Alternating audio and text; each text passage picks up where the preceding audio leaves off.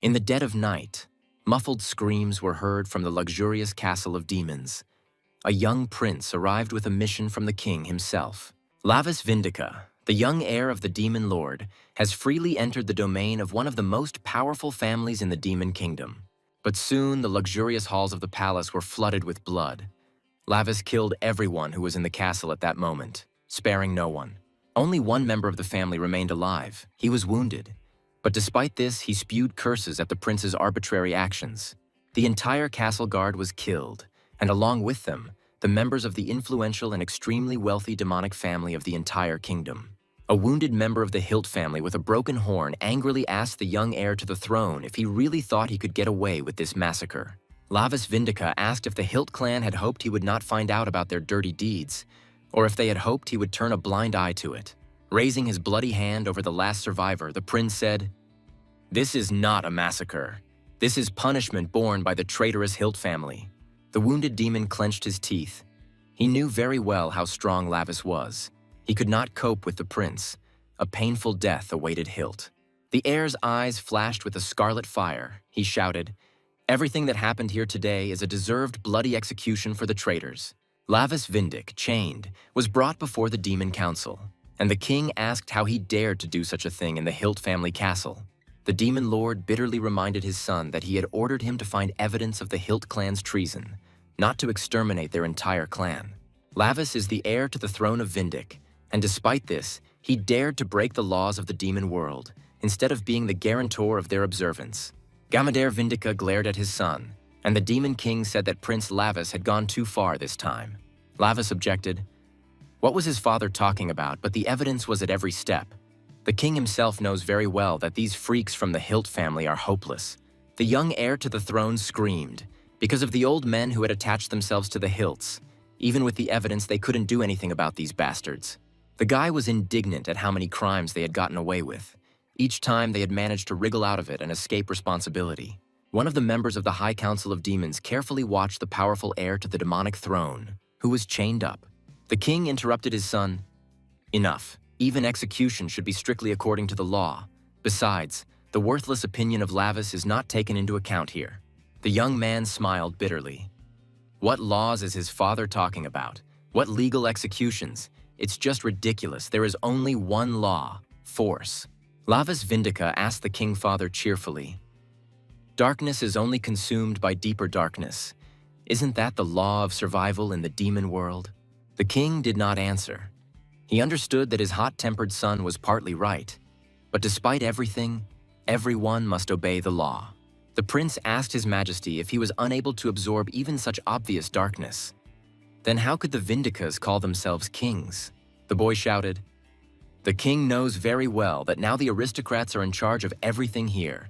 They have the real power and not the ruler." Gamadare Vindica sighed heavily and lowered his head. What a narrow-minded, infinitely stupid young heir to the throne Lavis turned out to be. But Lavis insisted that the Hilt family had to fall so that the Vindic family could survive. They, too, were ready to do anything for the throne, and father knew that. Isn't that why the king sent him, his son, as an investigator, instead of those who spat on the order in their kingdom? Lavis had to do the work of those who vilely hide behind the Hilt clan and turn a blind eye to their meanness and brazen crimes. The king was silent. The throne room was not the place for such conversations. The prince was still too young and hot-blooded, and did not understand much about governance. Gamadare Vindica sighed again and said that it was useless to talk to Lavis. He was too confident in his absolute rightness. However, the 12 Black Thrones had already decided to punish the young prince. Lavis was at a loss as to what other punishment. The king declared that Lavis Vindica had violated the laws of the demon world and illegally slaughtered the Hilt clan, and for this he would be banished to the human world. The prince couldn't believe his ears. Did they really want to send him to this damn place? A world of pathetic, weak people? This couldn't be. Lavis's whole body shook with indignation. He asked his father if he was serious. He was a prince, the heir to the throne of the kingdom. Lavis must atone for his sins in the human world, where his power will be sealed, and learn the true dignity of the Vindica family. The prince shouted, "No, there was no need to send him to the human world. Even though he had killed the offspring of the vile Hilt, he had not destroyed their souls." The king irritably asked the magicians what they were waiting for. Let them carry out the sentence. The magicians surrounded the guilty heir. Lavis cursed and shouted that he did not admit it and asked the magicians to stop. He would not leave. He was not guilty of anything. This was outrageous. Magic seals began to swirl before the indignant prince, and the court magicians rushed to fulfill the will of the demon king. The closest of all the other magicians to the condemned prince was his childhood friend, a talented young magician of the royal family, Wanbei. Lavis Vindica screamed desperately. He felt that magic had already penetrated his body, and he was about to leave his home world of demons. The old friend leaned over and quietly wished the wild prince a pleasant time. Lavis grinned angrily at his friend. The magician cheerfully added that he would look after everything here during His Highness's absence. The prince could be sure of that. The heir to the throne loudly cursed the laughing magician. This freak still dares to mock him. A pathetic traitor, a piece of dog shit. The prince screamed. He was going to the human world. He had to live in a human body. He could not kill people in himself, otherwise his soul would die. He continued to scream piercingly as he sat up abruptly in bed, his soul entering the body of an ordinary, very weak schoolboy. Finally, he fell silent and looked around in surprise. He had definitely found himself in some very strange place, in another world. Lavis looked at his hands. The usual sharp claws were gone. He felt some strange weakness. His body was not obeying him well. He bent his fingers, trying to release his claws, but nothing happened. His hands shook from the tension. The prince was shocked at what he had become. The heir to the throne clenched his teeth. A tear of resentment rolled down his cheek. He was still inexpressibly angry at his father, at the council, and at all the magicians. He grabbed his head. Damn it, did he really end up in the human world? He barely remembered what they studied in school about this world. Lavis remembered the scoundrel Vanbei, the magician. He angrily clenched his fist. How dare he set him up when he returns? The first thing he will do is rip out his horns. Lavis moved and groaned. Why does this man hurt so much? What kind of body did he get? Not only is it weak, it also hurts. The guy got out of bed, deciding to look around at where he had ended up. After all, he would have to live here for some time since he had been kicked out of the house. Lavis Vindica was shocked. Was he stuck in such a frail body? And how could he live in it? There was nothing he could do with it. And what if the enemies attacked? He remembered those bastards from the Hilt clan. All this happened only because of them. They only cause harm even after death, hated traitors. Lavis frowned. It was hard to even breathe here. I wonder if there was a sulfur spring nearby, at least to breathe normal air. Suddenly, the door of the room opened slightly, and some girl quietly asked what all the noise was about.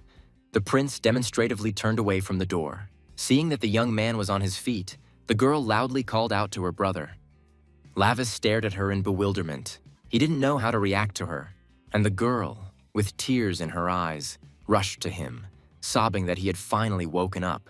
They had all been so afraid for him all this time. She hugged her brother and continued babbling about what a great joy it was, and she already thought that he would never be able to get out of bed again. The prince looked at the crying girl in confusion. What was she doing? Apparently she was related to this body, and why was she whining here? All this weighed heavily on the prince of the demonic kingdom. Then he heard footsteps. Apparently someone else was walking into his room, another relative. A thin woman entered the room. She stuttered. Minho woke up and grabbed her face. A stream of tears also flowed from her eyes. The woman, sobbing, said, "Thank you so much for waking up. How Minho suffered all this time and they could not help him in any way." Lavis didn't understand what was happening here and how he should react to it all. It seemed like something bad had recently happened to this body. What nonsense this all is. They said that the human world is one of the 3 great circles of hell, so how can a normal demon live here? More footsteps were heard in the corridor. The prince was perplexed by how many relatives this body had. Would they really all cry over it? Crap. A strong man entered the room, looked at the young man. He calmly said. He finally came to his senses. The woman looked sideways at the man who entered. She told her husband with tears in her eyes that Minho had just woken up. They were all very happy that the boy was okay and could walk. The man looked at the young man silently. It seemed he was not prone to sentimental outpourings like the rest of his family. The prince looked closely at the man who had entered. He exuded strength and firmness, and it was clear that the others were clearly afraid of him. The head of the family told his son to pull himself together and go to school tomorrow. He'd been out all week, so he'd have a lot of catching up to do. The wife tried to object, saying that Minho was still too weak, But her husband firmly replied, "Stop lying around. Wake up and okay, it's time to go to school." The younger sister timidly asked how her brother was feeling, whether he would be able to go to school tomorrow. Their father, although kind, was strict. Lavis asked in confusion what she was talking about. Two faces popped into his head, the soft, frightened woman and the hard, stern man. He suddenly smiled, and he even liked this man with glasses. He was not a wimp. It was immediately obvious that he had character, a real head of the family. "There are still people who look like demons." The girl recoiled in horror from her brother. His expression greatly frightened her.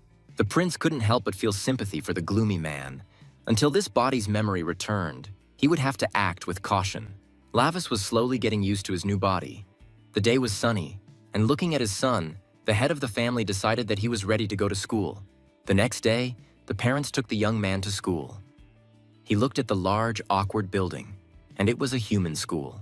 The woman kindly told her son that if he felt ill during class, he should call immediately and they would come and take him home.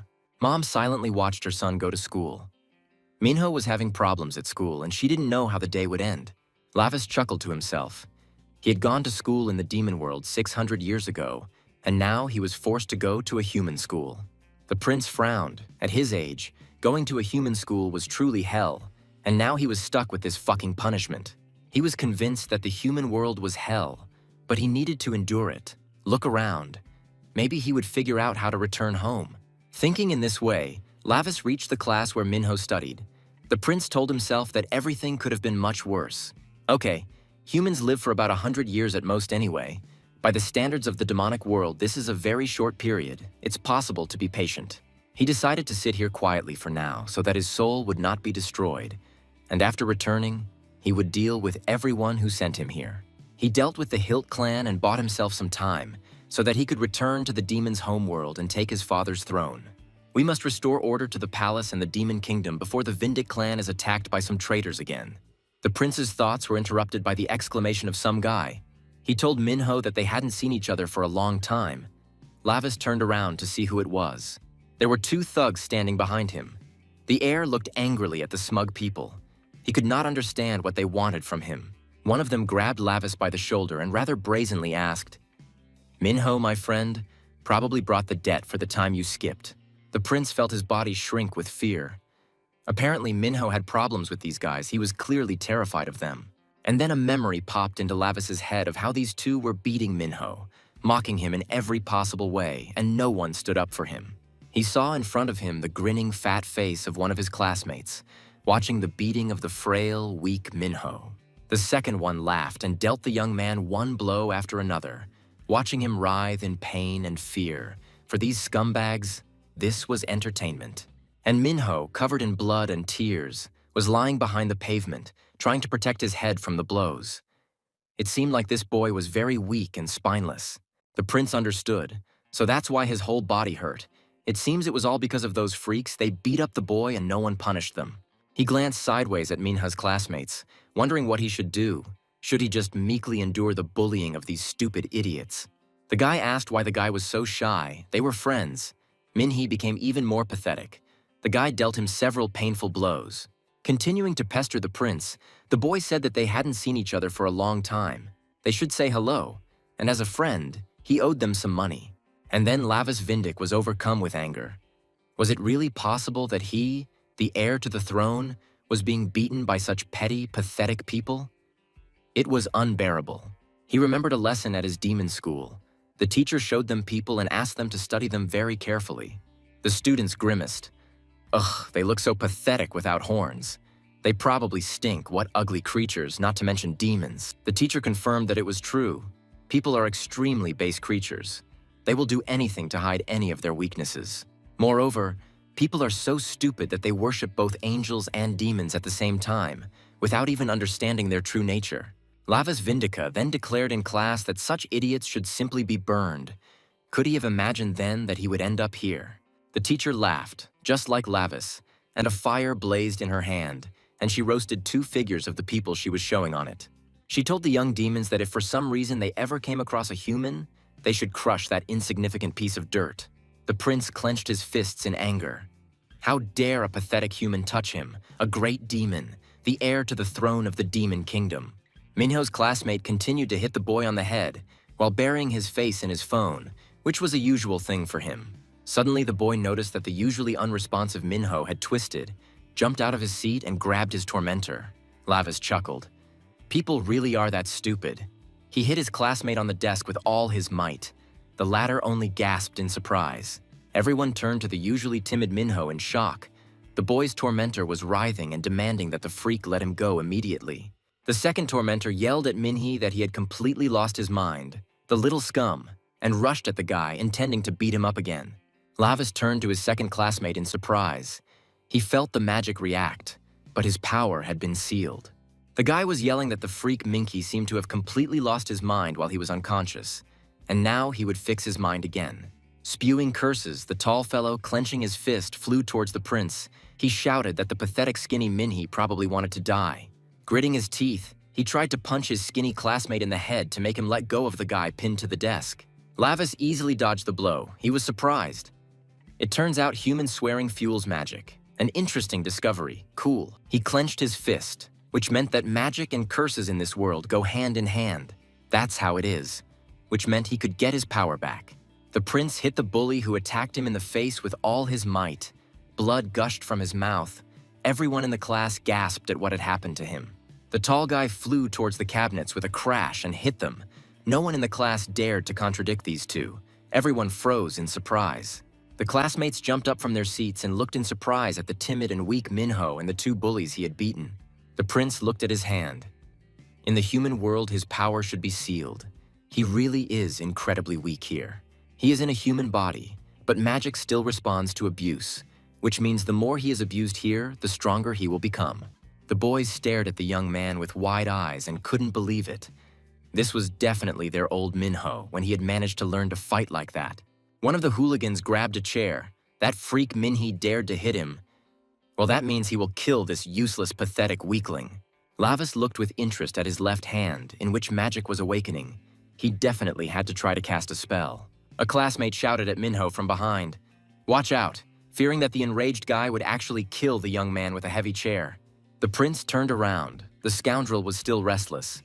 Well, in the end, his swearing awakens magic in Lavis, okay? To the surprise of everyone present, the timid Minho delivered a powerful kick to the attacker's chest, causing him to drop his chair in pain. The demon prince's eyes burned with anger, but he felt that with every minute, with every curse word, he was becoming stronger. The bully doubled over and coughed, his whole body shaking. He couldn't understand how this was possible, why Minho had changed so much. How could this damn weakling suddenly beat the two strongest students, whom no one in the whole school dared to mess with? The prince said, "They say that people use foul language to hide their weakness. Does the guy really think that a dirty tongue makes him stronger?" Lavis Vindica decided to finish off the insolent man who dared to raise his hand against him. He took aim and kicked the cowering guy.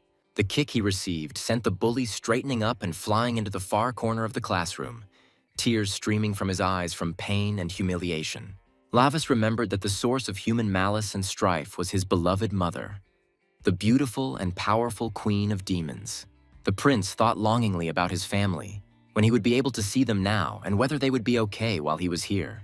Two flew to the back of the classroom and sprawled on the floor, his whole body shaking, a trickle of blood flowing from his mouth. He lay there and didn't move. The guys were whispering, "Wow, Minho beat up Tae-woo and Sung-yun. How brutal. What happened here anyway? How did this fight start?" Lavis Vindica mentally turned to his father and the Demon King who had sent him into this world to be exiled for re-education. So he just had to live here until he died? Well, Lavis decided to take the risk of living in this shitty world. Turning to his frightened and taken aback classmates, the prince asked the boys who else wanted to scold him or could hit him. A strange smile played across Minho's face, and the soul of the all-powerful demon Lavis, the heir to the royal throne, peered out from his eyes. The guys couldn't believe their eyes. Could it really be Minho? God, how much he had changed. No one expected this from him. The boy's friend looked at him with wide eyes. Was Minho really that strong? But why didn't he defend himself from them earlier? Everyone looked from Minho to the beaten hooligans and back in confusion. No one could believe that this was real. Finally, the friend approached Minho and carefully asked him if he was okay. Those villains beat him so hard last time that he passed out. The prince looked down on the shaking weakling with large glasses. wondering what this pathetic creature could possibly want from him. Then he remembered that this guy was trying to help him. Apparently, he and the owner of this body are friends. Well, that might even come in handy. Lavis decided that this man was ideal for him as a servant. He replied with a smile that he was fine. There was no need to worry about him so much. The guys were walking home from school. The bespectacled guy was saying with delight, "It's amazing how Minho beat them up single-handedly. It was just incredibly cool." Imshion asked Minho if he had been reincarnated from another world. Lavis glanced sideways at his interlocutor, wondering if he had already been caught. An unsuspecting classmate asked if Minho was Muram's master in a past life, or if he was from a game. The prince wondered if this servant had already figured out who he really was. Then what should he do? He couldn't kill him according to the rules of the world. Wanbei told him that in the human world it is forbidden to kill mortals. Otherwise, your soul will be destroyed. The prince was surprised, and the teacher ordered him to press. The magician explained that teacher Cynthia simply said so. Demons should not treat human death so frivolously. After all, they, the demons, the gods who control death, have the power to take the life of any creature, so the responsibility lies with them. People are primitive creatures, incapable of taking care of themselves. The demon prince cannot forget this, because he is incomparably higher. Lavis then asked Wanbei, "But don't people themselves strive to kill each other, organizing constant wars and banal fights?" The magician replied that this is indeed so, but they are just fools. That is why they, demons, perfect creatures, exist. Lavis Vindica sighed heavily, and Wanbei repeated so that the prince would remember well that if he killed a man, his soul would end. Lavis answered casually, "What difference does it make? He is a demon prince.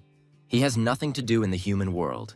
It seems that Wanbei already knew something back then. The demon prince wondered if killing people here was not allowed. How could he make this kid keep quiet? He was chattering non-stop. The prince's companion sighed heavily and, lowering his head, said that if reincarnation really existed, it would be really cool. The boy in glasses said dreamily that he would really like to wake up in another world, far away from here. But that was impossible. Lavis felt that his interlocutor reeked of unbearable pain. Apparently, the boy was suffering greatly in this vile world of people. Glasses sighed. Of course, reincarnation is complete nonsense. He knows very well how much Minho endured before he lost it. The prince let out a mental sigh. Phew.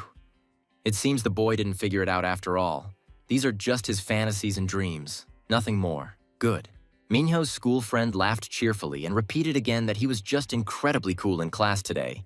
Everyone was stunned by it. Lavis Vindica shook with anger.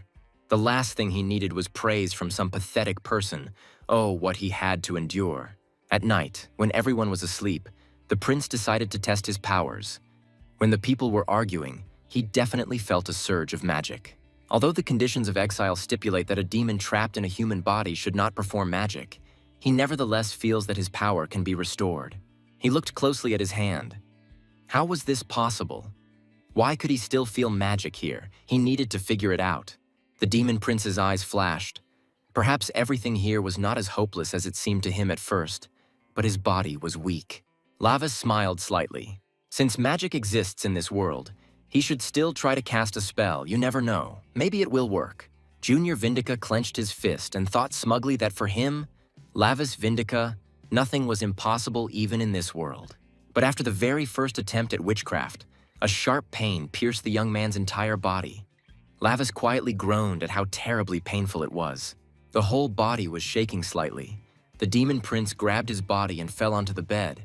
It was necessary to stabilize the body's condition. He lay in this painful state almost until the morning. The pain did not subside. This body was not ready to use witchcraft. Lavis gnashed his teeth. This body is too frail. It can't withstand his magic. Oh, everything aches. How can one live in such bodies? The heir to the demonic throne was horrified. He had only been in human skin for a day, and already he had suffered so much torment. How could he endure 100 years? The hot-tempered Lavis thought angrily that because of this pain he could not close his eyes, and this weak body needed a night's rest.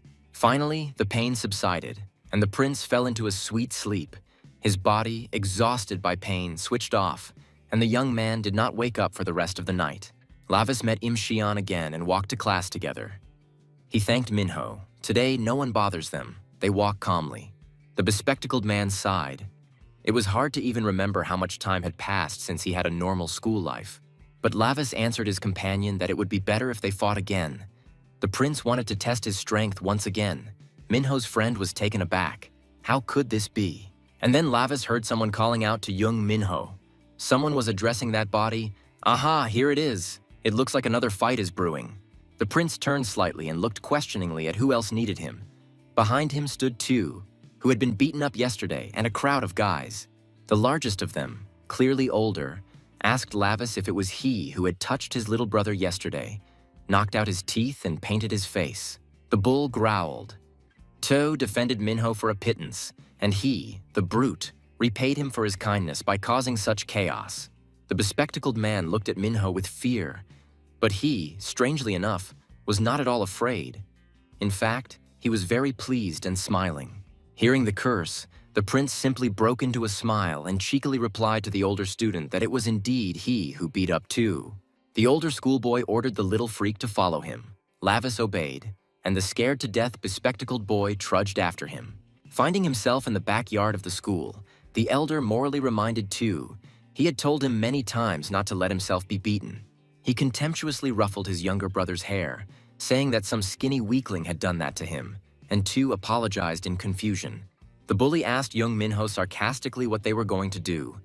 Beating up such a puny little wretch would certainly be completely humiliating for him. But on the other hand, if he just lets Minho go, he'll be a bad brother who couldn't protect his younger brother, so alas.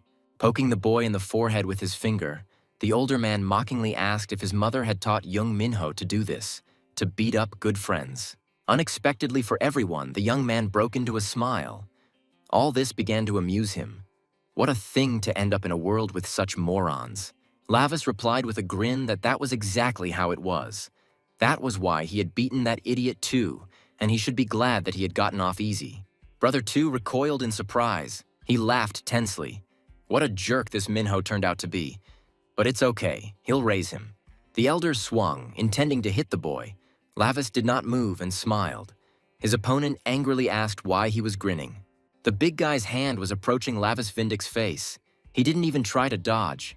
He knew his reaction was much better than a human's. Intercepting the attacker's hand, the prince thought how he could not smile. Choice curses with mention of his mother were always a delight to his ears.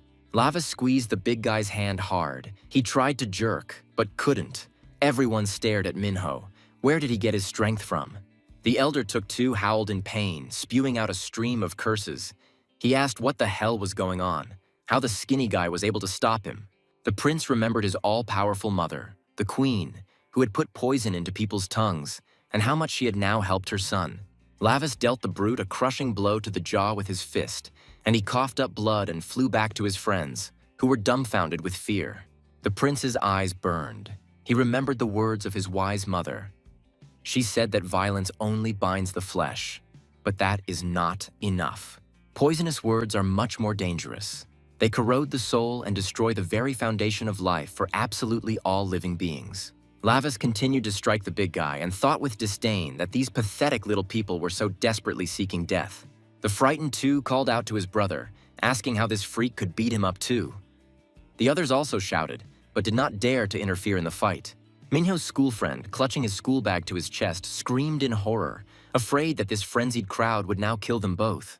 To's older brother, his face blue and blood streaming, cursed his friends for standing there like pillars and telling them to finish off the idiot. Lavis's eyes flashed angrily. He asked if they really decided to attack him in a crowd. Well, that was expected, and even better. The prince felt that one of his eyes seemed to have become its former self. Was it really under the influence of magic that the new body was beginning to change? He already understood that the more evil there was around him, the more power he would accumulate. And perhaps one day he would be able to cast spells in this world again. The young man dealt blow after blow, scattering the companions of Tu and his older brother who were attacking him. Their number did not matter. Lavis had already guessed that his disobedience was causing more and more anger in these primitive creatures, and they were feeding him with power. This means he will pick fights until he figures out how to get his strength back. He dealt the finishing blow to the bully and knocked him out. Minho's friend screamed in horror. He couldn't believe that his quiet and kind friend could have caused such a terrible bloody massacre here. Finally, everything in the school backyard became quiet. No one was yelling or cursing. Only the school bullies beaten by Lavis were groaning. The prince made a familiar movement with his hand, but the magic did not appear, which meant that his strength was not yet sufficient, but it had increased. He raised his head and sighed with relief. Fights in this world, just like in his own, had a surprisingly beneficial effect. The hooligans he beat did not even dare to get up, but only quietly groaned. They were covered in bruises. Their wounds were bleeding. The younger Vindica took a deep breath. He felt a sense of relief. He needed to get into these kinds of mass fights more often. Uncle had given people violence while Mother was inventing curses. Now Lavis understood why he had allowed people to do this. The prince thanked his uncle with a smile for such a gift, and the surprised, bespectacled man asked Minho what he was doing and who he was talking to. All this time, Lavis Vindic's actions were closely monitored. The messenger of the demon world sat unnoticed. In a small hole under the building sat a red-eyed mouse, his gaze fixed on the exiled demon prince. Everything that this little mouse saw, the adult relatives of the heir to the demonic throne also saw. They watched the violent prince. Pointing to Lavis Vindic, the family mage Vanbei said that as the master could see, his order had been carried out flawlessly. The heir's uncle was very pleased, he said, looking at his dear nephew Lavis, that he had fully lived up to his expectations. The prince's uncle's foot rested on the head of the creature he had just killed. This demon could not spend a single day without violence. The demon queen's brother laughed cheerfully. It seemed like Lavis liked his uncle's gift. Well, that's just wonderful. Wanbi smiled. During the execution of the sentence, he inserted a demon bloodstone into Lavis's eye instead of the prohibition stone. The magician was very interested in how long Lavis would last, whether he would be able to endure it and not start killing mortals in their own world. Lavis smiled, and even though he was in someone else's body, Minho's expression now looked surprisingly similar to the prince's. Uncle Lavis Barkin and the magician Vanbei sat together in the deserted ancestral castle of the Hilt clan and watched the young heir to the throne. Barkin laughed. That bastard Lavis, did he really almost destroy the Hilt family? What a quick one. But the boy. The magician said that Lavis would not rest until he did everything his way. The entire demon kingdom knew how stubborn he was. The queen's brother chuckled, who could break his stubbornness, by the way, to throw his son into the human world. Gamadare is truly merciless. With the most vicious types, only submission by force works, such as the credo that their great demon king adheres to. But no one expected that the demon lord would send his own beloved son and heir into exile without any hesitation. Those whose sins stand out even in the demon world are usually sent to the human world, and the hot-tempered Lavis will have a hard time adjusting there. Barkin sighed. And when this little brat managed to grow up and do things, it seemed like only yesterday they were going crazy together in the king's palace. Wanbei was preparing for a magical ritual. He asked if that was why the master gave his nephew the stone of demonic blood. Finally, the magician finished and informed Mr. Barkin that everything was ready for the projection of the sinner sent to the human world. Uncle Lavis laughed and asked Wanbei to show him these very sinners who, like the prince, were banished to the world of people. The magician obeyed. He extended his hand, and darkness began to flow in the large hall. At first, they were just streams, but then they began to change. Wanbi held his hands over the magic bowl and summoned more and more dense and terrifying darkness, capable of frightening even a demon. Finally, the streams formed the images of several demonic villains who were sent to the human world as punishment. Since Lavis descended into the human world, he would inevitably have to face these notorious villains there and not kill them. Barkin slowly rose from his chair and joined the magical ritual that Vanbei was conducting on his orders.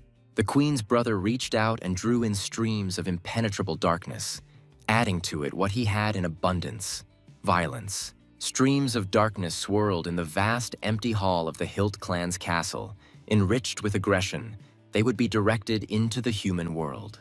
A clot of impenetrable darkness gathered in Barkin's strong palm. The queen's brother was one of the most powerful demons in the kingdom. A clot of darkness was sent into the human world with the help of Wanbi. Soon the exiled prince will definitely encounter this message. Barkin laughed, saying that he was in anticipation. His dear nephew Lavis would soon know true darkness, albeit in an alien world. During dinner, Xian asked Minho what had happened to him. He had even beaten his brother Tae Wu so easily, and no one had noticed that about him before. Xian almost squealed with delight, exclaiming that it was as cool as in the movies. But at first, he was of course very scared. Instead of answering, Lavis grumbled, and they said it tasted like a fiery hell, but in fact it was nonsense, Cheyenne objected. But Minho's tears were flowing from the sharpness. Cheyenne told his friend that he should have ordered it for beginners. Lavis thought that a demon who avoids hell cannot be called a demon. Suddenly, the bespectacled man's phone rang. He glanced at the screen and suddenly froze. The name of the subscriber calling Cheyenne appeared on the screen. The boy received a call from Jin Jae-hee, and this name caused the schoolboy to panic. He looked at the ringing phone and was afraid to answer. Cheyenne's eyes were filled with horror. This woman scared him almost to the point of losing consciousness. He knew perfectly well that he had to answer, otherwise it would get worse. Noticing his classmate's reaction, Lavis asked what was happening to him. Wouldn't he answer the call? His phone was ringing off the hook. Cheyenne stuttered as he answered his classmate that it was a very urgent call and he had to leave immediately. The young man was very scared. Frantically grabbing his phone and backpack, the bespectacled man smiled tensely, wished Minho bon appétit, and left the buffet. Shiona was shaking with terror, but he still firmly headed towards the exit. Lavis looked after this strange young man with bewilderment. The prince understood perfectly well that something was wrong here, but he still remained silent. These people are such strange creatures. You can't understand them. Soon, Im Cheyenne found himself far from the comfortable part of the city. He entered the courtyard of gray, old high-rise buildings for the poor. One of these houses housed a discreet tattoo shop, and that's where the frightened Cheyenne headed. The woman's hand with the tattoo needle froze in the air. Jin Jae-hee admired the result. She was satisfied. A man was chained to a chair. He was shaking and screaming in pain. Jae-hee calmly told him not to move, otherwise he would get hurt. She philosophically noted that she should have returned the money on time, but it only added to her work. She pointed to the stand with photos. The woman applied a few finishing touches and said, "Well, it's done. It fits well. This debtor obviously has good skin." The half-dead man had a tattooed inscription on his forehead. Now every passerby would see that he was a thief. The door opened slightly, and the man who entered reported to Mrs. Jae-hee that he had brought that same boy. She glanced at Cheyenne. The schoolboy was shaking so much that he couldn't utter a single word. He barely audibly greeted the bloodthirsty tattoo artist Jae-hee. She asked with a smile what was wrong, why it was taking so long, and called Cheyenne to come over and look at the work that had just been finished.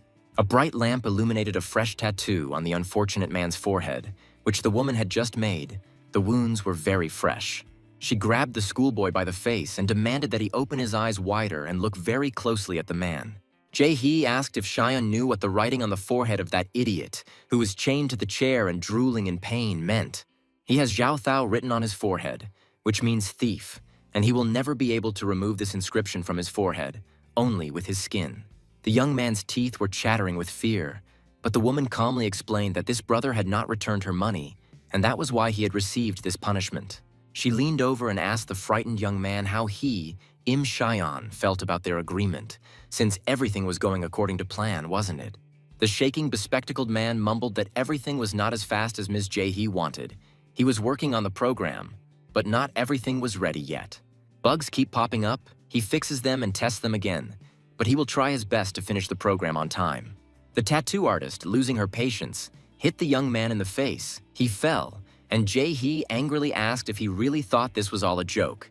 Two hulks grabbed the frail Cheyenne and pinned him against the wall. The woman asked him why he was so slow on the uptake, and the young man screamed. Jae-hee grabbed the student's hand tightly and brought her terrible needle to it. Im Cheyenne, half dead from fear, screamed louder. The woman chose a place on the boy's arm, saying that maybe he would finally understand if she got a tattoo on his arm. Tears streamed from the frightened teenager's eyes, and he shouted, "No, he understood everything. He would do whatever Mrs. Jae-hee wanted." She turned to the student and told Im Cheyenne to listen to her very carefully and remember well, she did not intend to joke. This is the last chance she gives him. If he does not fulfill what they agreed on, there will be no more mercy for him.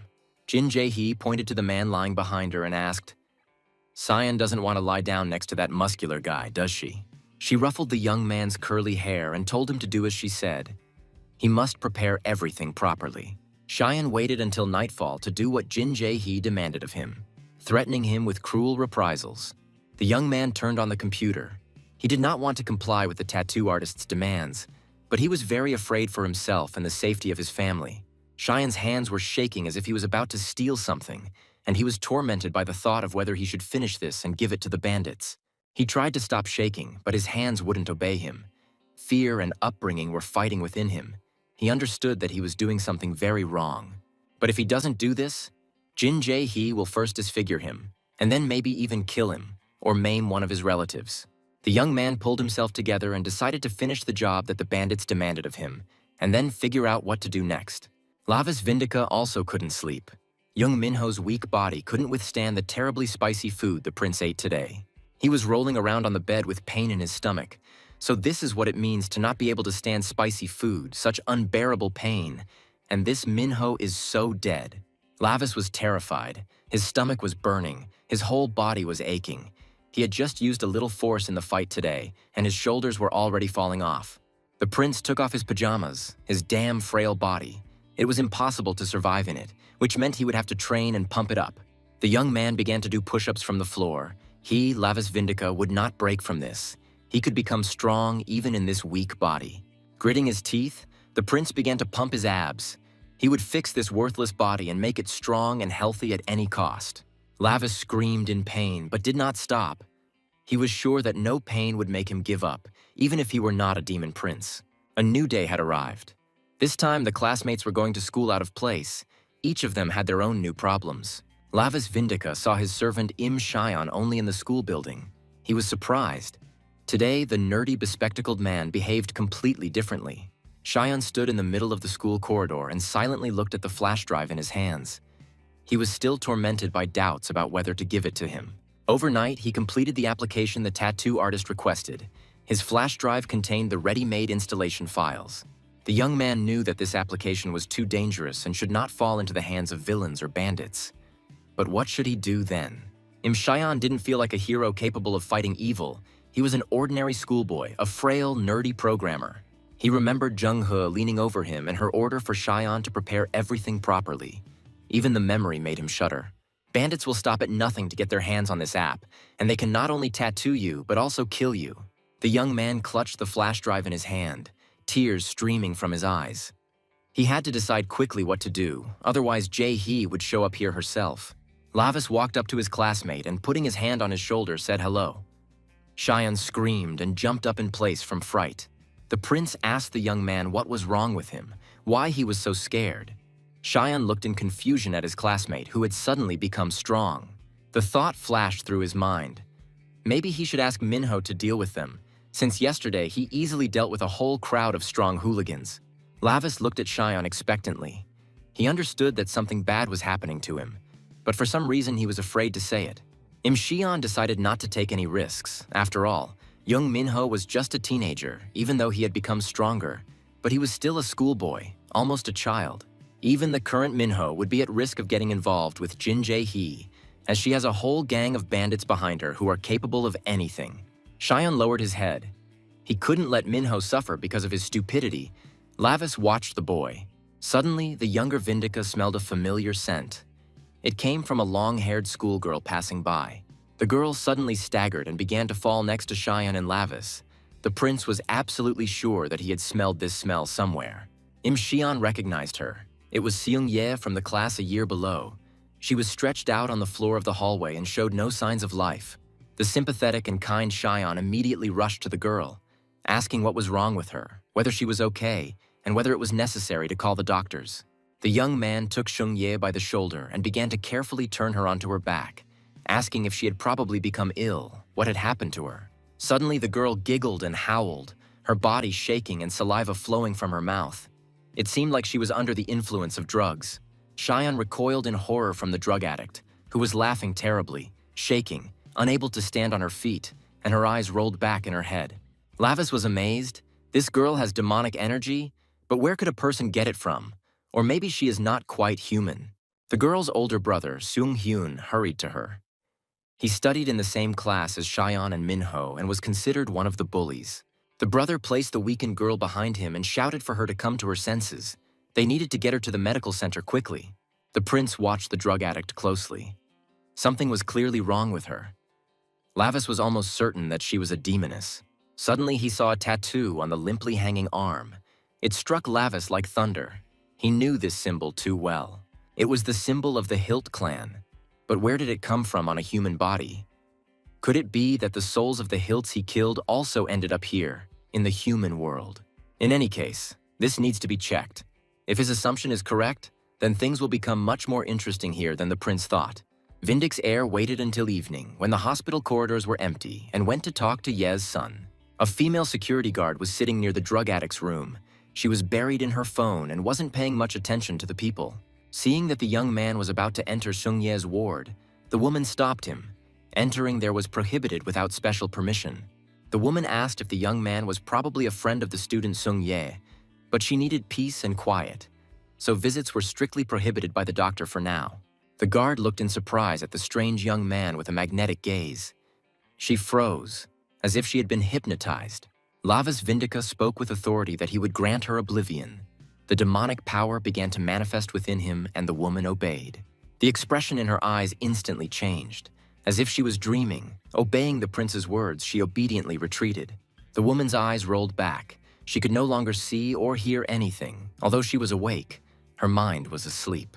She obediently sat down in her previous place and froze, no longer paying any attention to the young man entering Sung Ye's room. The prince watched the guard for a couple more minutes, but she was completely under his influence and sat quietly on a bench by the wall. He chuckled to himself.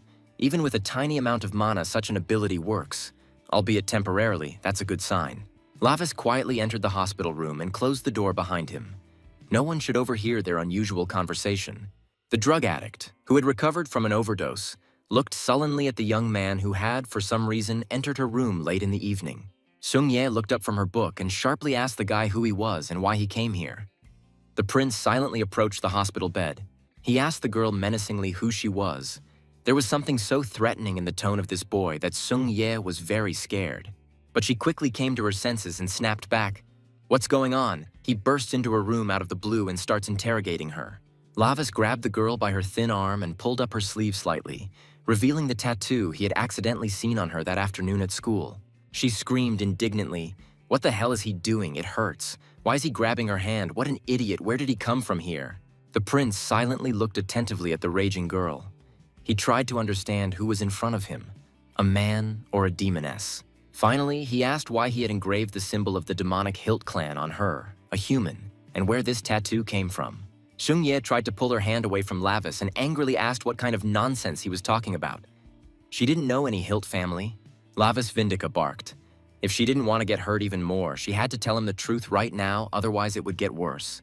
He leaned toward the girl and repeated his question about who she was and how she got the symbol of the demonic Hilt clan on her hand. Sung Ye trembled with fear. Sweat ran down her face. She hiccuped and chattered her teeth in fear as she looked at the strange young man. She suddenly felt that the man in front of her was not a man at all. He was too menacing. There was a strength in him that was not typical for people. The girl thought with horror that there really was a powerful demon standing in her room right now. But that was unrealistic. Where could he have come from? Nevertheless, this visitor frightened her greatly. His eyes glowed strangely. He was, despite his age, strong, self-confident, powerful. Sung Ye mumbled something unintelligible, trying to free her hand and run away, but Lavas held her too tightly. He threateningly demanded that she not beat around the bush. But speak frankly, he would find out the truth anyway. It would be better if she admitted it herself. Tears streamed from the frightened schoolgirl's eyes, and she muttered that she really didn't know anything about Hilt. It was all Jae-hee's fault. Jin Jae-hee said that if Sung Ye wanted to join their team, she needed to get a tattoo like this, and then they would give her weight loss pills. Lavas Vindica still did not let go of the shaking girl. He wondered if she was telling the truth or lying. It seemed she was not lying. But Lavas had definitely already sensed the faint scent emanating from this schoolgirl in the demon world, although it had been quite a while ago. Then he and Vanbei were still children. Lavas, despite the prohibitions, went to the secret tower. The future magician followed his friend. Wanbi asked the prince where he was going. This bookworm was always a bit of a coward, but still always followed Lavas like a tail. He reminded the young prince that this was a restricted area, and that he couldn't just walk around here, as it could be downright dangerous. Lavas looked at his friend with disdain. He was so boring, so proper, it was disgusting to listen to. Suddenly the prince laughed and said that Wanbei was a coward, as if he was not a demon at all, but a human. How could one be such a coward? Wanbi almost cried from resentment. The prince always makes fun of him and calls him names, But he is a talented magician, everyone says so. An indignant Vanbei replied that he was not afraid, he just did not want punishment. Lavis calmly replied that then he could leave. Wanbi didn't want this either. If Lavis were left alone, who knows what he would do? Everyone knows that the young prince is a rare madman. The young magician frowned. He couldn't understand where they were going, what this wayward young heir to the throne was planning again. Two young demons walked quietly through the deserted halls of the huge castle. There was no light here, and this made it even more eerie. To break the long pause in the conversation, Wanbei asked the prince if Lavis knew one interesting thing about keen vision. The heir grumbled, saying he didn't know anything, so Wanbei could just speak up and not pretend to be such a smartass. The magician said that since they were in such darkness, he remembered a story about those whose unusual eyes surpass the boundaries of their race. As far as Wanbei knows, they gain eyesight in two ways. They either lose their sight from too much light or from complete darkness. Lavis's companion continued to talk about the darkness as they approached a large stone arch, and the prince peered cautiously around the corner. He commanded Wanbei to be silent. The young magician looked with all his eyes at the nimble and desperate Lavis. Wanbei always envied him. The demon prince put his finger to his lips and quietly said that there was something there, but he had to look carefully and listen first. The boys carefully peered around the corner and looked around the huge round hall. Inside, there was barely noticeable movement and a strong smell. In the middle of the deserted hall lay a demon, and unusual bright flowers grew right from his body. They were the source of the scent. Vanbei, shaking with fear, asked the younger Vindic what it was. It looked incredibly scary, but Lavis wasn't scared. He resolutely entered the hall and invited his companion to come closer and take a look. The magician exclaimed that this could be dangerous. The demon's entire body was covered with lush blue lilac flowers. They grew on him like a huge but eerie flower bed. The shaking Vanbei said quietly, "But this is Jeremy Hilt. But what is he doing here, and why are these strange plants growing on him?" The prince replied, "Judging by Jeremy's condition, this idiot is already dead. Who knows how he got here and why flowers are growing on him?" Before them lay a man their age, the young heir of one of the most influential families of the Demon Kingdom, the Hilt clan. Lavis leaned over to Jeremy and asked if he was interested in what kind of flowers they were. Wanbei exclaimed that the prince should under no circumstances touch them, but it was too late. Lavis pulled one of the flowers from the body of young Hilt. Streams of blood flowed from the roots of this terrible plant. The prince carefully touched one of the roots, which were moving like tentacles. Lavis snorted contemptuously. What a stench! And then a thought flashed through the magician's mind. He quietly said, "Could these really be devouring flowers? Terrible plants that feed on flesh?" Prince Vindica then looked at this beautiful parasite in surprise. And who would have thought that such a flower could eat him? And now he caught the same scent. This weak girl smelled just like that same devouring flower, but she was still alive. Sung Ye was no longer insolent. She curled up into a ball of fear and begged the prince to spare her, her frightened big eyes full of tears. Lavis silently looked at the schoolgirl. It seemed that she really said everything she knew, which meant now we had to look for this Jin Jae-hee. And suddenly his gaze fell on a tree opposite the hospital window. A rather large bat with red eyes was hanging on a branch. The animal stared intently at Lavis Vindic, and that's when they met the wayward demon prince who had slaughtered the Hilt clan. The bat's eyes sparkled. He was in anticipation of when they would meet him. But now in this world, the world of people. After learning from Sung Ye where he could find Jin Jae-hee, Lavis Vindica set out to find the one who was putting the symbol on people's bodies. The prince walked carefully through the old, unkempt courtyard of the multi-story buildings. He found the place he needed, but there was no one there. Lavis stopped at the door. Here is Jin Jae-hee's tattoo parlor. She applies the Hilt family symbol to people, but why is this necessary? The tattoo of the Hilt clan and the devouring flower, is this really a coincidence? No, such coincidences don't happen, so the Hilts are here. The prince went down to the pedestrian crossing and heard the boys talking. They were discussing his classmate, the nerd Im Shan. One asked why Youngmu's brother was so eager to get his hands on this high school student.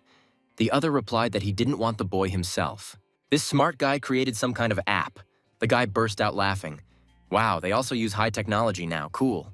A candy in a blue wrapper sparkled in the hands of the merry fellow, and the guys asked if this was the very latest development of brother Yeonmu. The companion told the funny guy, "Stop eating. Didn't the psycho hear what happened to Ju Sung Haya yesterday? There are probably a lot of side effects here. But the funny guy casually replied that he didn't care. The main thing was that this thing gave a pretty good buzz, and his friend grumbled that he was crazy. Lavis looked carefully from under his hood at the company he had met. They all had exactly the same tattoos on their bodies. The prince noticed the same smell and symbol of the Hilt family again. This was definitely not a coincidence. He still needed to know the purpose for which all this was being done. The guy who had just swallowed the blue bow began to roll his eyes. He began to sway, and a smile appeared on his face. Lavis asked the guys if they also got these tattoos from Jin Jae-hee. The funny guy laughingly asked who this freak is here. The drug addict, swaying from side to side, approached the prince, and he asked casually whether the guy was Jae-hee's friend or something. He casually patted the young man on the cheek and said in a moralizing tone that one should speak to elders respectfully, and not the way he did. Lavis Vindic's eyes flashed with anger. He absolutely could not stand being treated like that, especially by some people. The prince abruptly pushed the drug addict's hand away from his face, hitting him on the wrist. The guy was stunned by such impudence from the skinny teenager. In response to the attempt to grab him, Lavis struck the impudent fellow in the face. The merry fellow's companions froze in amazement. What a turn of events.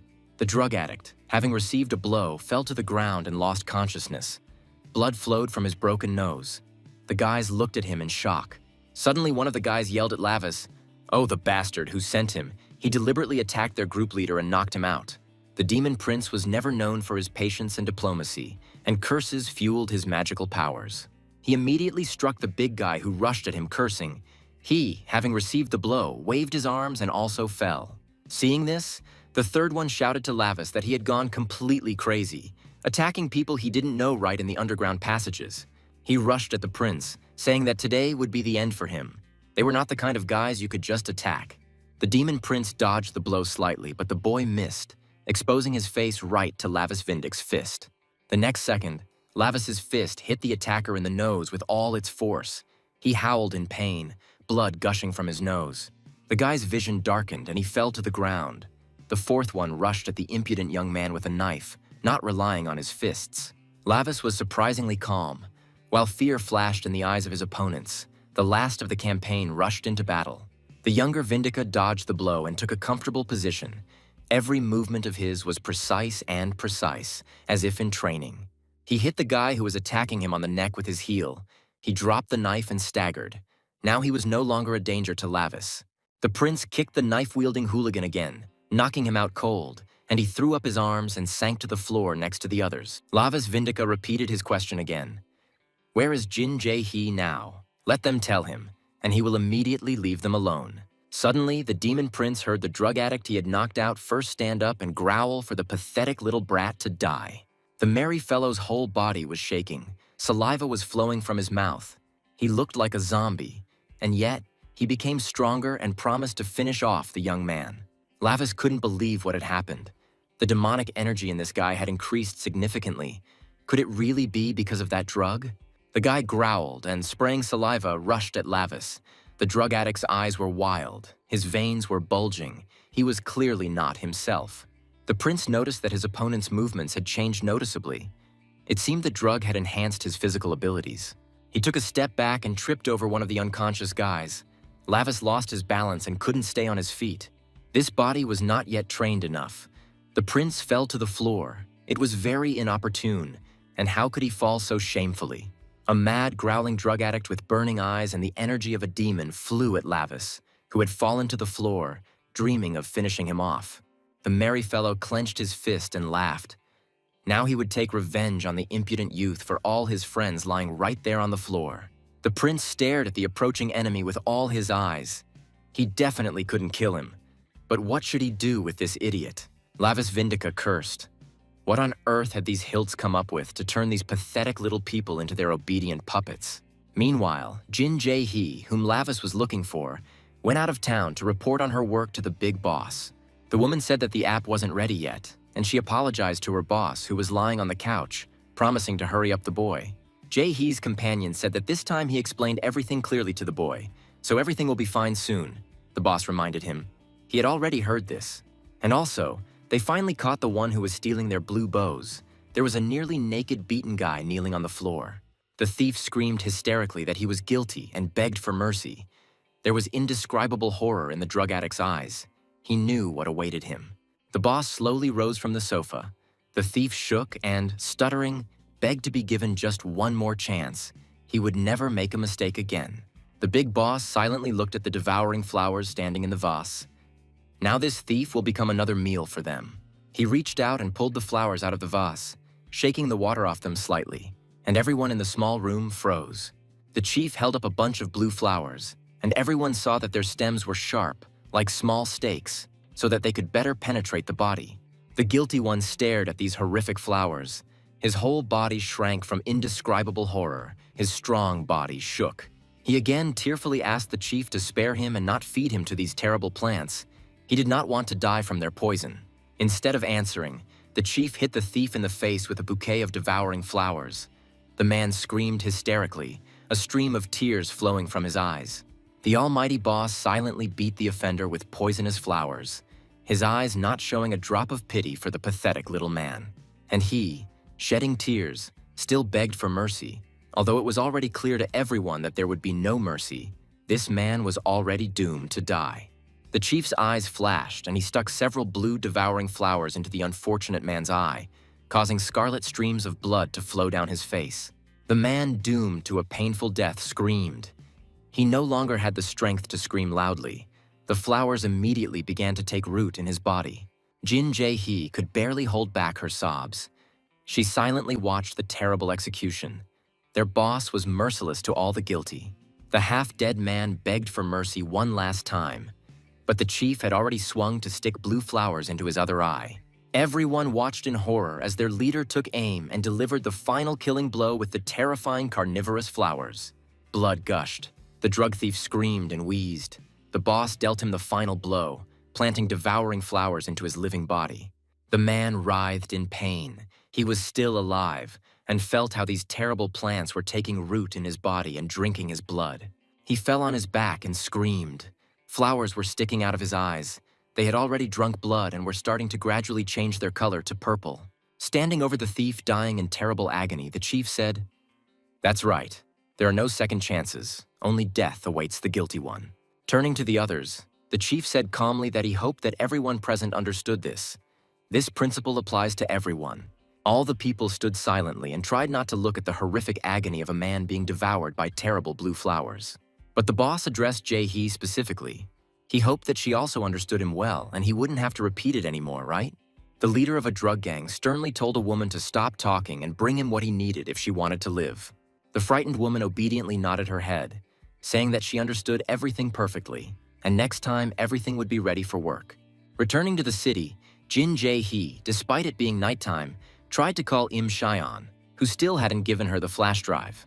She paced back and forth, spewing a stream of curses, afraid that she would die if she didn't bring the damn app to the boss. The woman nervously bit her nails and shouted for that idiot Im Cheon to finally pick up the phone, otherwise she would be sent to be used as fertilizer too. The young man's phone was constantly vibrating. He hadn't answered the bandits' calls all day, trying to buy himself some time. Despite it being nighttime, Cheon was sitting at the computer. An idea came to him, and he decided to try it out, but he had to hurry. The phone vibrated once again. Someone was calling him in the middle of the night again. The young man glanced sideways at the phone screen just in case, but strangely enough, this time it was a completely different person calling him. Cheon reached out and took the phone. This call needed to be answered. The schoolboy brought the phone to his ear and quietly answered. This call surprised him greatly, especially at such an inopportune time. Lavis greeted his classmate, a guy fueled by demonic drugs lying on the ground with a knocked-out tooth. The prince told his classmate that he wanted to find out everything himself, but the local kids didn't want to talk, so he had to call him. The exiled prince sat on the body of the merry fellow and told his friend that his new acquaintances were temporarily unable to speak due to injuries. Cheon didn't understand what Minho was talking about, that he wanted to find out what they were talking about and why he was calling so late. Wasn't he at home? Lavis Vindica asked the young man.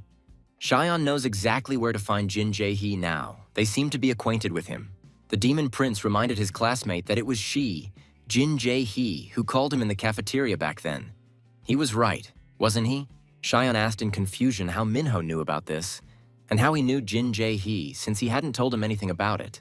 Lavis explained that the caller's name appeared right on the screen, so he saw it and remembered whether Cheyenne knew where she lived. Cheyenne asked in fear how Minho knew Jae-hee. Did those scumbags really get to him too? Lavis reassured him. That was not the case. He told the young man that he came himself. He needed to check something. Cheyenne asked where Minho was now. He answered, near the tattoo parlor. Suddenly, the demon prince fell silent and looked questioningly to the side, his attention drawn to the strange little animal looking at him. A cat sat on the landing and watched Lavis attentively. For some reason, this animal seemed very familiar to him. Cheyenne, while getting dressed, shouted into the phone that Minho should under no circumstances contact Jin Jae-hee. He would be arriving at the tattoo parlor now. The demon prince cursed. They were hunting for that fool Cheyenne, and he was so weak that he couldn't stand up for himself. After finishing talking on the phone, Lavis looked again at the cat, watching his every action. This was clearly not an ordinary animal. Noticing that the demon prince had paid attention to her, the cat pretended to be simply playing on the stairs with a jingling ball. Lavis Vindica kept his eyes on the cat and noticed that the paw with which she was chasing the ball along the landing was visibly shaking.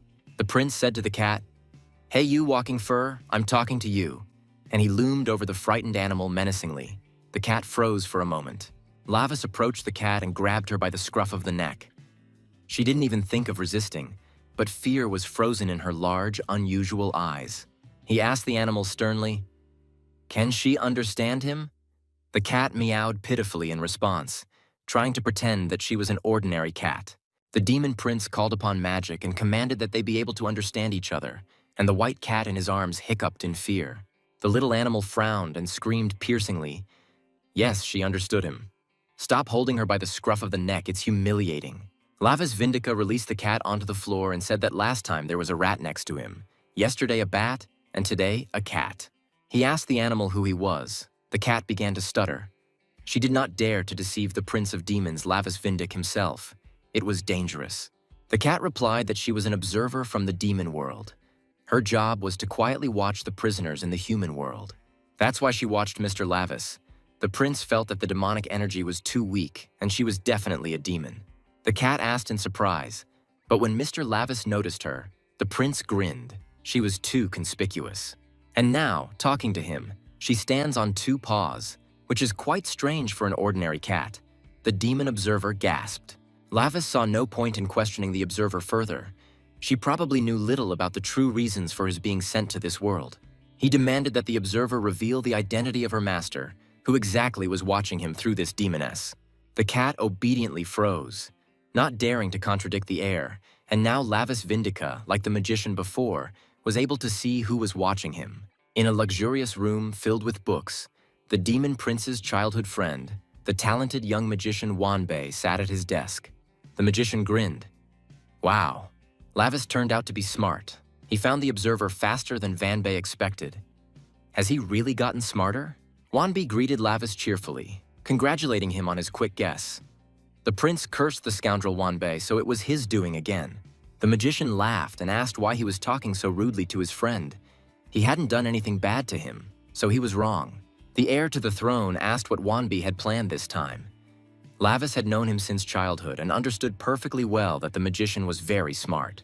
Wanbei laughed mockingly. What was Lavis talking about? What did he have to do with it? The prince realized that he would have to figure everything out himself. He sighed heavily. He would ask him only one thing. What he couldn't understand. Having come here, it was different from what Lavis knew before.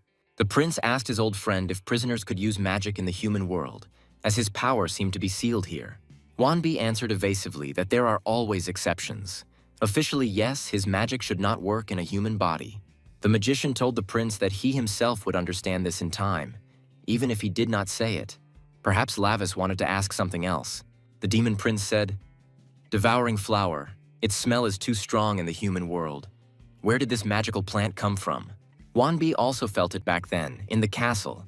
This flower is forbidden even in the demon world.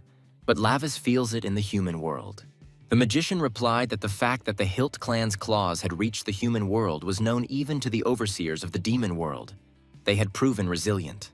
The prince frowned. So in the end, it was this Hilt clan again. Could their remnants really be in the human world? But how did they get here? Wanbei chuckled. Lavis is such a naive young man. Now the world of people is not at all what it was before. All worlds are changing little by little. Now the world in which Lavis Vindica finds himself is a hotbed of all sorts of intrigues and a sphere of influence for representatives of other worlds.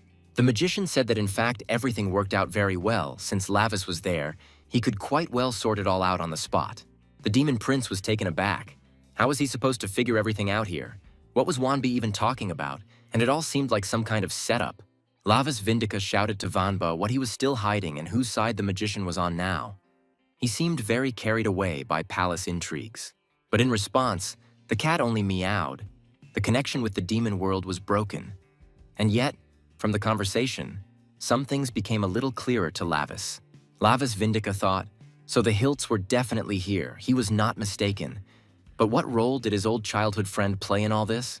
Meanwhile, Jin Jae-hee, scared half to death, was cursing. She needed to get Im Cheon's app urgently. She didn't want this monster, their boss, to turn her beautiful body into a flower bed of his bloody blue-violet flowers. The woman dialed Cheon's number again and again, but the machine answered that the subscriber she was calling was not answering. There was no time. Jae-hee shouted angrily, Im Cheon, this idiot has apparently gone crazy. Why isn't this bespectacled worm answering the phone? Where is he? But Jae-hee was not the type of person to let someone set her up, and while she continued to swear, she recruited a subordinate. He looked at the phone screen and saw the caller's name. He immediately understood everything and said with a sigh that Im Cheon was simply hopeless. Songjun Appa picked up the phone, and after listening to his boss, he became indignant. What the hell is going on? He's playing games with the guys at the club. Jae-hee barked at him to come to the office immediately. They had to catch that bastard Im Cheon, otherwise they would all be in trouble. It was the dead of night, but Lavis Vindica did not want to sleep at all. He decided to talk to the observer he had noticed. The prince asked if since she was an observer, she must know the human world well. The cat confirmed that she had to look for prisoners. So, in order to search, she regularly receives basic information and has good skills in searching for demons in the human world. Lavis Vindica ordered the observer to return to his true form. The cat blinked her eyes in surprise. Why is this? Seeing her hesitation, the demon prince sternly asked if she would do it herself or if she needed to be forced. The frightened demoness agreed. She folded her cat paws together and cast a spell. Her furry animal body was enveloped in a bright light, and the transformation began. Lavis turned away slightly, human eyes not accustomed to such bright flashes of light and streams of energy. Instead of a cat, a very young demoness appeared with a small horn, pointy ears, and sharp teeth, but not very strong. The girl bowed shyly to His Highness the Crown Prince of the Demon Kingdom, the well-known Lavis Vindica. The prince was disappointed. His new acquaintance looked too weak. He probably was much stronger than her even in infancy. Lavis Vindica philosophically noted that since the clever Vanbei had sent her, there must be a reason for it, and he asked the girl what her name was. The demoness blushed with embarrassment and said in confusion that she had no name. She was just an observer, and that was all. She was very weak. The prince thought, now her name is Street. He added so that she would not forget where she was from, because he, Lavis Vindica, picked her up on the street. The girl slowly repeated her name. Her eyes widened in amazement. Unbelievably, the heir to the throne of demons himself gave her a name. She jumped for joy and shouted that she understood everything. She was very grateful to Mr. Lavis Vindica for giving her a name. Now the prince ordered Street to reveal everything she knew about the human world, and the satisfied girl shared her experience with Lavis. At the same time, Cheon, confident that his friend was in mortal danger because of him, was rushing to Jin's tattoo parlor. The young man completely forgot about the horror that Jae-hee caused him. He had to save his friend and classmate Minho. He kept thinking that Minho was in danger. Oh, Cheon should have refused this offer until the very end. The young man remembered how he ran happily after the app contest, his heart pounding with joy. He was the winner. Cheon couldn't believe he had won, but he had the prize in his hands. The app he had created had been unanimously voted the best by the jury. And suddenly he heard someone calling his name. The voice was unfamiliar. The schoolboy turned around. There was an expensive car parked at the side of the road. There were several people standing near the car. Jin Jae-hee asked him if he was the developer who won the competition. One of the men laughed mockingly. He had heard that the prize for first place was only 5 million. Developers were not highly valued. Jae-hee also laughed and ordered the confused boy to quickly get into the car. They had a serious conversation with him. Im Cheon froze in place with fear. He didn't want to get into any car. These people scared him. They looked a lot like bandits. But Jin Jae-hee grabbed him by the scruff of the neck and shoved him into the car, leaving the flowers given to the student at the ceremony lying on the road. The frightened young programmer sat in the car with tinted windows and shook. The bandits were still on the street. A man in the back seat asked him why he was shaking so much. It was just a deal. There was money next to Cheyenne. The young man glanced timidly at the suitcase lying nearby.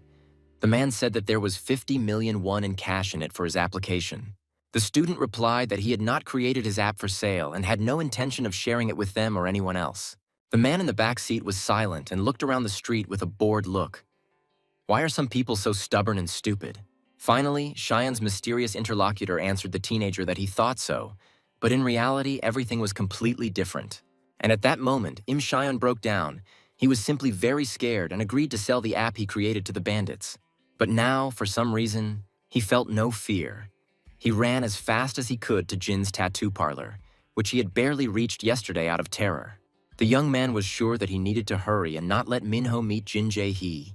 He didn't need to involve his friend in this story. Suddenly, Cheyenne collided with someone very tall and strong in the darkness. The schoolboy screamed in surprise. It was a bandit. The teenager apologized hesitantly to the man he had pushed and tried to quickly slip past him further. It turned out that he had run into Song Joon Appa, who had been dragged out of a gaming club in the middle of the night by an enraged Jin Jae-hee. The tattoo artist's subordinate noticed that they didn't even have to look for the boy. He ran to them himself. What a fine fellow he had become. Frightened, Cheyenne looked around, and he himself ran into the clutches of those from whom he had been carefully hiding for the past 24 hours. That horrible woman Jin Jae-hee came forward. She finally caught that bastard. Oh, how many nerves he cost her today. She angrily shouted that this asshole Cheyenne was finished. He hid from her, didn't answer her phone calls, the bastard. The teenager's mind immediately flashed to photos of the various tattoos Jae-hee had inked onto the foreheads of his victims. Cheyenne screamed piercingly. Jae-hee's henchmen pushed him into the car and took him away to their boss, who was terrifying in his cruelty. The student was taken to a secret, specially equipped room, from where he would be required to control his application. Jin Jae-hee threatened that if he didn't do everything right, he could stay here forever and no one would ever know. The woman warned that Cheyenne would be constantly watched from the outside, so she advised him not to think about anything unnecessary. The young man exclaimed in confusion, "Oh no." Behind him stood an equipped workstation and a silent, tall guard, Jae-hee. Cheyenne clenched his teeth. He was so stupid to fall into the hands of the bandits.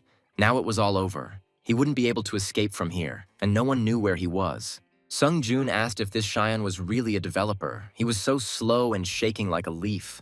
The boss believes that in order to successfully distribute blue bows, his app is needed. I think it's called I'm Here. The guard slapped the frightened Cheyenne on the back of the head, demanding that he turn on the computer and get to work. Everyone was waiting for him. The bandits watching from the outside couldn't understand how the app could become a distribution channel, and the name was kind of stupid. Cheyenne turned on the equipment with a heavy heart and launched his application. Now his brainchild will serve these bandits. The application logo appeared on the monitor. The young man did what he was ordered, because now he had become a prisoner of these people. The boss himself appeared at the end of the corridor. He asked if everything was ready. Jin Jae-hee answered in the affirmative, and the boy was here too. Yeonmu was pleased. He said that what Cheyenne had created was the core of the blue bow business, and now things would go much faster. The boss added that only by obtaining complete information about all buyers will they be able to manage the market at their own discretion. The location-sharing feature in Cheyenne's app will be a key tool for expanding the trade of their blue bows. Song Joon Appa asked with a smile. So they will finally start selling their product in large quantities. They have been waiting for this for so long. The boss of the drug-dealing gangsters looked silently at his overly cheerful subordinate, who fell silent in fear and lowered his head. Yeonmu looked at the blue bow in his hand. It looked very much like a child's candy, and thoughtfully answered, "Yes, that will be it." Suddenly, the chef smiled a creepy smile and said that it was time to present their unique product to everyone. The next day, everyone was talking about the new app, telling each other that they needed to register and add a friend. It turns out that if you accept a friend request from this app, you get a cashback of 30,000 won for each person. The school children were delighted. Wow, just 3 people and you'll already get 100,000. That's really cool. Everyone invited each other. 2 barked at his classmate to quickly add him as a friend and to stop shaking. What a fool. She can't do anything. The girls were whispering, There's another promotion here. They give everyone something for registering. I need to take a closer look. Maybe something interesting will happen. An ad appeared on the screen. These were weight loss pills with a blue bow. The girls started chattering, "Oh my God, what a beautiful name." The bandits looked at the phones and couldn't believe how many new users had appeared in one day. They were pouring in like peas. Jae-hee exclaimed with delight, "This is just a bomb." And Sung-joon added, "Their Yeonmu knows his business very well, and they still had doubts. By the way, the guys still haven't caught that asshole who trashed her salon," one of the guys responded. They checked the surveillance cameras, but the cameras showed very strange footage. Jae-hee couldn't believe what kind of bat it was. Where could it have come from? And indeed, a furry bat face was looking straight into the camera, and Jae-hee was surprised why the animal was looking at the camera. The salon owner asked what was on the other cameras. They looked at those recordings. The guy replied that it was the same thing, something strange. In another fragment of the recording, a cheerful little rat looked into the camera. Jin Jae-hee cursed. This is the last thing she needed. But these little animals couldn't have destroyed her tattoo parlor. How is that even possible? She wants to find this freak and punish him painfully. At this time, Song-joon Appa approached the tattoo artist. He received a message on his phone and was rushing to report it to his boss. He called out to the woman, but she snapped back angrily. She was annoyed by all these jokes with surveillance cameras in her own salon. She asked what June needed, and he replied that they had to go. A shipment of goods had arrived, and they needed to meet him and check everything. School ended, the kids went home. Im Chyon didn't come to school. It was impossible to reach him by phone. Lavis Vindica went to meet with the demon observer. He gave her a task yesterday that she should have already completed. Seeing her in the trash bin in the form of a cat, he asked Street in surprise what she was doing there. The demoness shuddered. The prince approached very quietly. She immediately assumed her normal form, apologizing. She had gained a little weight here. Lavis asked, "What about the assigned investigation?"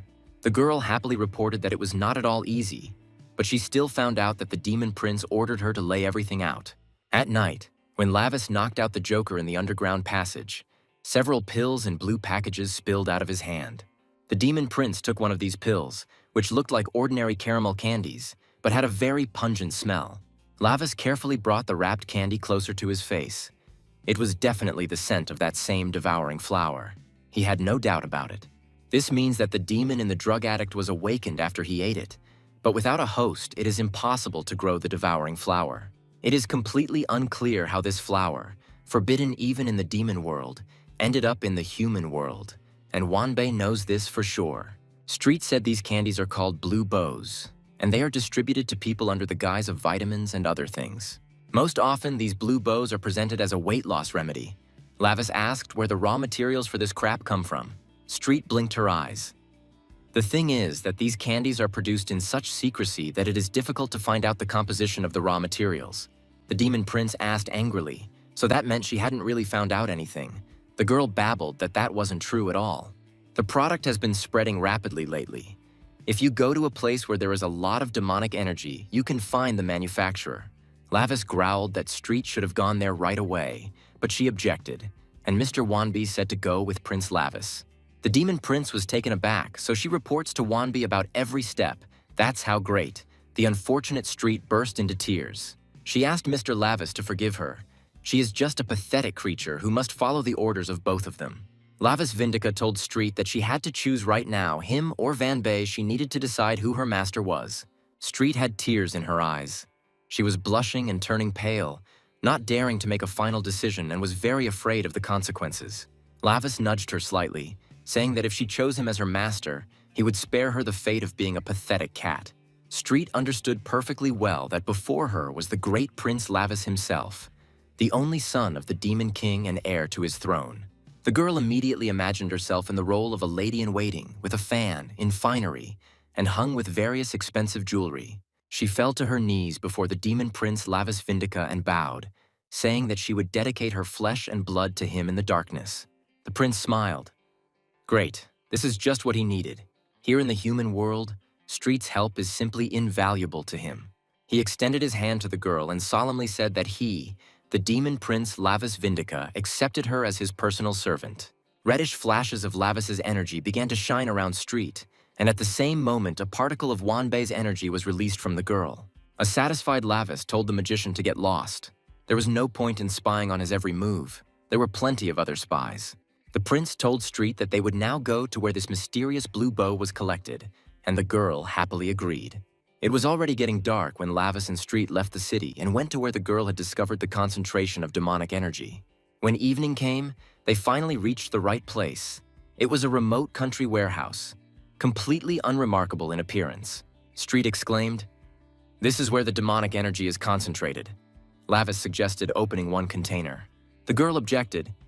"It won't work. There is a large lock here. These containers are very well protected from burglary and possible theft." The demon prince asked Street to step aside. He would quickly tear down this defense. Since they had already come here, they would definitely look in. Lavis punched the lock, then grabbed the chains with his hand and instantly broke them. Street admired, "Wow, that's some strength." The container doors opened slightly. The way was clear. Now they could check what was in these chained containers. As soon as the door opened, both Lavis and his companion immediately smelled a very strong odor coming from the container. "The demon prince coughed," Street exclaimed. "What a stench! What are they storing there that stinks, as if everything here has long since gone rotten?" Lavis opened the doors of the broken container. It was filled with cardboard boxes, from which came a stench and impenetrable darkness. Holding her nose, the girl asked if these were really all blue bows, and where did so many of them come from? But they were clearly not produced here. Lavis Vindica looked around. Street was right. They only found a warehouse, but the production must be somewhere nearby. This meant that someone from the Hilt clan should appear soon. The prince didn't yet know what he would do if he met these bastards. Suddenly, Lavis felt that someone was approaching them, which meant that there was some kind of alarm system here after all, since they had been discovered. Little Lavis and his still very young uncle ran around the mountains. The queen's brother constantly trained his nephew. Barkin exclaimed, "Beloved and not at all sweet nephew Lavis. What a weakling he is." The little prince defended himself. In response to Barkin's blows, Lavis shouted that he was a vile and rude uncle, and that the boy had had a bad character from an early age. Barkin laughed. Since Lavis wasn't even cute, it was better for him to die, and dealt his nephew another painful blow with his fist. Lavis protected his face from the blow with his hands, but he was still too weak to block a blow from a demon as strong as Barkin. The skinny little demon took the blow, gritting his teeth and not making a sound, even though his beloved uncle hit him quite hard and sensitively. Barkin smiled. "The boy is growing with character. He will become a real demon in time. Stubborn, true, but not a whiner or a spoiled brat." The blow he received sent little Lavis flying off the top of the cliff and screaming. He fell down into the abyss, straight from the bare, sheer cliff. He flew and screamed. The damn guy threw him off a high cliff so that all his horns and teeth would break this way and that. Barkin burst out laughing in response. Was the prince really going to die in this deserted mountain ravine? That would be too stupid a death. He jumped off the cliff and flew down after his curse-spewing little but mischievous nephew, Lavis Vindica. At the very bottom of the gorge lay Lavis. He was, of course, alive, but he had hit himself hard, and for this he was terribly angry at his rude uncle. Barkin landed next to Lavis and mockingly asked if he was dead, and suddenly the queen's brother fell silent mid-sentence. Both he and Lavis smelled that same pungent odor. Barkin looked around in surprise. What he saw greatly surprised him. Coming a little closer, he said, "There are flower devourers here." So that's where they were all hiding, but they couldn't figure out where they were. Almost half of the gorge was littered with the corpses of demons, and bright blue-purple flesh-eating predatory flowers grew right from their bodies. The sight was horrifying. It seemed that these flowers had been planted into still living demons, and they had died here in terrible agony. It was then, quite by chance, that Lavis first saw this eerie plant and remembered the horrific stench they emit. Then he learned that they can only grow on living flesh. His uncle Barkin told his nephew the history of this flower. The flower devourers arose when light and darkness separated, and incompatible entities emerged. It was then that a plant appeared that was not consumed by either side and continued to grow on the border of the worlds. The ideal place for the flower to live was the world of people, located between the world of light and the world of darkness. It was the border. The flower first blossomed where people gathered. It devoured abandoned celestials or torn-apart demons. This devouring flower had only one desire: the complete destruction of the world. It was capable of poisoning and devouring absolutely everything. Therefore, this beautiful flower at first glance is forbidden even in the demon world. because it is capable of destroying even the entire world. Then, by order of the demon king Gamudaira, all these devouring flowers were burned to ashes. Lavis himself saw it. He and Barkin personally ensured that not a single living stem of this harmful plant remained in the kingdom. Lavis said that at that time they all had to be burned. Street also heard that the king searched the entire demon world and destroyed the flowers. But in that case, where did so many of them come from? And how many bodies did they need to feed to grow such a quantity of flowers? The prince said that this flower originally appeared in the human world. This place, the middle world, is the border between light and darkness. The world of people, which does not belong to any side but from where one can get anywhere, is a very convenient place. According to human history, they were taught that a few thousand years ago, humans did not exist at all. But in fact, if these carnivorous flowers appeared in two worlds at the same time, then it was someone's plan. Lavis was sure of it. Street, still holding her nose, asked whose evil plan this could be and what they were planning here to subjugate people. The darkness of the night was broken by a bright beam of a flashlight in the hands of one of Jin Jae-hee's henchmen, who directed the beam at the uninvited guests. Street squinted her eyes from the overly bright light and looked questioningly at the people who approached the warehouse. The guy with the flashlight said, but he couldn't understand where the voices were coming from. At least they, idiots, know where they've come to and what will happen to them for it. And suddenly the guy recognized Lavis, cursed, and exclaimed, "This is the same bastard who came to the tattoo parlor and maimed the guys." Street pointed at the tattoo artist and told Mr. Lavis that the woman next to the boys was Jin Jae-hee. Jin Jae-hee shouted who this boy was to do such a thing in her salon, and how did he even know about this place? Lavis asked Jae-hee if she was the one who ran this place. One of the guys noticed that this freak had a strange speech. He seemed to be from somewhere else. The demon prince asked the woman, who was screaming with anger, if she knew what raw materials all this was made of and where it was extracted from. Jae-hee chuckled. Why would the boy need raw materials? Was he really trying to find out their valuable trade secret? It wouldn't work. Lavis Vindika sighed heavily. Not that he cared, but if things were left as they were, there could be big trouble. This means only one thing. All these warehouse stocks must be destroyed, and then he will start looking for where the production is located. Jin Jae-hee reached into the large pockets of her loose trousers. She had a supply of drugs with her in case of emergency. She asked her boys if they knew what would happen to them if they failed again in front of their very strict boss, Brother Yeonmu. Jae-hee handed them 2 handfuls of blue bows and told them to hold on to the special ration, an extra dose of the drug. The guys' eyes lit up and their mouths started to water. They timidly asked if they could really get all this for free, they would really enjoy it. The woman barked at the talker to shut up and eat. The boss had given them some for good work and for such incidents. Blue pill wrappers fell to the ground. The guys greedily swallowed the free drugs, which also gave them strength. Lavis told Street that with her current magical power, she would only get in the way and told her to just hide, which she did. The drug began to take effect. The boys' eyes lit up. Foam came out of their mouths. Their veins bulged. Their bodies changed. They all growled. Jin Jae-hee calmly commanded them to immediately crush this impudent bastard who had opened their valuable warehouse. The boys immediately rushed forward, driven by the drug, the anger that suddenly flared up in them, and the animal fear of their boss. With knives in their hands, they flew at the calmly standing teenager. A thirst for blood blazed in their clouded brains. They wanted to kill. Lavis told them to come closer. There was more than enough demonic energy here in the warehouse. He could easily deal with them. The merry fellow, beaten by Lavis the day before, was the first to attack him, trying to stab him with a dagger. The prince met the guy with a hefty blow. The merry fellow screamed in pain and dropped the knife, but the next one, who had also received a beating from the boy yesterday, ran after him. To quickly knock the guy out, the demon prince kicked him in the neck, and Ji Jae-hee's henchman swayed and his head went blank. Lavis Vindika struck him again, and the enemy, dropping his dagger, fell to the ground, losing consciousness, which meant about 1 minute. Lavis's eyes flashed, and the flames of royal wrath erupted from the demon bloodstone that Wanbi had inserted into his eye. The prince clenched his fist and rushed at the next man who was attacking him, drugged with the demonic potion of the damned hilts. Lavis struck his enemy in the lower jaw. He gasped. Drops of blood flew out of his gaping mouth along with knocked-out teeth. And then the prince saw with surprise that the merry fellow he had knocked out had come to his senses and was rushing towards him again, growling something madly. With a wild roar, the beaten merry fellow grabbed Lavis by the body and tried to throw him to the ground. The prince clenched his teeth. This was unexpected. The younger Vindika growled, "What a freak." He tried to break free from the tenacious hands of a drug addict who was maddened by an overdose of dope. The merry fellow's eyes were glassy. He was covered in blood. Saliva was running from his mouth, but he laughed loudly. It looked creepy. Finally, the merry fellow managed to knock the demon prince to the ground, and a huge, fat fellow ran after him, laughing wildly. The big guy swung his leg, intending to crush the head of the frail schoolboy lying on the ground with his huge knee.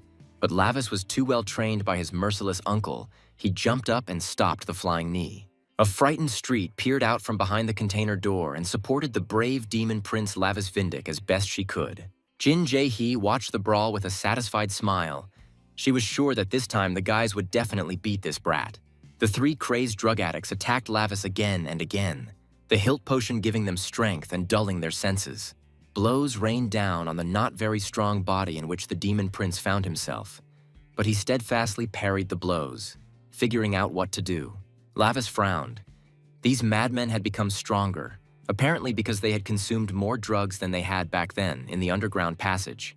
The heir to the throne glanced sideways at the rows of boxes in the open container.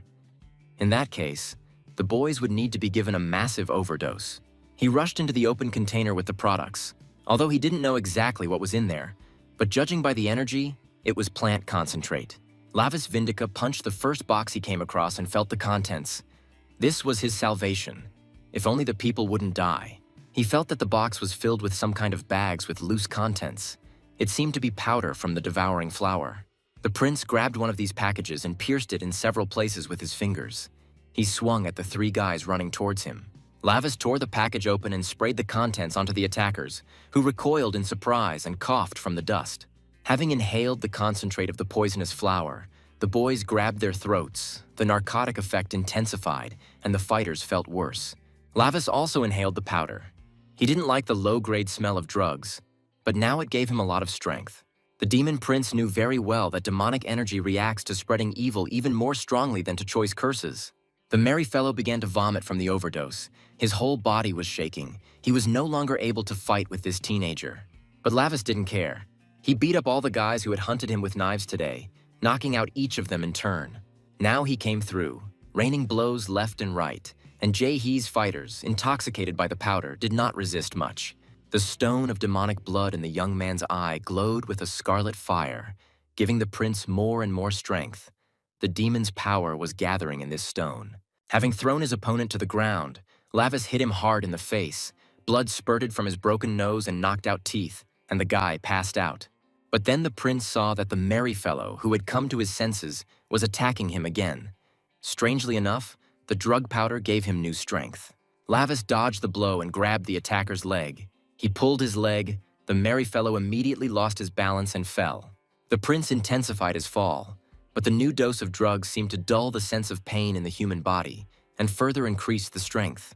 To stop this inveterate drug addict from bothering him any longer, Lavis Vindica decided to break his leg. Then he would definitely lie still. Hearing the crunch of his own bones, the merry fellow howled. He still tried to get up and carry out Jin Jae-hee's order, but he could no longer. Only the big guy, Hoba, remained on his feet. He also came to and rushed at Lavis with a roar, cursing and wishing for him to die. The prince met the brute with a strong blow to the jaw, but he only staggered, the new dose of drugs giving him even more strength. Lavis dealt the big guy a painful blow to the spine, and Koba's legs gave way. Not giving him time to come to his senses, the prince hit him again. He caught the falling Hoba and pushed him with all his strength towards his friends, who were lying near the open container of drugs. Ji Jae-hee, who was watching the fight, stopped smiling. She didn't like it all. She called out to Hobu, trying to bring him to his senses. But the strong man Hoba, together with the skinny Lavis, fell to the ground with a crash, their long, fleshy legs kicking helplessly in the air. Ji Jae-hee muttered what kind of freak was this? Where did he come from, and how he single-handedly scattered all her boyfriends? Now it was time to deal with Ji Jae-hee herself. Lavis Vindica slowly rose from the ground and turned to the frightened woman. Seeing the expression on this strange student's face, Jae-hee trembled and stepped back. For some reason, she was overcome with horror at the sight of him. A chill ran through the tattoo artist's body. She had the feeling that it was not a person looking at her, but an all-powerful demon. The guy's face was dark with anger, and his left eye was burning with a scarlet fire. It felt like the person in front of Jae-hee wasn't a person at all, but someone else. She stuttered and asked the young man in confusion who he was, a ghost or something, and why everything inside her went cold with terrible horror. But the demon prince paid no attention to her lamentations. He silently walked towards the tattoo artist, who was shaking with fear. The fifth competition for young ballerinas was in full swing, and the results of this prestigious competition offered the opportunity to make significant progress. The fragile girl had just finished her performance. The entire hall was frozen in delight. It felt like this child had wings. The young ballerina looked at the jury with excitement. Now it was only up to them to decide whether she would leave here empty-handed or receive offers. The producer, who was watching the girl's performance, immediately called her mother, who answered that yes, this was Yuri, Kang Hyunju's daughter. After watching the ballerina's performance, the producer said that with her talent, she would easily be accepted into Venus's ballet troupe. At that moment, the dressing room door opened and Yeonmu entered, accompanied by security. The guy said that the woman was their VIP client. The producer indignantly asked who they were and how dare they barge in here. Some kind of punks, do they know whose dressing room this is? Yeonmu chuckled. Punks, then? Well, he's asking for forgiveness. They just came personally to deliver a large order for a blue bow. The woman stared in surprise at the large jar filled to the brim with blue marbles that Yeonmu placed in front of her. The famous producer's eyes widened as she frantically calculated how much such a huge quantity could cost. Yeonmu asked the woman why she was so worried. They produce and sell blue bows themselves, so there was nothing to worry about. The woman frowned and carefully asked Yeonmu, "Will there be no problems with these bows?" It all seemed very suspicious. The drug dealer chuckled, and she was only asking about this now after she had already bought a whole cartload of these very same balls. Yeonmu nodded at the big TV screen and said, she had already fed her daughter to her fill and sent her to the stage, to that stage over there. At this time, the producer's daughter's competition performance was being broadcast. The girl fluttered around the stage with amazing ease. The young ballerina performed the most complex elements of the dance with ease, astonishing everyone with her amazing skill for her age. The frightened woman froze, not taking her eyes off her only daughter. She felt that something was wrong with her Yuri. Suddenly, right during her performance on stage, the girl's eyes turned red and rolled back. Her veins bulged, and profuse foam came out of her mouth. The young ballerina's graceful hand trembled. But she, like a wound-up doll, continued to dance, foam falling from her mouth. Yeonmu pointed to the screen and noticed, "What a shame. It looks like the mother was in a hurry to use a strong remedy on her daughter." The drug dealer sarcastically asked the woman how much her daughter had taken that she looked like a zombie dancing on a big stage. The woman screamed hysterically at her daughter to stop, as if she could hear her, but Yuri no longer heard anyone or anything. Yuri continued to spin around the stage. She did a high attitude, touching her head with her foot. Suddenly, her other foot twisted. Without finishing the movement, the girl fell on the stage and lost consciousness, her body twitching as if she was having a seizure.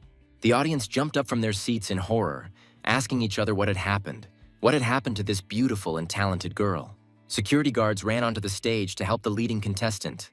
The girl lay completely motionless. Tears came to the mother's eyes.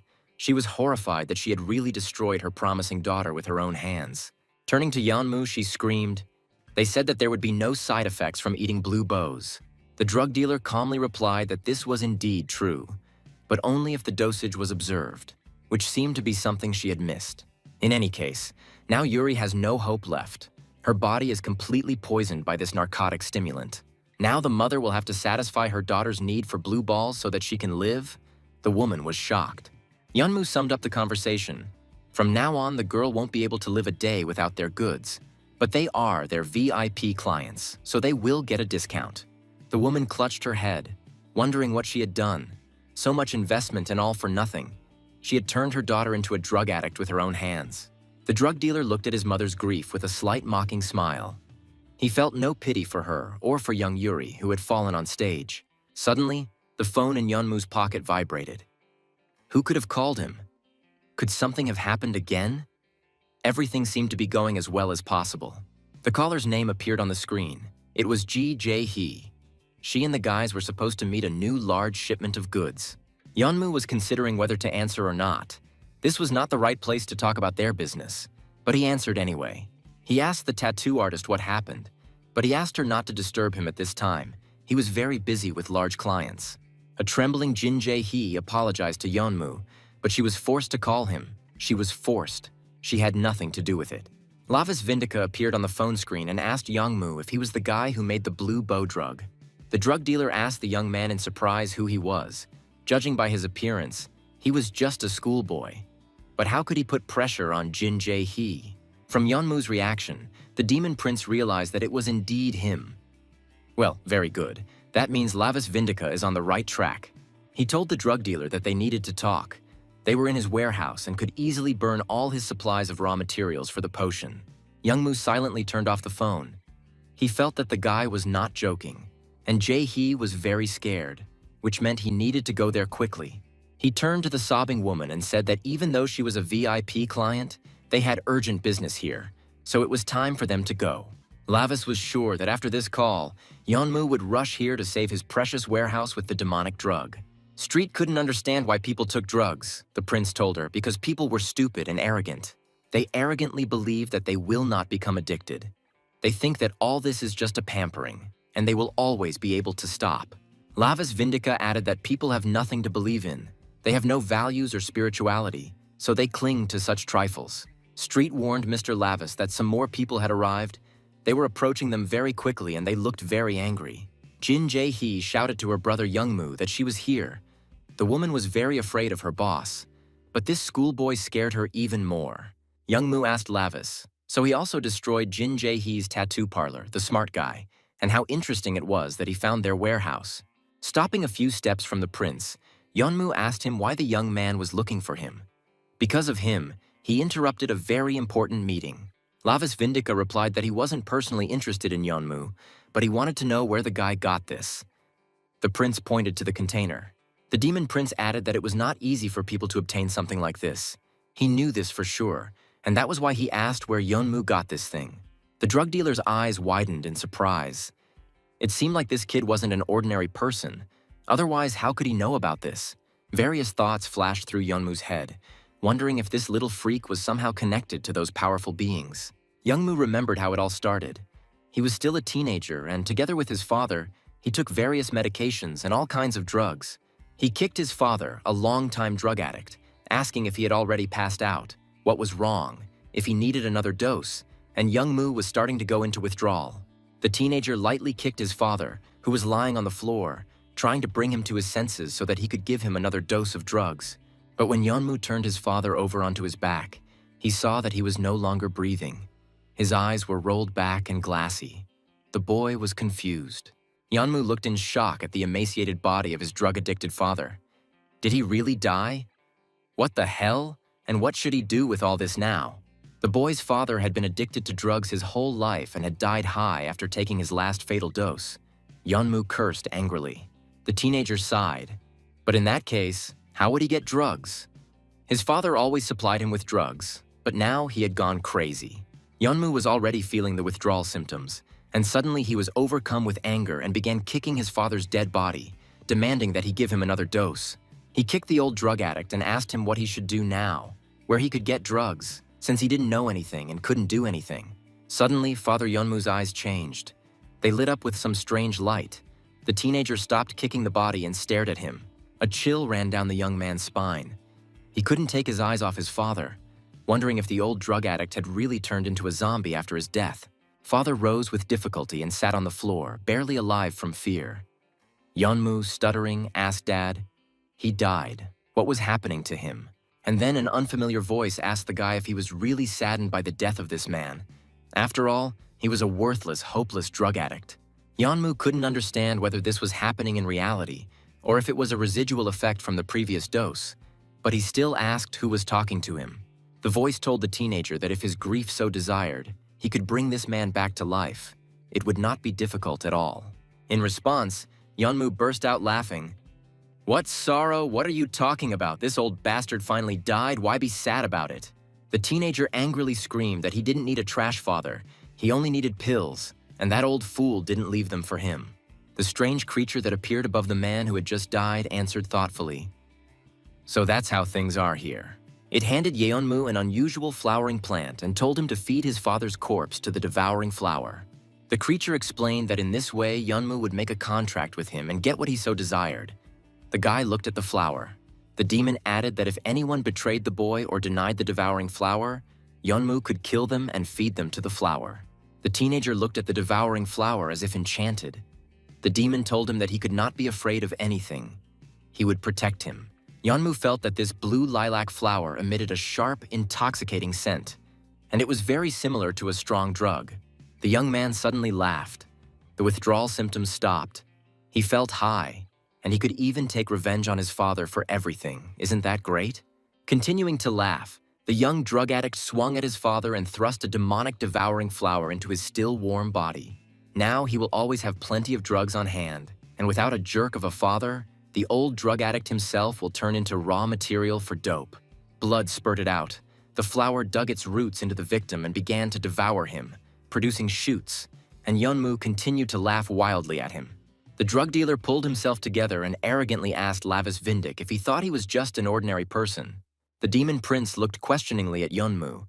It seemed like he had someone to rely on. Well, that was expected and explained a lot. Yeonmu confirmed that this was indeed the case, and this powerful assistant granted him a new life and unlimited possibilities. Lavis's suspicions were confirmed, which means this guy made a contract with the demon and he gave him this devouring flower. The heir to the throne said he didn't know what kind of garbage Yeonmu believed in, but both he and that scumbag from another world were seriously unlucky. Yeonmu flared up. How dare this little runt insult his savior, assistant and mentor, the strongest in all the worlds. He ordered his bodyguards to quickly drag this arrogant idiot to him, and the soldiers rushed to carry out their boss's order. Street hiccuped and ran to her hiding place. She would have to hide again until Mr. Lavis dealt with these men. The demon prince grumbled that this was getting tiresome, and this time he needed to finish it quickly and without ceremony.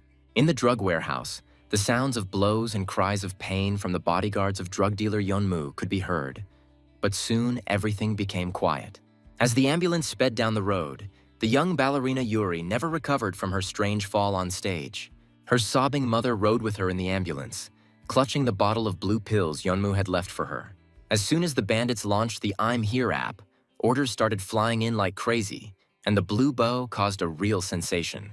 With sales at this rate, increasing the number of VIP clients across the country has become a piece of cake for drug dealers. Soon everyone will be hooked. More and more teenagers ordered the blue bow. Songjun Appa was delighted. They would become a global corporation so soon. Brother Yeonmu seems to have already broken through the channels in China and Japan. He is their boss. He can do anything. It's amazing what a stunning success.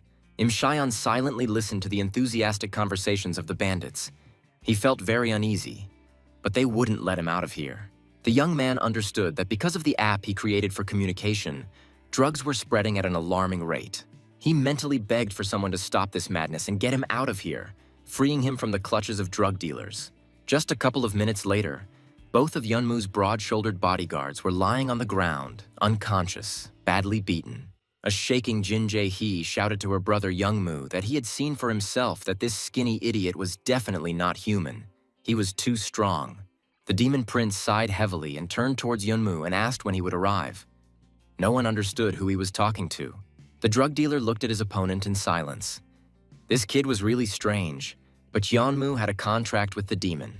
He remembered the words of his demonic mentor that if anyone betrayed him or denied the devouring flower, he would be killed. Yeonmu's face darkened. It was his turn to join the fight. He had already killed people many times, so this did not frighten him at all. He pulled out 3 blue balls from his pocket to maximize his power with demonic energy and enter the battle. After swallowing the drug, Yeonmu mentally replied to Mr. Bavor Hilt that he would do just that. Kill this little brat. Jin Jae-hee shouted at Yeonmu. It seems he is not an ordinary high school student. Maybe he is one of those who makes a new drug. Lavis turned to the tattoo artist in surprise, asking what she was talking about. What new drug? How did she even come up with such a thing? At that moment, a drug-enhanced Yeonmu quietly flew up behind the demon prince and raised his fist to knock the teenager out immediately. But Lavis Vindica sensed the enemy's approach and managed to turn around and take a defensive position. Yeonmu surprised him. The young man parried a heavy blow from an enraged drug dealer. Such a blow would have immediately knocked an ordinary schoolboy down or killed him. Yeonmu's eyes were blazing. He struck one blow after another, but none of them reached their target. Lavis skillfully protected this frail body.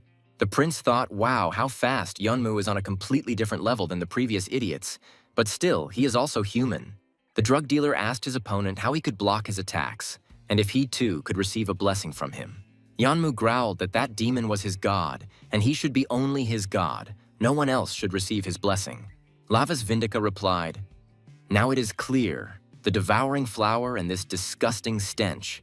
It is not difficult to understand who this so-called god is." The demon prince smiled. It seemed that the god that the drug dealer Yanmu believed in was undoubtedly the coward and scoundrel Beivor Hilt. Yanmu's eyes widened in surprise. How could this schoolboy know about Beivor Hilt? No one in this world knows about him at all. Lavas Vindica replied that of all the possible options, no one believes in such an insignificant and cowardly bastard as Beivor Hilt. Yanmu roared. No one dares to insult the one who took pity on him. The great Beivor Hilt gave him new life and gave him strength. The prince chuckled at how pathetic Beivor looked himself, since Ye Yanmu came after he himself had been hiding everywhere like a rat. The drug dealer screamed hysterically at the kid to shut up. Beivor Hilt is not someone whose name can be pronounced with such a vile mouth. He attacked Lavas with renewed vigor, raining blows upon him for insulting his revered dark mentor from the darkness. The demon prince said with a grin that Beivor Hilt had risen high in the human world and had even found himself fanatical minions. Lavas remembered the day when he had carried out the bloody execution of the Hilt clan in their own ancestral castle. Beivor Hilt had been there too. The demon prince then had a field day, killing everyone in the Hilt's castle to prevent them from seizing the royal throne. Then Beivor ran away like a vile rat, not daring to help any of his relatives. He was saving only his own skin. He cowardly fled alone, leaving the others to die in the castle. He saw his wounded loved ones, but turned his back on them. Lavas Vindica noticed his escape, but did not give chase, deciding that he would be able to catch this bastard later and punish him. And this bastard, having escaped from him, came here and is receiving honors. The demon prince asked Yanmu where this bastard Beivor is hiding now. The drug dealer's face twisted with rage and he yelled, "Apparently this son of a bitch would insult Mr. Beivor to the last." He strained his strength, his eyes blazed, foam burst from his mouth, and Yanmu's body was filled with a strength unseen by an ordinary person. Lavas covered his nose and recoiled. Ugh, what an unbearable stench. He must smell so disgusting. Does he not wash at all or something? Grabbing the demon prince by the head, Yanmu shouted that anyone who dared to insult Lord Beivor Hilt would die by his hand. He grabbed Lavas in his arms and kicked him in the stomach. The younger Vindica did not have time to parry the blow. The prince felt pain in his stomach. Yanmu continued to beat his opponent, but his rage did not subside. But on the contrary, it grew stronger and stronger. He could not stop.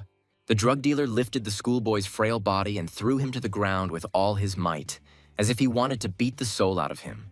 Lavas Vindica fell to the ground. This Yanmu turned out to be really strong. In this body, it was much more difficult to resist him. The prince clenched his teeth. It was still a pity that he couldn't kill this idiot damn exile, and they had to come up with something like that. Yanmu leaned over the teenager lying on the ground and swung his massive fist at him, intending to hit him.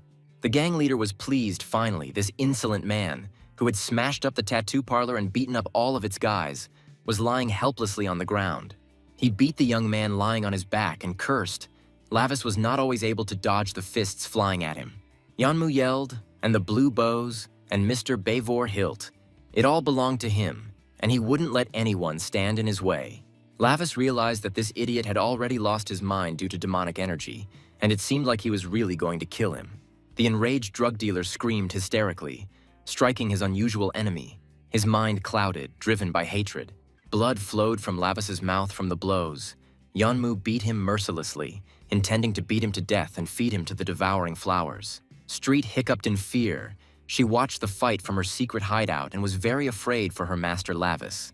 The demon prince felt that the human body he had entered had reached its limit, and that this idiot would kill him any longer. Street thought regretfully, if this were the demon world, then everything would be completely different. There her master Lavas is invincible. And here, if the prince could use his abilities, but there is no magic in the frail human body. What to do? How to help him? Barkin and Wanbi also watched this fight. The magician said that it seemed like the flower-devouring test subject had completely merged with them. Although Lavas was in a human body, since the demon bloodstone was implanted into him, the magician thought he would be able to suppress this experiment. It seems that this time the demon prince may indeed die, and then Lavas Vindic's soul will be subject to eternal destruction. In response, Barkin laughed, asking if Vanbei knew what Lavis hated the most. The magician looked questioningly at the queen's brother. Vanbei sighed. Lavis had a pretty nasty character, and honestly, who did he take after? Barkan understood where the magician was going with this. The magician bit his tongue. It was not worth angering Lord Barkin. He was even more hot-tempered than his childhood friend, Prince Lavis Vindica. After a short pause, Barkan said, "It's dirt." Vanbei didn't immediately understand what his interlocutor was talking about. What dirt? Where is it? Barkin laughed. Lavis has mysophobia. He can't stand dirt, it irritates him, so there's no doubt he'll win. And indeed, the demon prince suddenly extended his hand and stopped another blow from Yeonmu's fist aimed at his head. The blood-soaked schoolboy suddenly said that it was too dirty here. The smell was unbearable, and why was this big guy so dirty? A dumbfounded Yeonmu asked what that idiot was muttering. What other dirt? One more blow, and he himself would become a piece of dirt. Lavis said he hated it. The dirty smell that came from a sweaty drug dealer. It was time to stop it. The demon prince tensed his left hand, which he had used to block the blow, and suddenly felt that he had gained new strength. He pushed away the confused Yeonmu, who thought that he had almost finished off the impudent and willful schoolboy. Lavis Vindica stood up. Yeonmu couldn't believe it. What the hell was this? How could this skinny guy still stand on his feet after all this? The heir to the throne looked at his hand. Although it was only his left hand, it turned out to be unexpectedly strong for a human. It was very strange, but the prince had the feeling that this hand belonged to the former Lavis, the demon, and not the man. He looked silently at his opponent. Yeonmu backed away. There was something in the eyes of this young man that incredibly frightened him. But the drug gang boss reminded himself that he had to kill the bastard. He clenched his teeth again and prepared to attack the young man. Energy swirled around Lavis's left fist, and he could now strike his maddened opponent with it, knocking him out. He told Yeonmu that he couldn't touch his dirty body any longer, so it was time to end the showdown. He was already tired of the guy. Having said this, the prince dealt a powerful blow to the jaw of Beverhilt's admirer with that same left hand, which for some reason had suddenly become stronger. Yeonmu gasped and fell onto his back.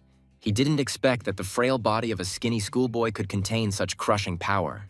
Spraying blood, the guy asked in confusion where the man got such strength from. Even a triple dose of blue bow couldn't defeat him. Street burst into tears of delight and jumped up and down in her hiding place. Hooray, Mr. Lavis had finally regained some of his power. Lavis asked his opponent with a grin. A man, you say? Everyone had the feeling that this was no longer a schoolboy, but an all-powerful demon. The demon prince hit the confused Yeonmu on the nose. Streams of scarlet blood gushed from the broken nose, and the boy cried out in pain. Lavis's blow was so powerful that his opponent somersaulted several times in the air and, leaving bloody traces, fell to the ground. Jin Jae-hee hiccuped in fear as she tried to quietly crawl away from the monster in the school uniform. Raising himself slightly, Yeonmu cursed and asked the young man who he was, that no one in the whole world possessed such strength. But Lavis barked at his opponent. Stop chatting with your stinking mouth already, and dealt him another blow to his already bloody nose. The blow sent Yeonmu flying, tumbling through the air, and into an open container filled with boxes of powder. Wonbi opened his mouth in surprise. Wow, the prince had a second wind.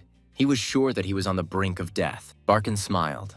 It was Lavis. He must have had a headache from the stench when this test subject woke up. The prince's uncle suggested that the smell must have made it difficult for Lavis to get close, as he hated dirt more than anything in the world.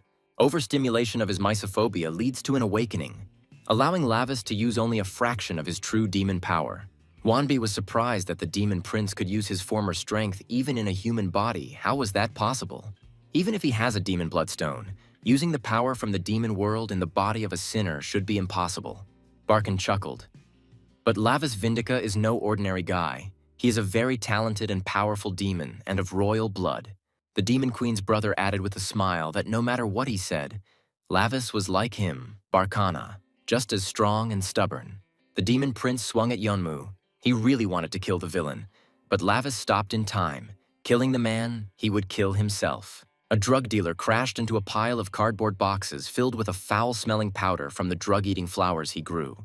Lavis Vindica, approaching the beaten guy, said that this fool was incredibly lucky. In another situation, he would already be dead.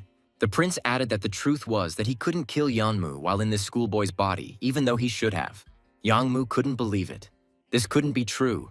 Some kid had beaten him up. someone who had received the blessing of Mr. Baver Hilt himself. And then he tapped the box with his hand. There was a huge supply of drugs in there, an almost unlimited resource of demonic power. The guy glanced sideways at the full boxes. That idiot had thrown it in there so successfully, thereby signing his own death warrant. Yeonmu's grin widened. Yes, he just had to eat some more and continue fighting until he turned this insolent fellow into bloody mincemeat. Lavis warned the guy to stop thinking about stupid things. A new dose of drugs wouldn't help him win the fight. The prince decided to beat up this idiotic drug addict so that he wouldn't die of an overdose. Lavis still needed him to catch Bavor. Approaching the container, the strange schoolboy swung at the stocky Yeonmu. The boy froze. His entire face was beaten and bleeding. Lavis held his strong left hand with his right, so as not to accidentally kill this fool who had trusted the coward and scoundrel Baver Hilt. Yeonmu looked in horror at the fist approaching his face. This strange, skinny bastard had already smashed his entire face. The prince lunged and dealt the gang leader another blow to discourage him from continuing to fight the schoolboy. He punched the guy in the face, crushing his stupid head into one of the cardboard boxes containing packets of powder standing in the container. Limiting the strength of his left hand helped. Yeonmu was alive, although the blood from his nose, which was broken in several places, was flowing faster. Lavis let go of his left hand. The fight was finally over. He was covered in the blood of that cocky idiot. Yeonmu's legs gave way. His head was stuck in the box. His mouth was open helplessly. His consciousness almost left him. His strength, too. The prince saw that the boy's eyes had stopped glowing. The effect of the drug had worn off, and he was gasping for air like a fish on dry land. Lavis Vindica sighed with relief and reached into the inside pocket of his school jacket for a handkerchief to wipe his hands. He covered his nose with a handkerchief. Finally, this unbearable, disgusting stench had subsided a little. Otherwise, it had been completely impossible to breathe. Im Cheon looked in horror at the app's statistics, which showed an explosive increase in new registrations and drug sales. The young man thought that everything was wrong, that this was not what he wanted at all, that using his application was wrong. That was not what it was designed for. Cheyenne went to a school where everything was predetermined, where special relationships arose in the confined space of a single classroom. In order to survive and avoid being bullied at school, you have to pretend to like someone even though you don't. You have to pretend to hate those whom others hate, to feign friendship that doesn't actually exist. Cheyenne just wanted to use the app to help people like him find people who truly need each other, like he and Minho. But he definitely didn't create this app to sell drugs. Something needs to be done to stop this madness. The young man instantly made a decision and quickly started typing. He had to immediately correct this involuntary mistake. He opened a terminal and began frantically entering the necessary commands to stop his application from running on the server. The bandits looked worriedly at their phone screens, wondering what was going on. A server error? Everyone's I'm Here app started glitching at once. Im Cheon glanced sideways at his spies. He needed to act faster before these idiots figured out what was going on and interfered. To gain time, the young man ran to the door and propped it up from the inside with a chair, making it very difficult to get into the room from the outside. Sung Jun Appa noticed Cheon's action and realized that the boy had decided to do something with his app so that it wouldn't work. The bandits pounded on the door, cursing and demanding that the door be opened. They had to urgently see what Cheyenne was doing there. The student made a decision to delete the app forever. Jun shouted at Cheyenne not to be stupid, otherwise he would be killed for this. But the young man didn't listen to anyone. He just wanted to delete all the files, please, quickly, before they prevented him from finishing everything. A red light came on, warning that actions could lead to irreparable consequences. Cheyenne gave the command to delete. Seeing this, Sung Jun grabbed a chair and smashed the window into Im Cheon's office, allowing the bandits to break in. Jin Jae-hee's henchmen jumped into the room, spewing out a stream of curses, and Cheyenne gasped in fear of what would happen to him now. One of the guys hit the teenager in the face, knocking off his glasses, and the drug dealers were furious about what happened. They looked at the monitor in confusion. This idiot definitely took down the server, the little bastard. He was probably tired of living. Sung Jun Appa yelled at one of his men to stop the process. If Youngmoo came now, he would kill them all for the app. Despite the blows raining down on him, Cheyenne's only thought was that he had to hold out at all costs until the app was deleted. The schoolboy quickly grabbed a large shard of glass from the floor to protect himself from the bandit who was brutally kicking and beating him. Suddenly, Cheyenne slashed his tormentor's leg with a shard of glass. Blood gushed out, and the bandit was taken aback by the surprise. The teenager ran as fast as he could to the corner of the room where there was a large powder fire extinguisher in case of a fire in the office. Shayan grabbed the fire extinguisher and instantly pulled out the safety ring. Now he could use it easily. With tears in his eyes, the young man looked back at the drug dealers who were stunned by the unexpectedness. All this seemed crazy to them. Pointing the nozzle of a carbon dioxide fire extinguisher at them, Shayan shouted that it was his app, and they, the dirty bastards, stole it. After this, the teenager pressed the lever, and the room filled with smoke. The bandits began coughing, cursing, and spewing streams of abuse. The gas mask's toxic contents corroded the bandits' eyes, making them see poorly and begin to choke. Shayan was able to buy time. Meanwhile, the deletion of the application from all media was almost complete, and Yeonmu's subordinates did not know how to stop this process. Finally, the indicator bar turned completely green. The application was removed without the possibility of recovery from all media. Shayan sighed. Everything was ready. He was able to do it after all and outplay a crowd of these brainless bandits. But what would happen next? Enraged, Songjun rushed towards the frail boy, spewing a stream of curses. He was ready to kill this weakling right there on the spot. The bandit knocked the fire extinguisher out of Shayan's hands and grabbed the schoolboy by the throat. The boy wheezed in Songjun's strong arms. After knocking the app's creator to the floor, the drug dealer screamed for someone to bring him something to tie up this idiot with. The bandits, coughing and cursing, rushed to carry out the order of the group leader. Everyone was very afraid of the reaction of their terrible gang leader. Songjun squeezed Shayan's throat. His thin body shuddered. The young man began to choke. A thought flashed through his head. Was he really going to die? The schoolboy thought bitterly that in the end, this was all he was capable of. This was his limit. He couldn't defend himself from these big guys. The drug dealer strangled the boy, cursing him like crazy, what he had done, and how they would now explain all this to their formidable boss. Suddenly, Songjun heard a menacing voice behind him, someone asking the bandit how he dared to touch his faithful servant. The drug dealer was stunned with horror. This voice was even more terrifying than the voice of their terrifying boss, Yeonmu. Songjun loosened his grip. He turned around cautiously to see what this new misfortune was that had appeared among the clouds of carbon dioxide smoke from the fire extinguisher. An enraged Lavis Vindika grabbed the frightened Songjun by the collar and abruptly threw him away from the gasping Shayan. Hearing the screams of the strongman Songjun op, the rest of the bandits fell silent, trying to understand what was happening there in the smoke. Finally, they realized that their eldest was wheezing, which meant that someone else had attacked their secret lair and was now killing Songjun. But Lavis couldn't kill him, so he simply beat the drug dealer until he lost consciousness, while the freed Shayan screamed in horror nearby. The bandits were taken aback when they saw that Songjun was being beaten by an ordinary schoolboy. What the hell was going on? What happened to their senior? And Lavis abandoned the barely alive Songjun and rushed to his subordinates, the stone of demonic blood in his eye burning ever more intensely. The demon prince banished to the human world dealt blow after blow to those who spread the potion made from the powder of the devouring flower. Moreover, on the bodies of these insignificant people there was the symbol of the Hilt clan of demon traders, which Lavis hated. Soon, both bandits, splashing blood, fell to the floor and were no longer able to get up and continue the fight with the strange schoolboy. Lavis barked. Why are they bothering his only servant? He would rather die than give up what was rightfully his. Shayan, stunned, called out to his school friend. He couldn't believe that the person in front of him was really the real young Minho. Some time ago, Shayan showed Minho this very app that he was developing. A friend asked what kind of app it would be. Here on the bulletin board, like-minded people gather and communicate. If they live nearby, you can share a location and create a group. Minho was thrilled. It's just amazing that Shayan created such an app himself. It will make it even easier for the guys to communicate. The young man pointed to the red light and asked his classmate what this was, what this alarming red light meant. Shayan was embarrassed. He lowered his head and said that the last time when Minho was dragged away by Taewoo's gang, he was unable to do anything to help him. To be honest, Shayan couldn't find where the bullies took Minho back then, which is why he created this feature in his new app. If you click on this red light, only selected friends will see your location and will understand that you are in trouble and need help. If this happens again, Minho just needs to press the light bulb and then he, Shayan, will come to his aid at any cost.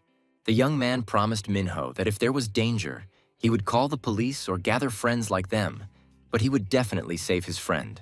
A touched Minho thanked his classmate and promised that he would definitely download and install the app on his phone. Now, beaten and scared, Shayan looked at his school friend and didn't recognize him, because Minho had always been weak. Lavis showed his classmate his app and the red light that was on. and he asked Xion if he was the one who sent the request for help. Xion's tears welled up as he muttered, "Did Minho really receive his signal and rush to save him?" The young man was overcome with emotion. It all seemed incredible, but in Minho's hand there really was an app with a signal sent. All Xion could do. The young man could no longer hold back his tears. He burst into childish tears of joy and gratitude towards his school friend. The teenager's body shook with sobs, and large tears turned into continuous streams. He thanked Minho with tears in his eyes. The exhausted programmer stood on all fours among the beaten bandits and cried. The demon prince was twisted from such weakness. Jin Jae-hee couldn't understand where this small, strangely dressed girl got such strength from. The woman tried to break free from her hands. Street yelled at the tattoo artist to stay still and not move. Otherwise, it would get worse. Jae-hee winced in pain. And then Street saw Mr. Lavis leaving the room with that boy. Jae-hee took advantage of the moment when she was released. The woman immediately started to run. Street wanted to grab her, but Lavis told the demoness to leave her. He didn't need her anymore. First, the stockpiles of flower-devouring powder that the demon prince had discovered in containers in Yeonmu's warehouse were destroyed. They and Street set fire to all the contents of the containers, and a huge fire broke out. It was probably visible from all around. The fire brigade arrived quickly, before the fire had time to spread to the neighboring forest, and the firefighters quickly began extinguishing the fire. The rescuers couldn't understand what had happened there, what was burning in those containers, and what was spreading a terrible stench throughout the area. Suddenly, the officer saw the beaten and tied men lying away from the fire and unable to even escape from the police. On closer inspection, the officer recognized some of these people, all of whom were in one way or another connected with the distribution of drugs in the city. Especially Yeonmu. He had been on the police radar since childhood, a long-time drug addict. His drug-addicted father had mysteriously disappeared some time ago. The demon prince, accompanied by his servants Xion and Street, walked through the night city and thought about what had happened today. Xion silently watched his classmate. Minho suddenly grew taller, and in general, it seemed like it wasn't Minho at all. But who was it then? A contented Street hummed a song and danced. She became the personal servant of the demon prince himself and helped him cope. Lavis Vindica realized that it seemed that his old childhood friend Vanbei and his beloved uncle were using him here for some of their own purposes. The prince's eyes flashed menacingly as he looked up. But no matter, he would definitely remember this when he returned to his home world of demons. Carrying him, Xion took out a first aid kit and treated the wound on his classmate's hand. He asked if he definitely didn't need to go to the hospital. Lavis shook his head. He was too lazy to go to the hospital, and why was the young man so worried? It was just a scratch. It would soon heal on its own. Xion thanked Minho again. He pressed SOS just in case, but he never expected that he would come and save him from those bandits. Lavis was lost in his thoughts. He absent-mindedly asked Xion what he was talking about and about salvation. Well, it's all just nonsense, really. He was about to say that it was an accident, but Street clamped his mouth shut in time so that he wouldn't blurt out anything unnecessary to Xion. She whispered to Mr. Lavis whether he really wanted to tell this boy that his rescue was an accident, that this was not right. Leaving the men tied up, Lavis took Jae-hee with him, threatening that if she didn't show the way to their lair, she would end up like her friends. Jin Jae-hee asked the demon prince if he was doing this because Xion was his school friend. That's why he went this far. Lavis Vindica said that they captured Xion. That's why he didn't show up at school, which means he's the #1 slave of these creatures. Jin Jae-hee was stunned that if not for the sake of his friend, then why did this crazy boy destroy everything here to hell and back? The demon prince pulled out his phone, opened the app, and saw a flashing red light in the lower right corner. Xion's signal. Street lectured her master. You can't honestly say that it was an accident. That's not how you build human relationships. Prince Lavis isn't planning on returning to the demon world anytime soon, so he needs to learn to live in this world for now. This boy now looks at Mr. Lavis Vindic as a hero who came to save him and rescue him from the clutches of the bandits. Xion asked his classmate who was walking with him. Lavis replied that it was his subordinate. Her name was Street. The young man's eyes widened. Where did Minho get a subordinate from? Did he really join some gang? Otherwise, how could this all be explained? He asked Minho what it was all about, that he had suddenly changed so incredibly, and that subordinate in strange clothes, what it was all about. Xion clenched his teeth and shook. He couldn't get it out of himself. The young man stuttered and asked if his friend had joined some kind of gang. Inwardly, the teenager was almost sure of it. but he really hoped that Minho would never get involved with bad guys. The demon prince realized that in the future, many would hunt his servant, and that hiding his true identity forever would definitely not work. Lavis told Cheyenne, "That's right, that's what he thought. He's not Minho, but the son of the demon king Lavis who descended into the human world." Cheyenne stared at his school friend, wondering what he was talking about. Maybe he had been beaten so badly by bullies that he had gone crazy. He stuttered and asked again who he was. Lavis said, "Well, that's how it is. Since Cheyenne found out, he will have to help the prince in his affairs." Imxian frowned. "Minho is the son of the great demon king." What nonsense. The young man has never heard such nonsense in his entire life. He sighed heavily. "No, this is all bullshit. There must be a more reasonable explanation for everything that happened tonight." Suddenly, Cheyenne saw that there was a white cat lying on his lap and purring loudly. The young man cried out, "What's going on? Where did she come from?" Lavis, stretching his shoulders, asked Street to explain everything to Cheyenne, because he had been fighting all day and half the night and was terribly tired. The white cat in Cheyenne's arms told the young man to listen to her very carefully and remember, she would now explain everything to him. The teenager screamed in horror. The cat was talking. It was impossible. He must have gone crazy, been poisoned, and was hallucinating. The unfortunate Cheyenne's consciousness could not withstand such a quantity of unusual information, especially the talking cat, and he passed out. The beaten Yeonmu was handcuffed and placed in a police car, while the other gang members were placed in another car. The police inspector shouted that he had rounded up all the drug dealers and was heading to the station first, along with the gang leader. Yeonmu's face was distorted by a spasm. He was choked by sobs.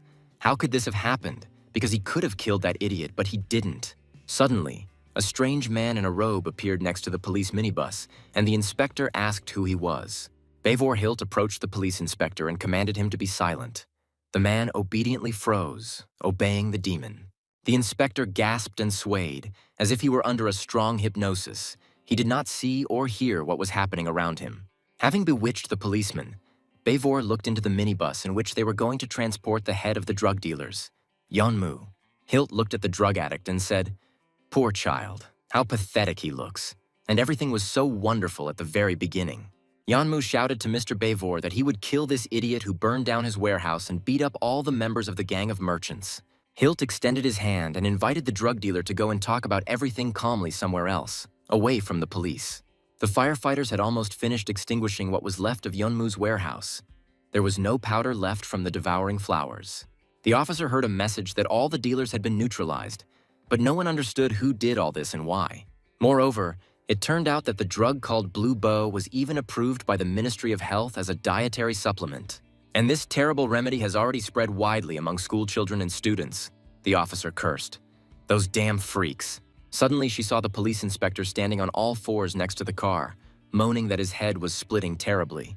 She rushed to Detective Che, asking if he was okay, and he muttered that the officer should check his car immediately. The girl looked into the minibus. It was empty.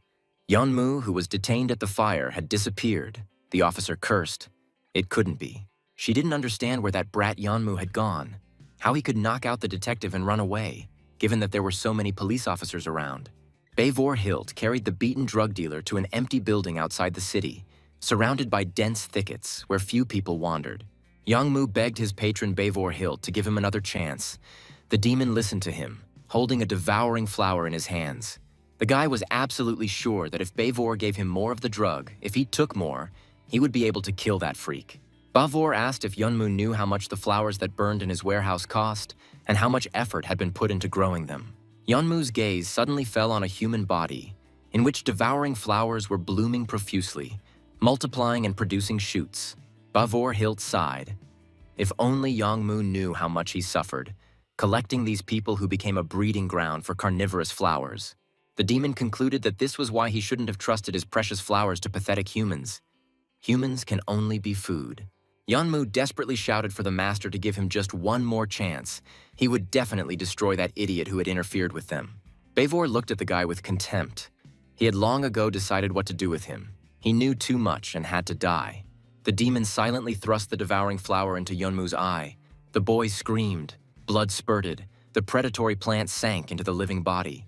The drug addict howled in pain, feeling the roots of the devouring flower spreading throughout his body, poisoning him with its terrible venom. Yeonmu fell to the floor, his whole body shaking. He was spewing curses and howling, just like those he was feeding flowers to. Bavor asked the boy if he remembered the blood oath he had given to him. The demon. It was no joke. It was time to pay the debt. Now he must prove his final devotion by becoming food for this flower, since he was incapable of more. Jin Jae-hee, having escaped from Street and Lavis in the morning, rushed to her tattoo parlor. She already realized that she needed to get out of here urgently. She frantically opened the safe. She had to survive. She just needed to take the crypto wallet and get out, and then we'll see. Her hands were so nervous that they wouldn't obey her. The woman cursed. "Where is he?" At that moment, a drug addict high on drugs quietly entered the office. Jae-hee looked at him in confusion. He told her that he went to her office, but the police were there. Everything was turned upside down and sealed. And then the drug addict decided to check here just in case, and she turned out to be here, with a huge knife in the drug addict's hand. The tattoo artist shouted at him, asking why the hell he came to her and what the hell he was doing. He was probably tired of living and was going to die. The drug addict, drooling, reminded her of what Jae-hee had done to his forehead. He demanded that she give him more candy. He couldn't take it anymore. Jae-hee clenched her teeth. What a fucking psycho. How many of them he ate. He doesn't understand anything at all, but he has a lot of strength now. The woman was feverishly trying to figure out what to do, and then in the corner she saw some fighting sticks. Her boyfriends used them for training. Grabbing one of the sticks, Jae-hee menacingly asked where this psycho came from and why the hell he dragged himself to her. She didn't have any candy, but she didn't have time to use the stick. The drug addict stabbed her in the left side with his long knife, and the woman screamed in pain. The tattoo artist fell to the floor, the knife still sticking out of her side, the stoned drug addict standing next to her and laughing idiotically at her. He was getting worse and worse. He was howling and demanding that bitch Jae-hee give him as many blue candies as possible. He can't live without them. The veins on the addict's body bulged. He began to convulse, and he screamed hysterically that he needed a blue bow. The woman glanced sideways at the knife sticking out of her side. She didn't know what to do and quietly cursed. And where did this fucking idiot come from here? Tears welled up in Jin Jae-hee's eyes. She didn't want to die like that. Would her life really end so senselessly and painfully? Suddenly, something began to happen to the addict's body. Strange purple streams began to swirl in the place of his head, forming a cloud. The seriously injured Jae-hee stared in surprise at this strange phenomenon, not understanding whether she was imagining it or whether it was really happening. Vanbei's face appeared from the strange cloud, and he noted with a smile that Lavis would definitely not like all of this. But what could he do? The woman, with the last of her strength, raised herself up and asked the magician who he was, asking him to save her. It seemed that this idiot had killed her. Wanbi replied with a smile that he did not have the strength for that, and even if she was destined to go to hell, she should accept it calmly and with dignity. Jae-hee cursed through her tears. What hell was he talking about? She needed to go to the hospital. The doctors could save her. She didn't want to go to hell at all.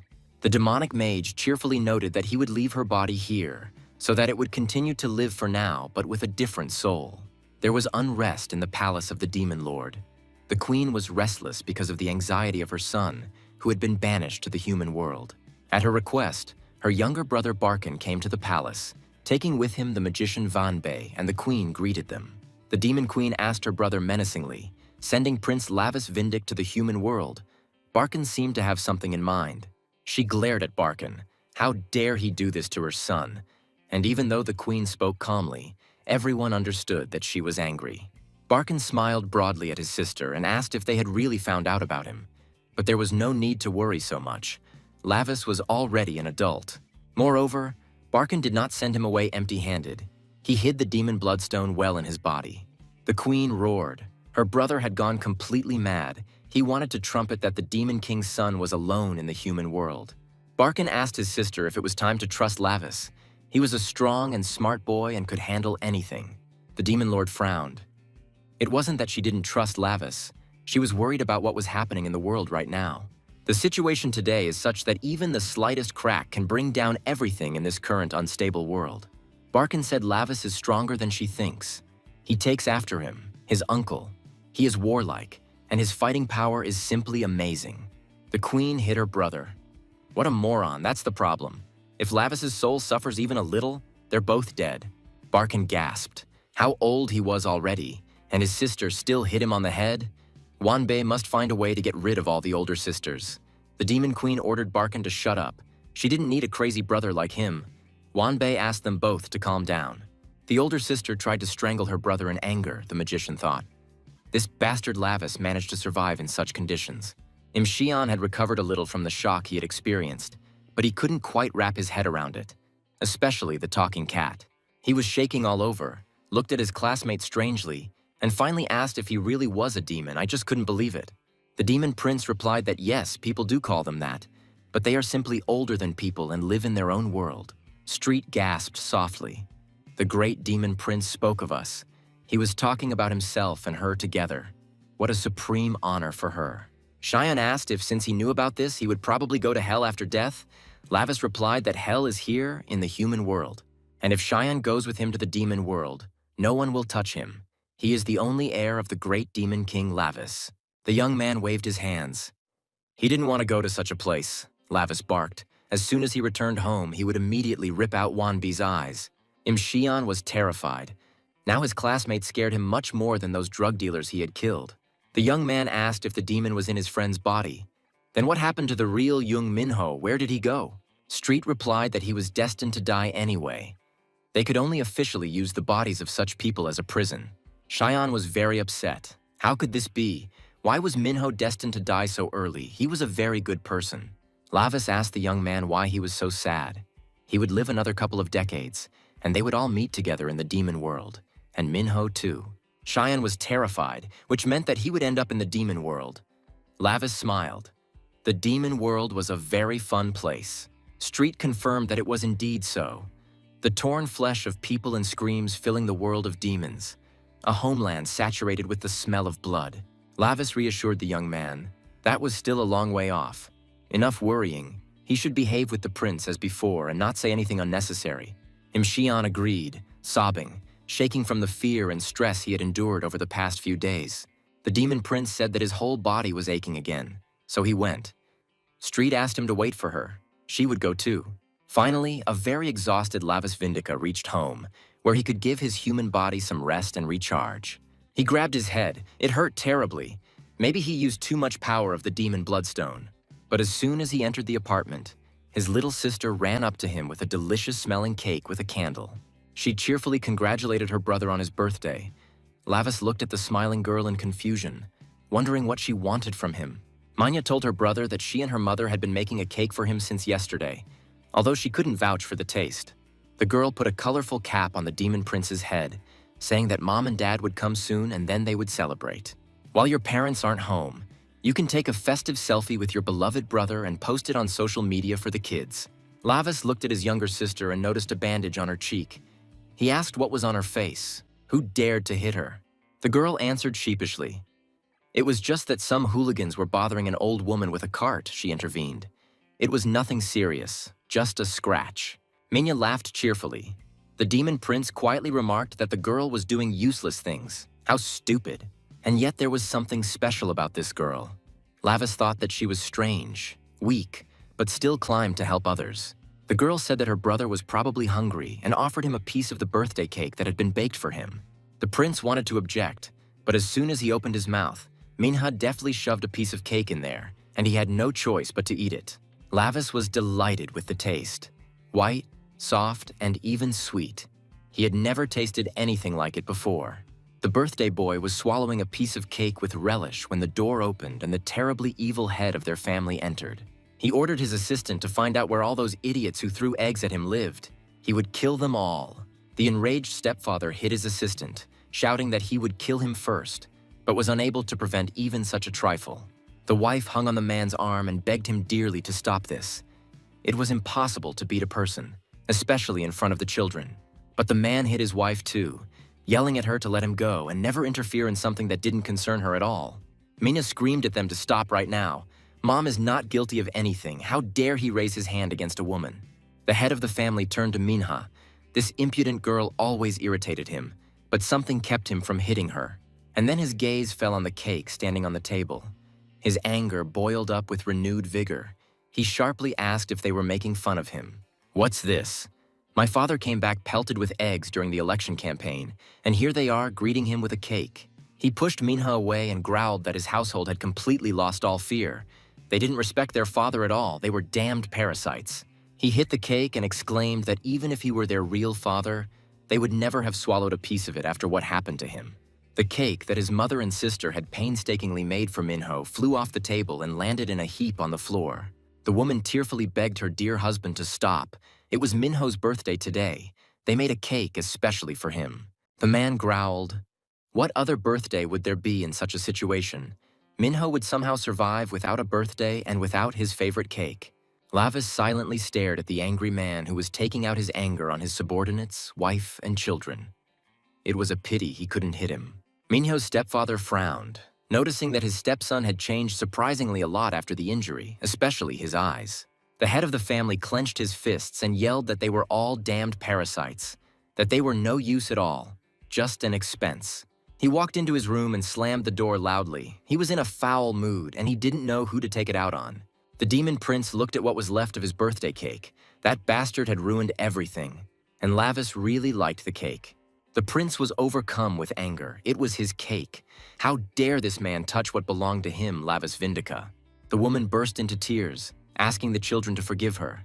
Minha calmed her mother, saying that she was not to blame for anything. It was all his fault. Lavis kept his eyes on the door behind which their stepfather had disappeared. He really wanted to follow him and beat his face in. The prince was sure that this freak in glasses was an overly arrogant person. Something had to be done about him. He couldn't live like this. The next day, the head of the family where the demon prince had ended up went to the office. His election campaign was in full swing. He pounded the table and yelled, "That bastard Vi Youngmoo hasn't sent me any money for expenses in a long time and hasn't been in touch. Where the hell is that bastard? To take even one photo with Deputy Park, you first need to make an advance payment. Where is that damn idiot Wee Youngmoo?" The assistant assured the gentleman that they would make every effort to find and bring Vi Youngmoo here as quickly as possible. Chan was already furious that he had to bow to such a scumbag for the sake of ratings, and these freaks behaved like the last scum. An assistant ran into the office and reported to the gentleman that a video of his adopted daughter Minha was currently tearing up the internet. Chan angrily asked what other video. The assistant handed him a tablet and asked him to look at yesterday's post from social media. In the video, Minha clashed with the hooligans and filmed their attack on the old woman. The guy yelled at her, asking who she was to be there. Minha asked in response, "Who are they to mock grandma and show off? The pot-bellied little brat, the bully cursed." As a result of this brawl, the hooligans retreated, and Jung carefully watched the video of his naughty stepdaughter Min Hee. The girl asked her grandmother if she was okay, and she, with tears in her eyes, thanked the little girl for driving away the impudent hooligans. The assistant said that if it were revealed now that Minha is Jung's daughter, it would greatly boost his ratings. The reaction to the video was explosive. The mayoral candidate chuckled contentedly. "So that's how things are? Well, great. At least this girl will be of some use." After watching the video again, Chan concluded that the picture was indeed looking pretty good. He could still very well win. The director of a famous agency saw Minhee's video and exclaimed, "How could such a pretty face be hidden there?" The runaway demoness called Han Yeon and Han Su to come to the TV and watch what delight she had recently discovered on the internet. After showing them Minhu, she asked how they liked it. "This is a new vessel for Mom." Han Su praised it. "It's beautiful." Han Yeon just chuckled. All three looked at Minho's young sister, a schoolgirl who had bravely defended the old woman from an attack by street boys. The agency director asked Yeon what was wrong. Didn't she like it? The girl snorted.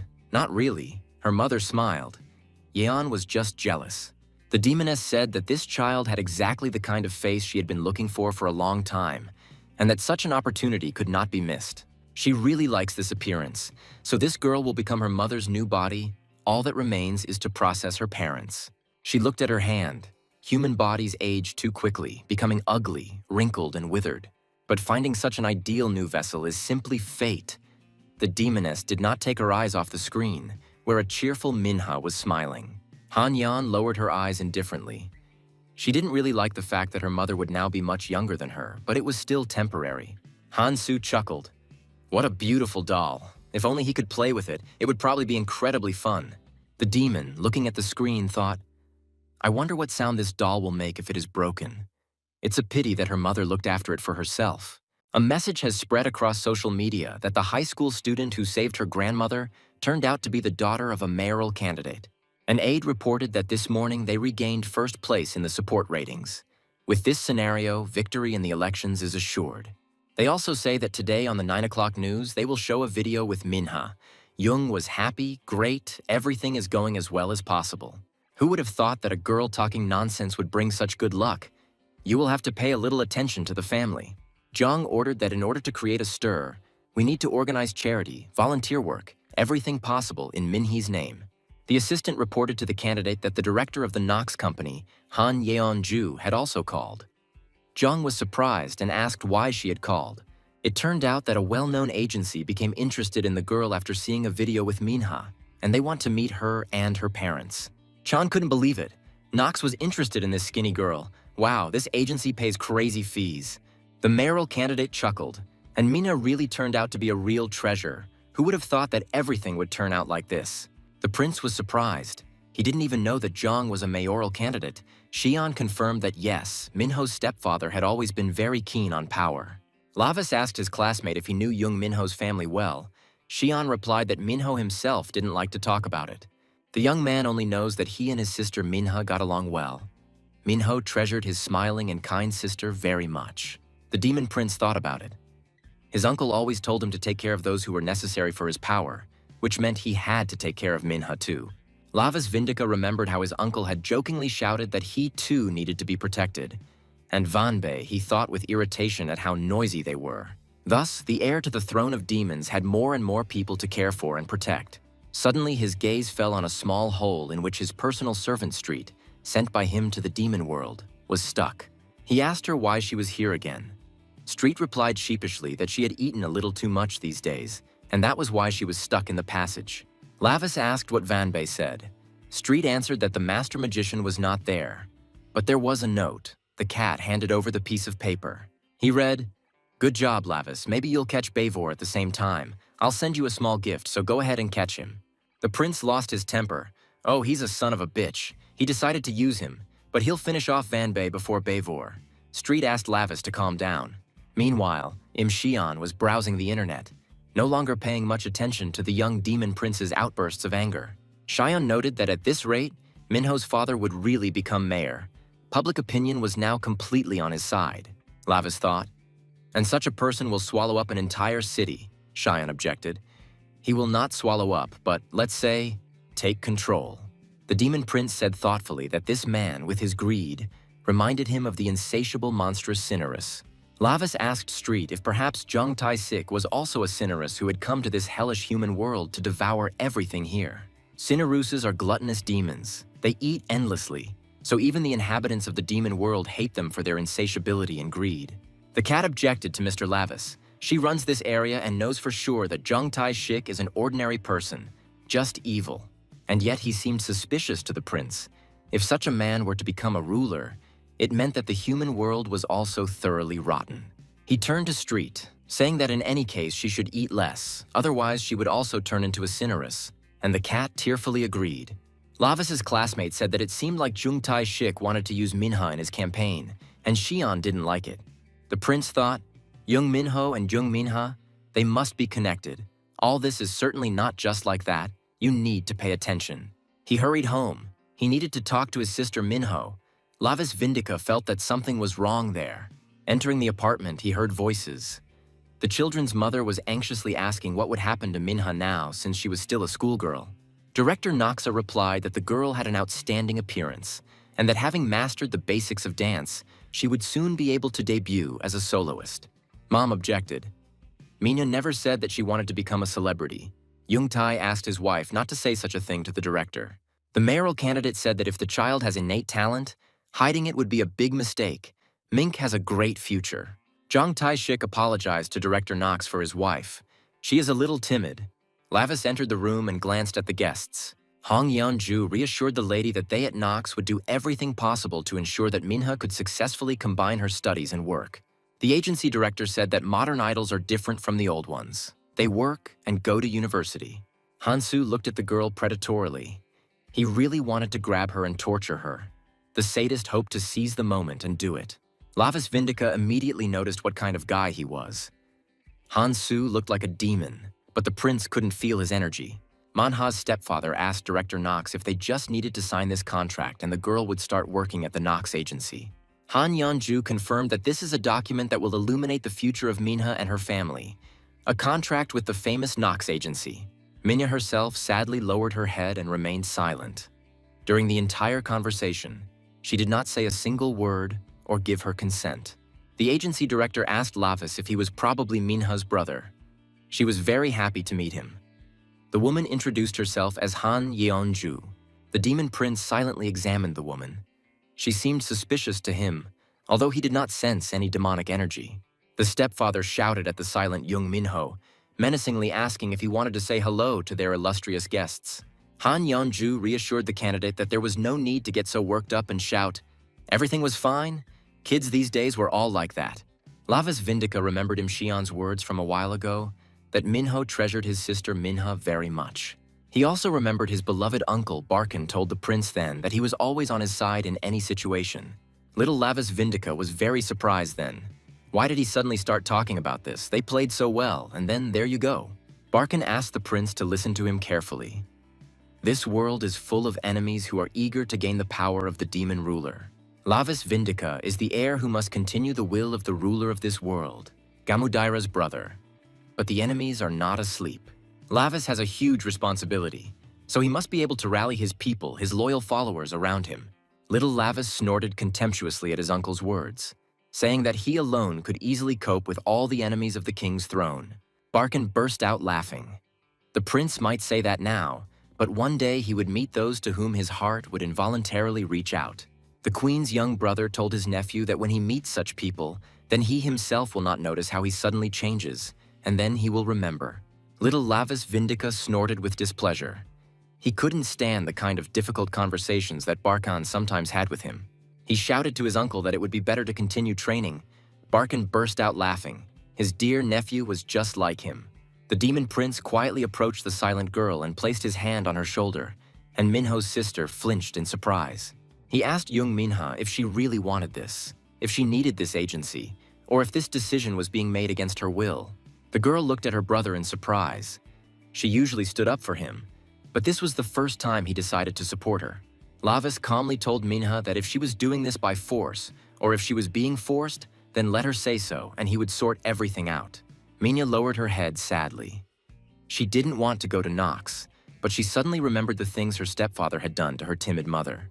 When she told Tae that she was leaving him, he beat her and yelled that she was ungrateful, even though he had taken her in along with her 2 children. Besides, no matter how much she kicks, she won't be able to take the children. She knows that they are listed in his family register. The woman begged her husband to let them go, but he yelled, "Well, let her try to leave. Let's see how she can live without a penny in her pocket." Minha then shouted that they had what their grandfather left them and that their uncle couldn't take that money away. Young Tai called the girl a fool. He asked Minha if she knew what was most important to survive in this world, and that was to never let go of what had fallen into your hands. The sadistic stepfather then told his daughter Minha to remember this well. Maybe she would become smarter someday. Suddenly the girl raised her head and firmly said, "Yes, she is doing this because she wants to. No one is forcing her to do this. She wants to try herself in this direction, but she has one mandatory condition. Without it, she will not go to the agency." Minha demanded that if she earned the money, she wanted it to be in her name and no one else, especially her father, could touch it. The girl swore to herself that she would definitely free her mother and brother from this cruel devil Jong Tai-shik. The mayoral candidate exclaimed, "This is self-evident after all. This is the result of Minha's efforts. Of course, this money will belong to her." Han Yeonju agreed, okay, and offered to immediately sign a contract for young Minha to work in their variety agency Knox. Lavis Vindica asked the director to take care of their manhwa. He told Han Yeonju that she was more important to him than his own life. The mother turned to her daughter with concern and asked if Minha was sure that this decision was the right one. Maybe she would think about it some more. The girl smiled at her mother and asked her to simply believe in her. She was perfectly aware of what she was getting into and, most importantly, what it was all for. Minha smiled widely at her brother and thanked him for his unexpected concern for her. It seemed like he had grown up and become noticeably braver. The demon prince looked closely at the trio from the Knox agency. He categorically did not like them, although he did not know why. The contract was signed and the demonic trinity headed back. The agency director was very pleased with the deal. Yeonju spoke dreamily. The more she looked at Minha, the more perfect she was. This new vessel was truly magnificent. The demoness liked everything about this young girl with character, her appearance, her look, and even her innocence, so rare these days. Hansu noticed, but this young Minho seemed unusual to him. He was too different from all the other people. Yeonju asked Yeon what she thought about all this. The girl calmly replied, "There is some kind of special aura coming from brother Minha." After a short silence, Yeon added that she could be wrong, of course, but she felt like this boy, Young Minho, wasn't human. The agency director's eyes gleamed. If Yeon thought so, they might have encountered a stalker from the demon world. Soo asked his mother if he was the stalker and could deal with him, but she said his actions could cause problems. While they watched, the main thing now is Minho, Soo shouted. This Minho has such a look that you want to tear him into pieces. Soon there will be a moonless night when she will perform the ritual and make Minha hers. Soo can do whatever she wants with Minho. The demon asked with delight if it was true. Let her promise, she confirmed. It would be a gift from his mother. She promises him. Yeon asked Maru what about her, when she would receive her gift. Why did she promise entertainment only to Soo? The agency director's eyes flashed. Why did she say that name? No one here should know that she is Mara, otherwise she's finished. She ordered Yeon to never say that name again. She is Han Yeon-ju.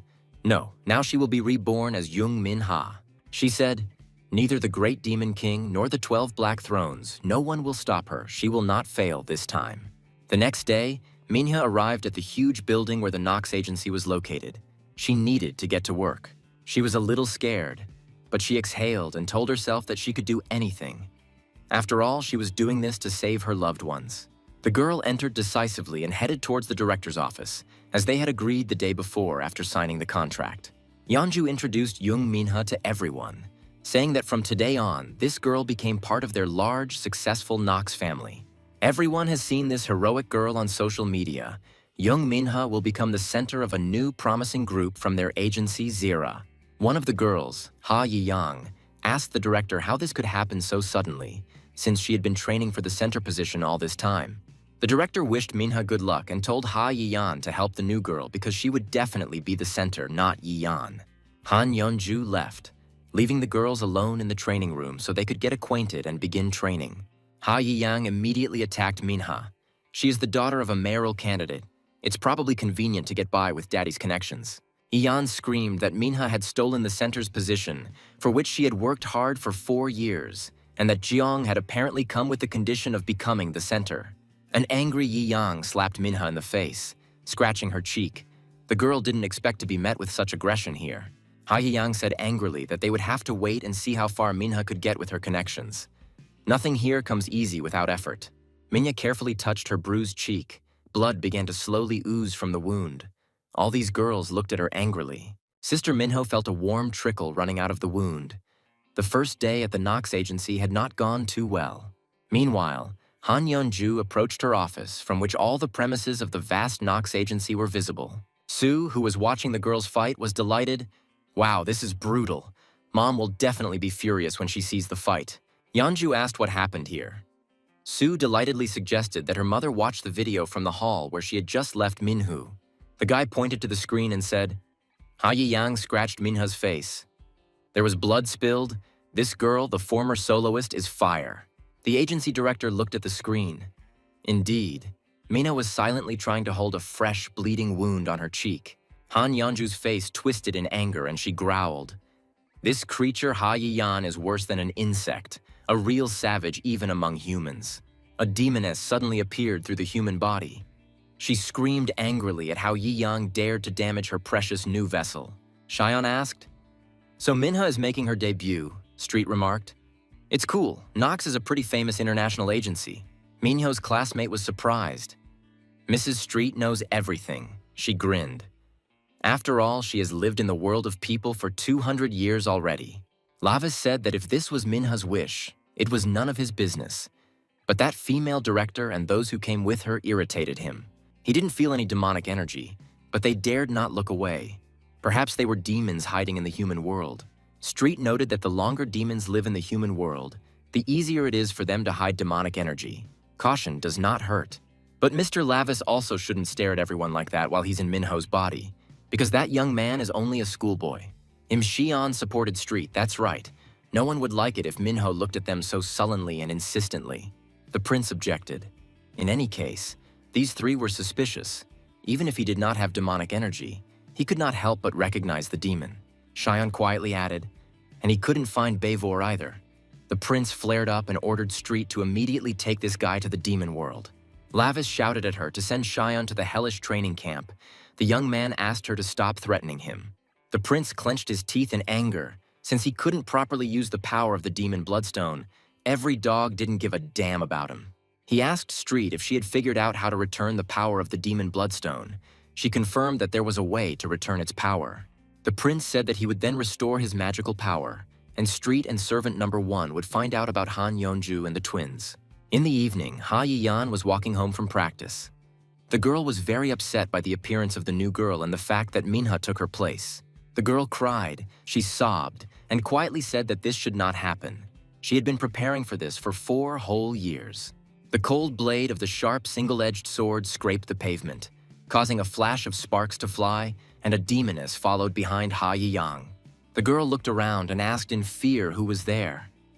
In the light of the lantern, she saw with horror the cold gleam of a steel blade. Han Yeon, armed with 2 sharp, slightly curved swords, walked silently towards the failed lead singer of the new pop group. Ha Yiyang trembled with fear. She asked Han Yeon what happened, what she was doing here with a weapon. Did Yiyang do something wrong? The girl burst into tears. If it was because of Minha, she apologizes.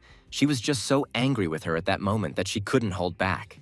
Ha Yiyang's eyes widened in horror as she saw a sword flying towards her, and the next second, the girl's tears mixed with her blood. Han Yan coldly slashed at the teenager with sharp swords. Everything around was covered in streams of blood. The demoness was happy.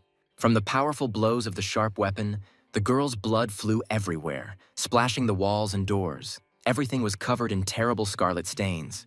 There were also warm drops of fresh human blood on Han Yan's face, and she calmly looked at the victim cut in half.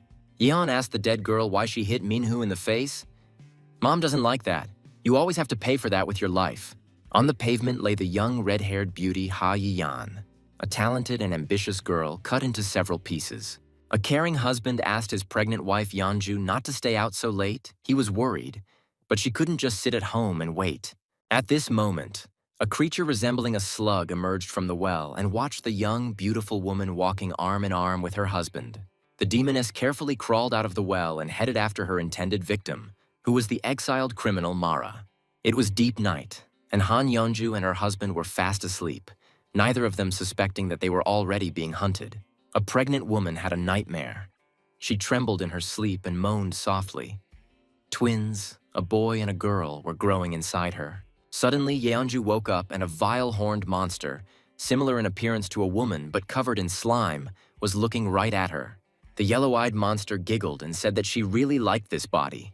Yeonju asked in confusion what she was. Mara shut the woman's mouth and told her to be quiet. Otherwise, she would wake up all the people here. There was no need to make noise. Everything would be fine.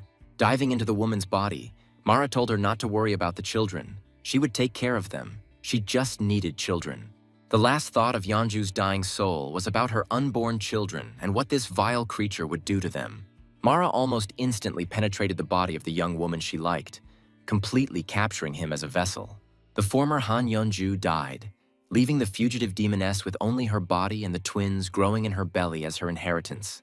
Mara took control of her body and giggled. Now it was difficult to recognize her, and she would be able to get used to this world of stupid, weak people. Yeonju's sleepy husband, awakened by the noise, sat up on his pillow and asked his wife for directions and if she was okay. But seeing the woman's eyes, the man instantly woke up. It couldn't be his wife. He opened his mouth in surprise and froze.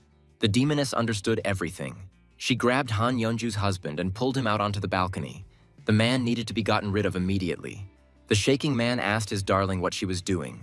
Mara asked if he was her husband, a very pathetic, unworthy creature. She said that he looked disgusting. How could one live with such a weakling? She intended to free herself from her pathetic husband. The man asked who she was and how she was able to get into the body of his dear wife, but he never received an answer to his question. Mara pushed him off the balcony of a high-rise building, saying that he didn't need to know this, that he was just an obstacle to her grandiose plans and should die. Yeonju's husband, falling down, screamed, "Where is his beloved wife? What did she do to her? And what will she do to their sweet children?" Khan fell to the asphalt and died instantly, covering everything around him in blood. The investigation concluded that he committed suicide. The demoness carefully grabbed her protruding belly and giggled.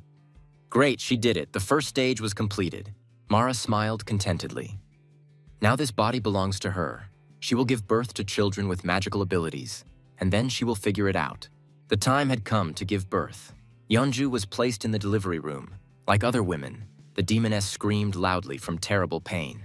Mara cursed and kicked the doctors, who tried to reason with the woman in labor and asked her to calm down. Otherwise, she would not give birth. Mara screamed at them to shut up and get this abomination out of her quickly.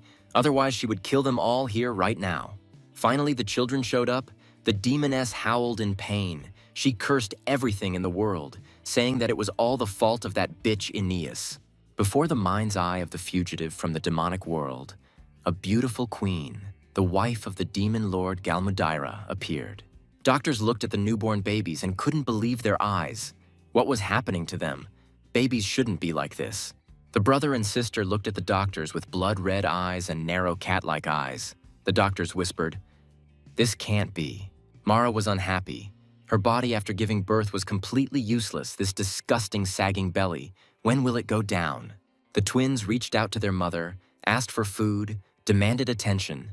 Their eyes returned to normal and became human-like. The woman pushed them away with her feet. Since they had taken her magical power, they had to pay back.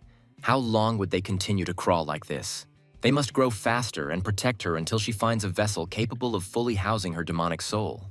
Han Yeonju's colleagues and friends didn't recognize her, and it's clear that she was shocked by her husband's suicide. But her behavior was still too much. Sympathy is not endless. She is no longer the same Yeonju that she was before. A colleague asked what about her children, how they feel. The friend was surprised that Yeonju doesn't even show them. She rarely even comes home, even though she got pregnant with difficulty and was so happy. At that time, Yeonju was flirting with a handsome, broad-shouldered television employee. The guy was crazy about such a beauty. The woman asked if Appa worked on television and knew a lot of handsome guys like him. The magical influence made the boy obedient. He was as if in a dream, the TV man confirmed. Of course, this is true. His eyes rolled back and he began to lose consciousness. Now Mara could do with him whatever she wanted. He became a doll. The guy obediently laid his head on the shoulder of the beautiful Yeonju. To those around him, it seemed that he had simply drunk a little more than the norm. Mara said to Aeneas in her mind, "Even in this human hell, there were plenty of young and beautiful things, and she would make them all hers." The fugitive demoness fiercely hated the queen of demons, the beautiful and powerful Mistress Aeneas, wife of the great king. Mara vowed that she would gain strength, one day return to the demon world and kill the hated queen with her own hands. Director Noxa tearfully told the detective that Ha Yiyan should have been the center of the new group. She was the most talented of all. The police officer asked if the victim had enemies among her colleagues, or if someone was stalking her, and Han Yeonju burst into tears. The detective noticed that something was wrong with the agency director. She was shaking and kept holding a handkerchief. Han Soo told the detective that it was best to end things for today. The director treated the dead girl like her own daughter. Han Yan suggested that the police first talk to the other agency interns. Perhaps one of them might know something. The detective nodded his head. Of course he understood everything, such a tragedy. Then they would go and question other agency employees and interns. Standing up, he invited his colleague, Detective Park Young-un, to follow him. They had a lot of work here. They needed to hurry. As she left, Detective Park looked closely at the trio. For some reason, they all seemed very suspicious to her. Finally, the door slammed behind the police officers, and the demons breathed a sigh of relief. The agency director no longer had any strength left. Han Yeonju's entire body shook as she struggled to hold back the violent attacks of vomiting with the help of a handkerchief. As soon as the detectives left, she removed the handkerchief and a stream of green slime and hideous maggots flew out of her, filling her body. The beautiful director of a prestigious agency was literally turning inside out from the green abomination that was overwhelming her. She growled, "Damn detective, what is he trying to find, scouring everywhere? She paid them so much, and where are his superiors looking?" Han Soo tried to calm his mother down. The detective would just go crazy and stop. The guy noticed with horror that maggots were even crawling out of his head. Mara exclaimed, "This body is already rotting quickly. She is rushing with all her might, and this girl Ha Yiyang dared to damage her new vessel." The son hugged his mother and asked her not to worry. He would quickly prepare young Minha's body. There was no need to be so nervous. It was very harmful. Director Noxa agreed and told Hansu to start preparing as soon as possible. This body was already almost destroyed. The twins gathered the girls.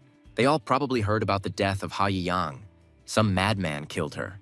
Hansu said that the girl was attacked right in the middle of the street, and he was worried about the safety of others, and the atmosphere needed to be improved. Therefore, from tomorrow onwards, they will all be living in a dormitory, so they need to prepare before coming to a new place. One of the girls asked if it was really necessary to live in a dorm, since they were all still in school, and it was very inconvenient. Hansu reminded that cohabitation is a law for idols. They must become one, as if they were one body. Minya said that she couldn't. The girl believed that if she wasn't at home, her mother and brother wouldn't be able to protect themselves from their stepfather's aggression. Han Yeon gave the girl an icy look. He noticed that Minha wanted a lot. If she couldn't do it at all, then Hansu took his sister by the shoulders and asked her to calm down. There was no need to worry so much. They would resolve all the issues and everything would be fine. He quietly asked his sister what she could do if she left even a scratch on this girl's face. Then Mom would immediately kill Yeon. The guy asked Mina to understand Yeon. She really valued Ha Yiyang. She was worried, so there was no need to anger the older Uni, and it was better to listen. The agency director has probably already explained everything to their parents, so they need to pack their things and all meet here tomorrow. Minhoo wasn't happy about this at all. She was already worried because her brother had changed a lot lately. And then there was this move. Lavis Vindika started going to the gym regularly to train Minho's body and made Im Sayan go with him. The poor programmer tried his best, but his body was terribly weak, while young Minho's body had already begun to gain strength. The prince felt his demonic energy gradually increasing, but it was still difficult to meet the demonic beast. He was terribly angry at Wanbi. If he wanted to use him, he should at least teach him how to control the demon bloodstone. Not long before, the magician decided to write to his old childhood friend Lavis in a letter on how to control the demon bloodstone. Wanbi wrote that he had 2 gifts for the prince. The first was how he could control the obtained demon bloodstone. The stone was intended to control the magic of many creatures, but the magician altered it so that it would transfer the magic of the soul to the human body. This power will only be fully revealed when the stone breaks. That is, when Lavis gets a good hit in the eye. And the second gift, Wanbi sent him that child. The prince must take care of her and stop being endlessly angry with his old friend. Now, you just need to give the letter to Lavis. The prince needs to read it carefully and strengthen himself in a world that is alien to him. But the hot-tempered demon prince read only the beginning of the message and, in a fit of anger, tore up Wanbei's letter without finishing it. And now, working out in the gym, Lavis suggested that most likely the method was described in the letter that he tore up. Suddenly, Street burst into the room, shouting to Mr. Lavis that something bad had happened. She was so scared that she forgot about her disguise.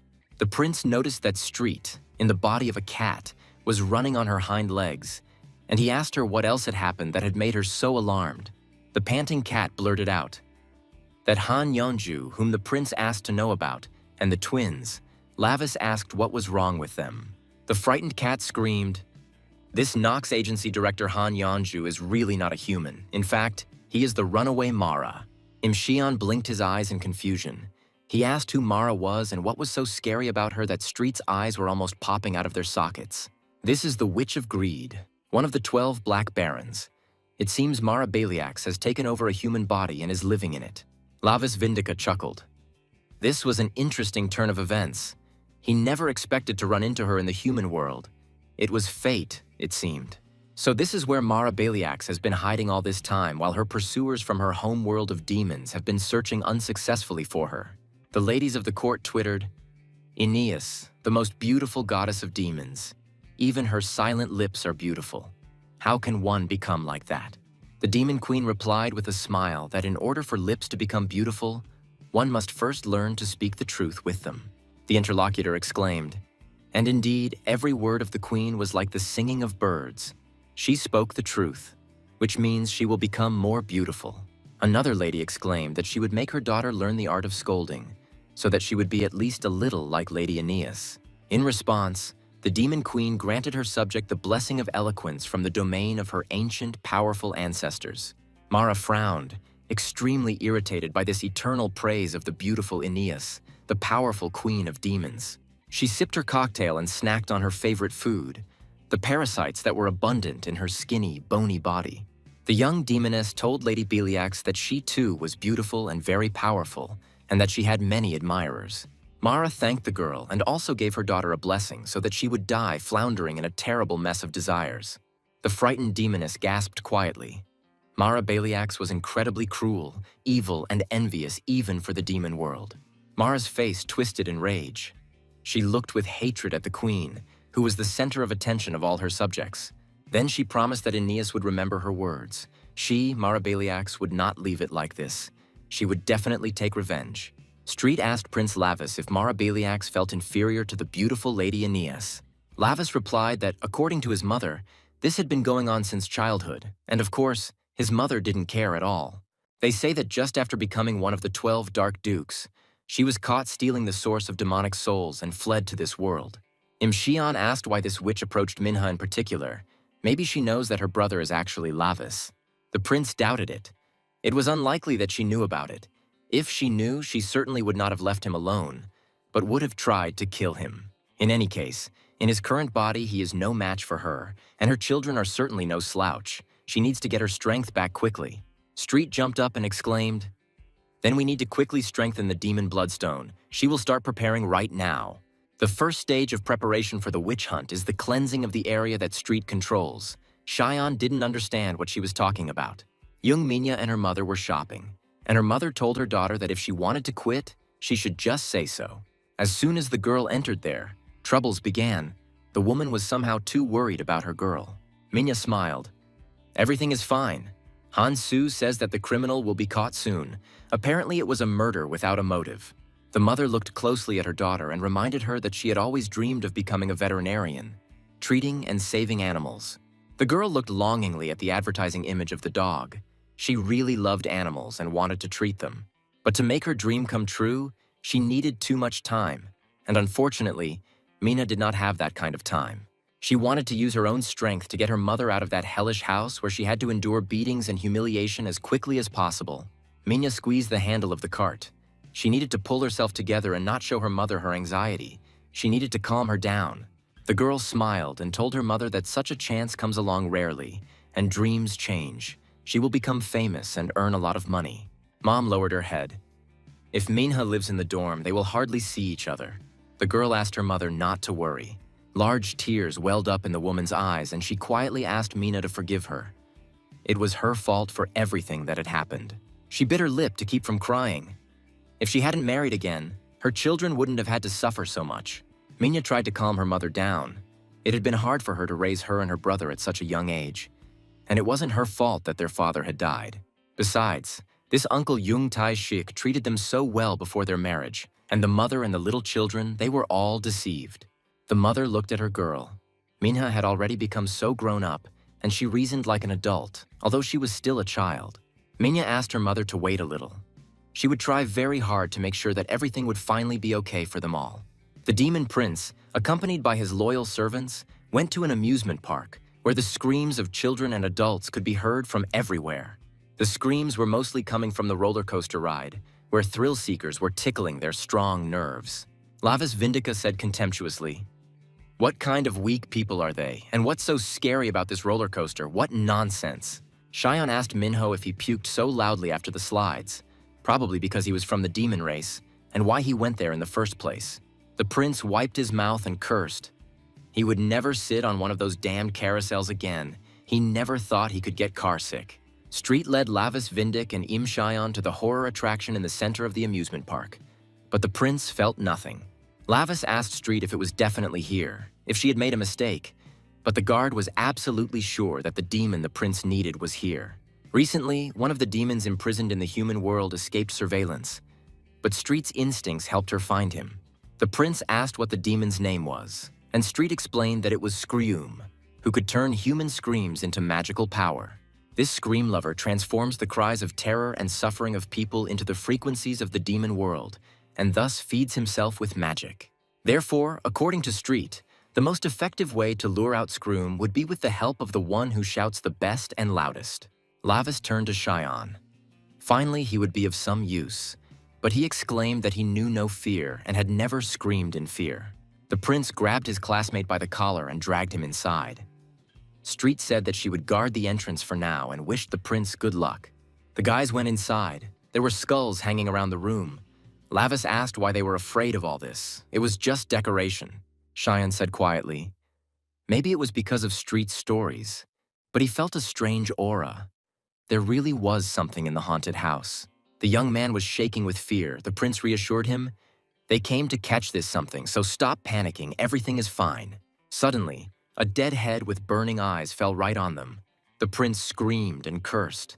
Cheyenne began to wail in horror. The boys were shaking with fear, and Cheyenne had tears in his eyes.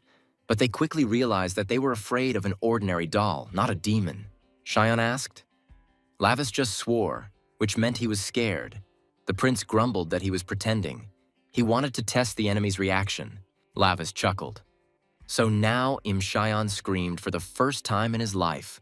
The young man wiped away his tears and muttered, "It seemed like that." While the boys were talking, a demon appeared in the darkness, and the prince wondered if this was really the fastest way to activate the power.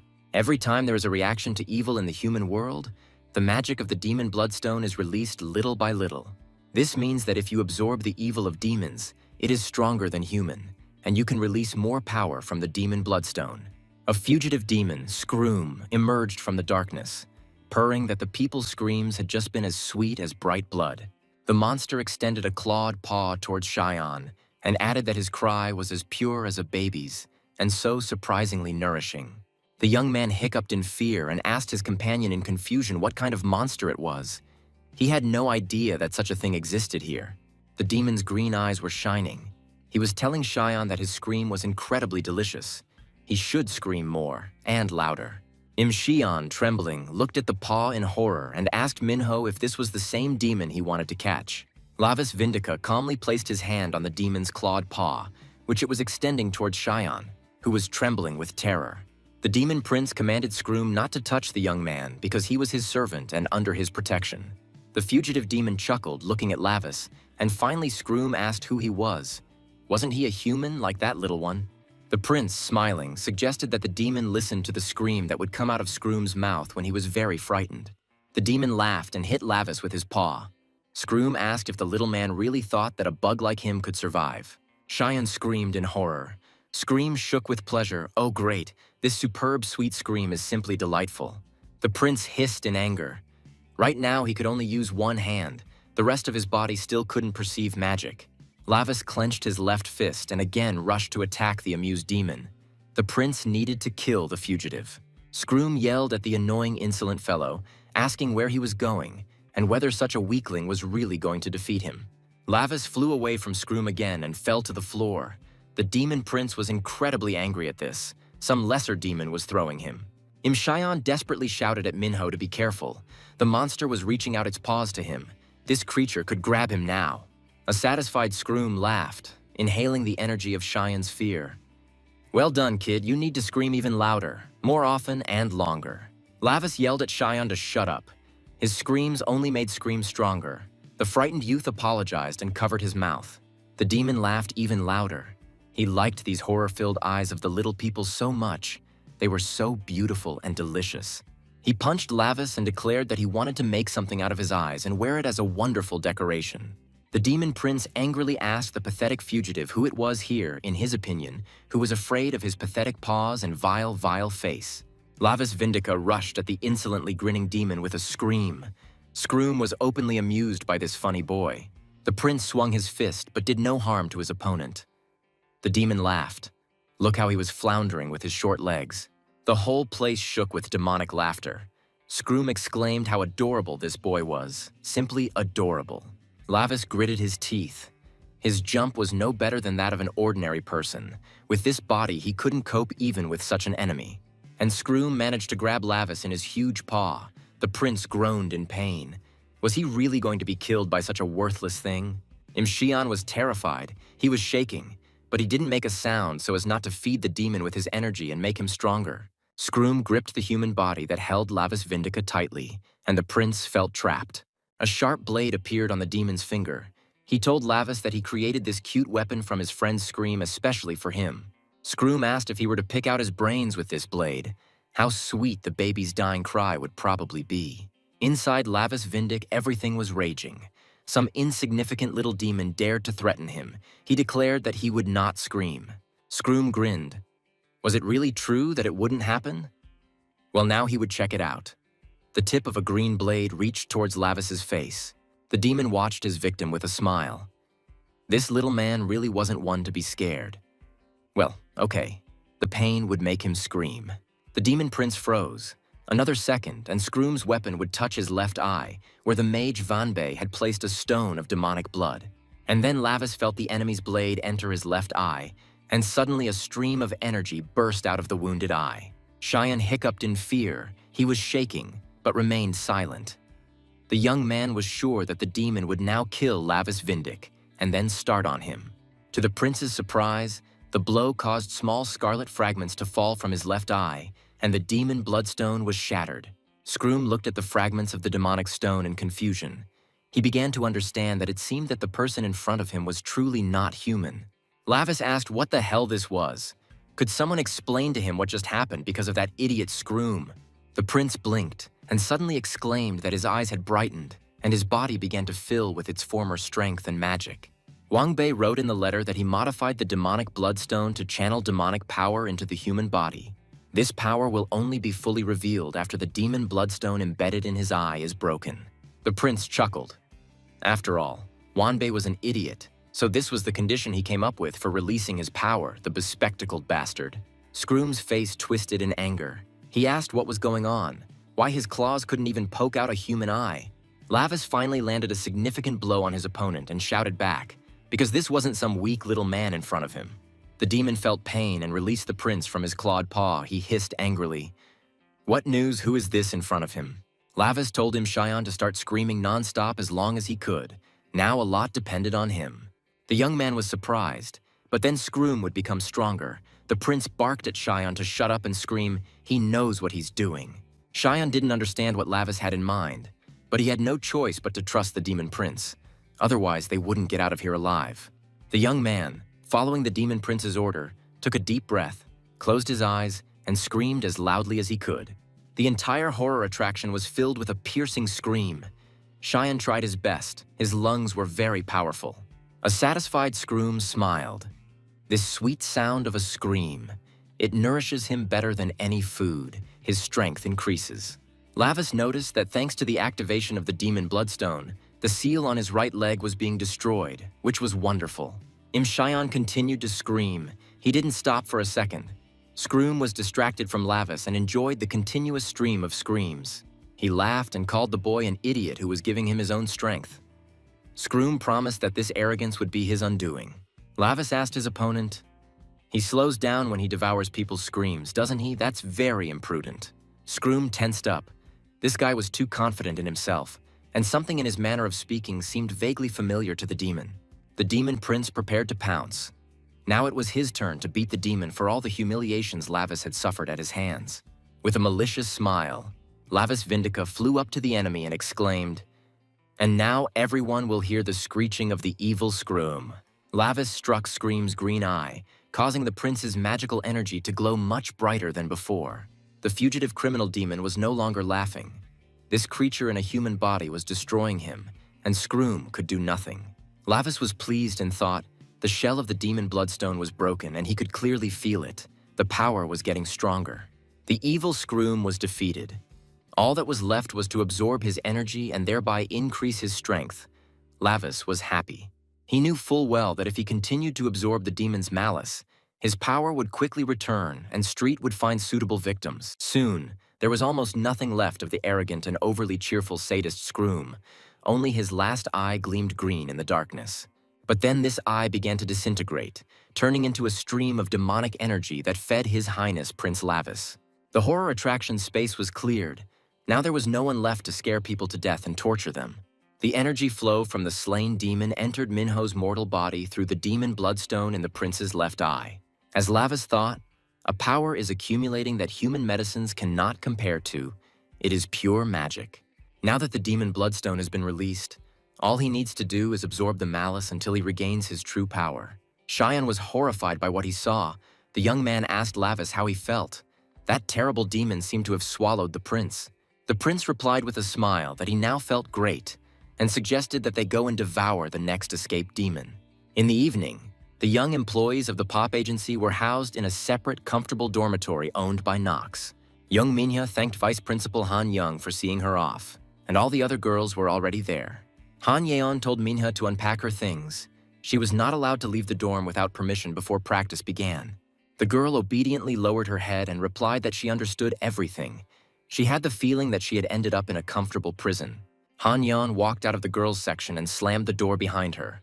Minhwa stood and looked at that door that she couldn't go through. The girl bit her lip to keep from crying. She really wanted to grab the suitcase and run away from there, but she still didn't leave. She clenched her fists and thought about her mother and brother. She must do everything to free her loved ones from this sadistic stepfather.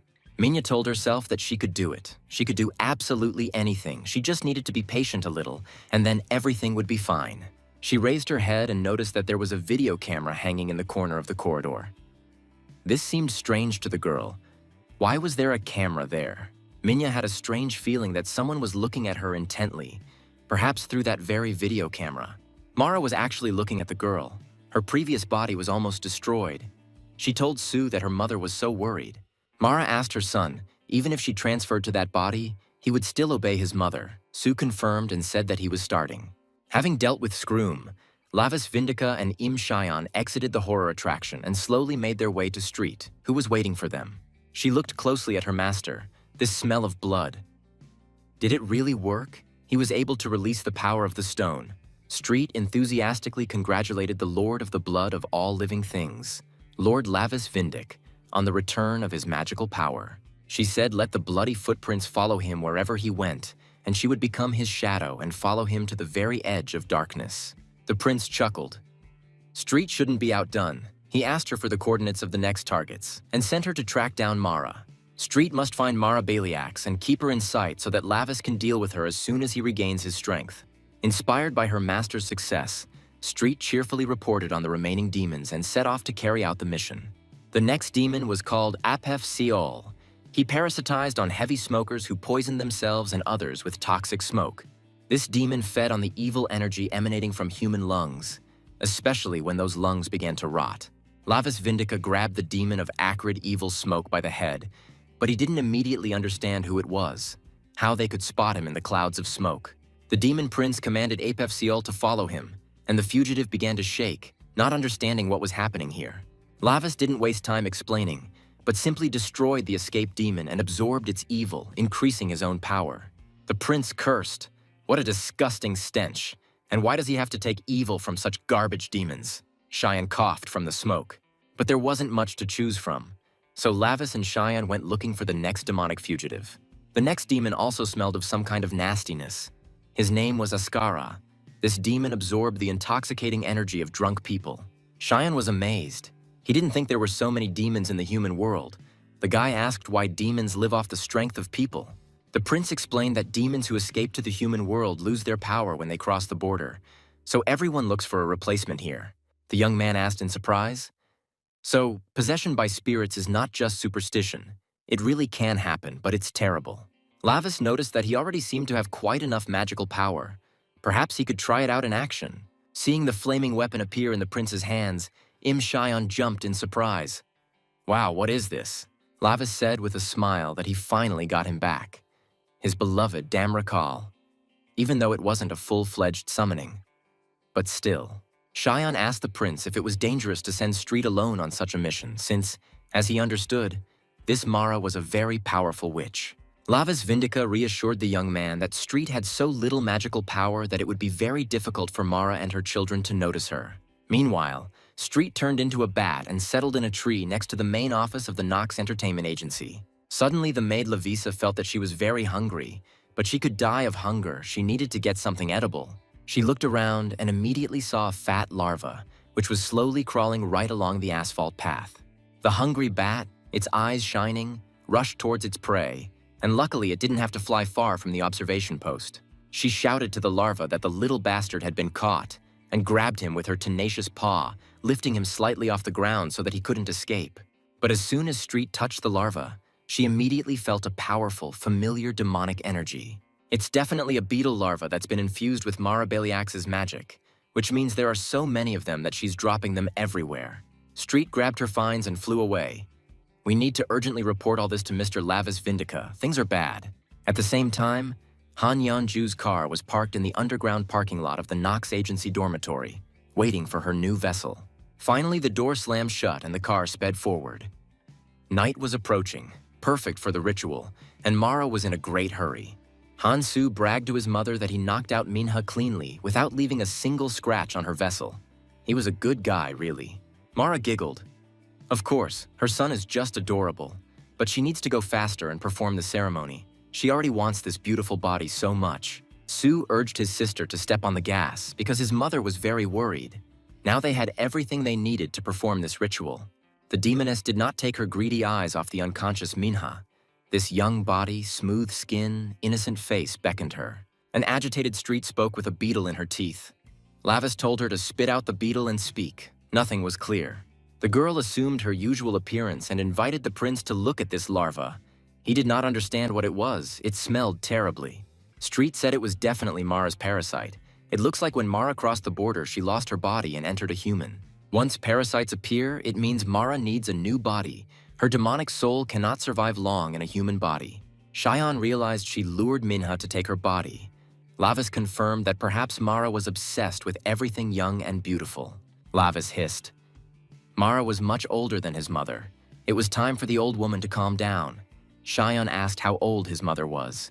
The prince thought, in human terms, it was somewhere over 6,000 years old. Cheyenne was taken aback. And how old was Lavis then? The boy frowned. He didn't even remember how old he was exactly. But when he was a child, Uncle Barkin had once shown him and Vanbei the world of people. Lavis remembers well that at that time people were building something in the desert, some kind of structures that looked like giant brick pyramids. Barkin laughed and said, "This is the temple that people are building in his honor. They will pray there and worship him, the great warrior." And such an insignificant demon god as Lavis Vindica could only dream of such a thing. The prince snorted. Big deal. But the clever Wanbei told Mr. Barkin that, as far as he knew, these people did not worship him, but the god Ra from the heavenly world. Uncle was furious. Why stupid people worship the one whom Barkin beat up? Wanbei shrugged his shoulders. How could he know? But it was hard to spoil Uncle's mood. He concluded that in any case he had won, so it was all his, and he laughed loudly. The stunned Im Cheyenne muttered, "They say the pyramids were built 4,000 years ago. This exceeds all expectations." Street brought them back to reality. She asked what to do. Mr. Lavis's little sister could be eaten by Mara. Lavis wondered if there must be some reason why Mara clung to Minha's body. She felt something in it. The prince repeated Street's words over and over in his head. Since he was in this body, he had to protect his younger sister as well. Mara, her children, and the lifeless MNHA hurried to the very same abandoned house where Baver Hilt had settled with flowers. Finally, they arrived at the building. Mara could barely walk. She said dreamily what a beautiful moonless night it was today. It was on such a night that she was born. Above her was a sky that showed nothing. The old witch leaned on her young daughter. Looking at the abandoned construction site, Han-soo asked his mother in surprise if this was the place. It seemed too deserted. Mara confirmed that yes, there is a gap between the demon world and the human world, which is hidden from the eyes of the heavenly world. The demoness looked around in surprise, wondering what this was, where all this came from. Who dared to occupy this building without permission? She looked at the rows of corpses, on which devouring flowers bloomed profusely, and among them walked the escaped Bavor Hilt. In the huge hall, hundreds of dead bodies lay and hung, transformed into terrifying flower beds for blue-purple predators. Seeing the uninvited guests, Bavor menacingly asked what they were doing there and who the hell they were to find out this address. The witch grinned. "She is Mara Beliax, and this is the body she chose for herself," Bavor asked in surprise. "Is it really Mara?" Hilt chuckled. Mara used to occupy the Black Throne, and now she is a fugitive, unable to even summon a normal monster. Bavor declared that this place was his now. Sue asked in surprise what kind of creatures were lying there. Hilt shouted for the guy not to step on the flowers. Mara sighed heavily. Yes, unfortunately, she is nobody now. She barely even has enough strength to support a weak human body. Therefore, she also prepared for such a situation. She has her dear, very strong children who are able to protect her. Beivor snorted contemptuously. This is a cross between a man and a demon. A parent unable to protect his children. A pathetic sight. Mara asked Beivor why it mattered to him. She gave them life, so they must fulfill their duty, and they would definitely protect her from him. So Hilt better take these stinking weeds and get out of here, Beivor flared up. These are not weeds, these are his sacred flowers. Clutching a shoot of the devouring flower in his hand, an enraged Beivor Hilt shouted out, why no one understood the value of these flowers. He pushed off the floor and rushed at Mara Beliax and the twins standing with her. Hansu was holding the lifeless Minha in his arms. Mara's son met Beivor with a kick to the jaw and the words, "What is this brainless demon doing?" Hilt gasped and flew to the side. Mara laughed and praised her son, who deftly repelled Beivor's attack. She remembered how she endowed the children with the power of demons. She was, of course, very sorry to waste her source of demonic souls on them. She stole it with such difficulty in the demon world. The babies cried and did not want to swallow the disgusting liquid that she poured into their mouths and yelled at them to swallow it. It was water from the source of demonic souls, which is located in the valley of Har Nahim, the deepest place in the world of demons. This place, filled with the tears of the God who created this world, this water can be called the source of magical power of all demons. And this is the only holy water that can quench the greed of Mara Beliax. She passionately desired to obtain it all her life. Mara believed that King Gamadare Vindica had appropriated the source of demonic souls unlawfully, and this infuriated her greatly. She felt sorry, of course, to give this water to human children, but nothing could be done. Let them drink it and protect her. Meanwhile, she will try to find the Serkile hidden in the human world, and then she will become invincible and will be able to return. Imxian asked Street if she was sure they were headed this way, and she confirmed that the strong stench of Mara was getting closer. The white cat looked at the abandoned building in the middle of the forest and confidently said, "Here, it definitely has to be here." Street returned to her normal form, and Cheyenne wondered if there really was a building in such a remote place where it came from. Street glanced regretfully at her damaged nose, covered with a bandage. She sighed. Now her nose was useless. Out of breath from walking fast, Imxian begged Lavis Vindic to definitely save Man. The prince chuckled, he thought. Lavis hugged Cheyenne and said, "Okay, let's go." The young man was stunned. What if he also went? He would only get in the way there. The prince looked at the trembling youth and replied that he was wrong. He would make an excellent human shield. Cheyenne sweated in horror. Street wished Mr. Lavis Vindica good luck and begged him to destroy the evil witch Mara Beliax, who had escaped from their world. The demon prince turned to Street and ordered her to come in as well. They needed the numerical advantage, so go ahead.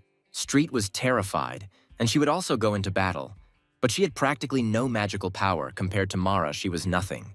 The messenger from the demonic world thought with longing, why did she have this wealth and fame?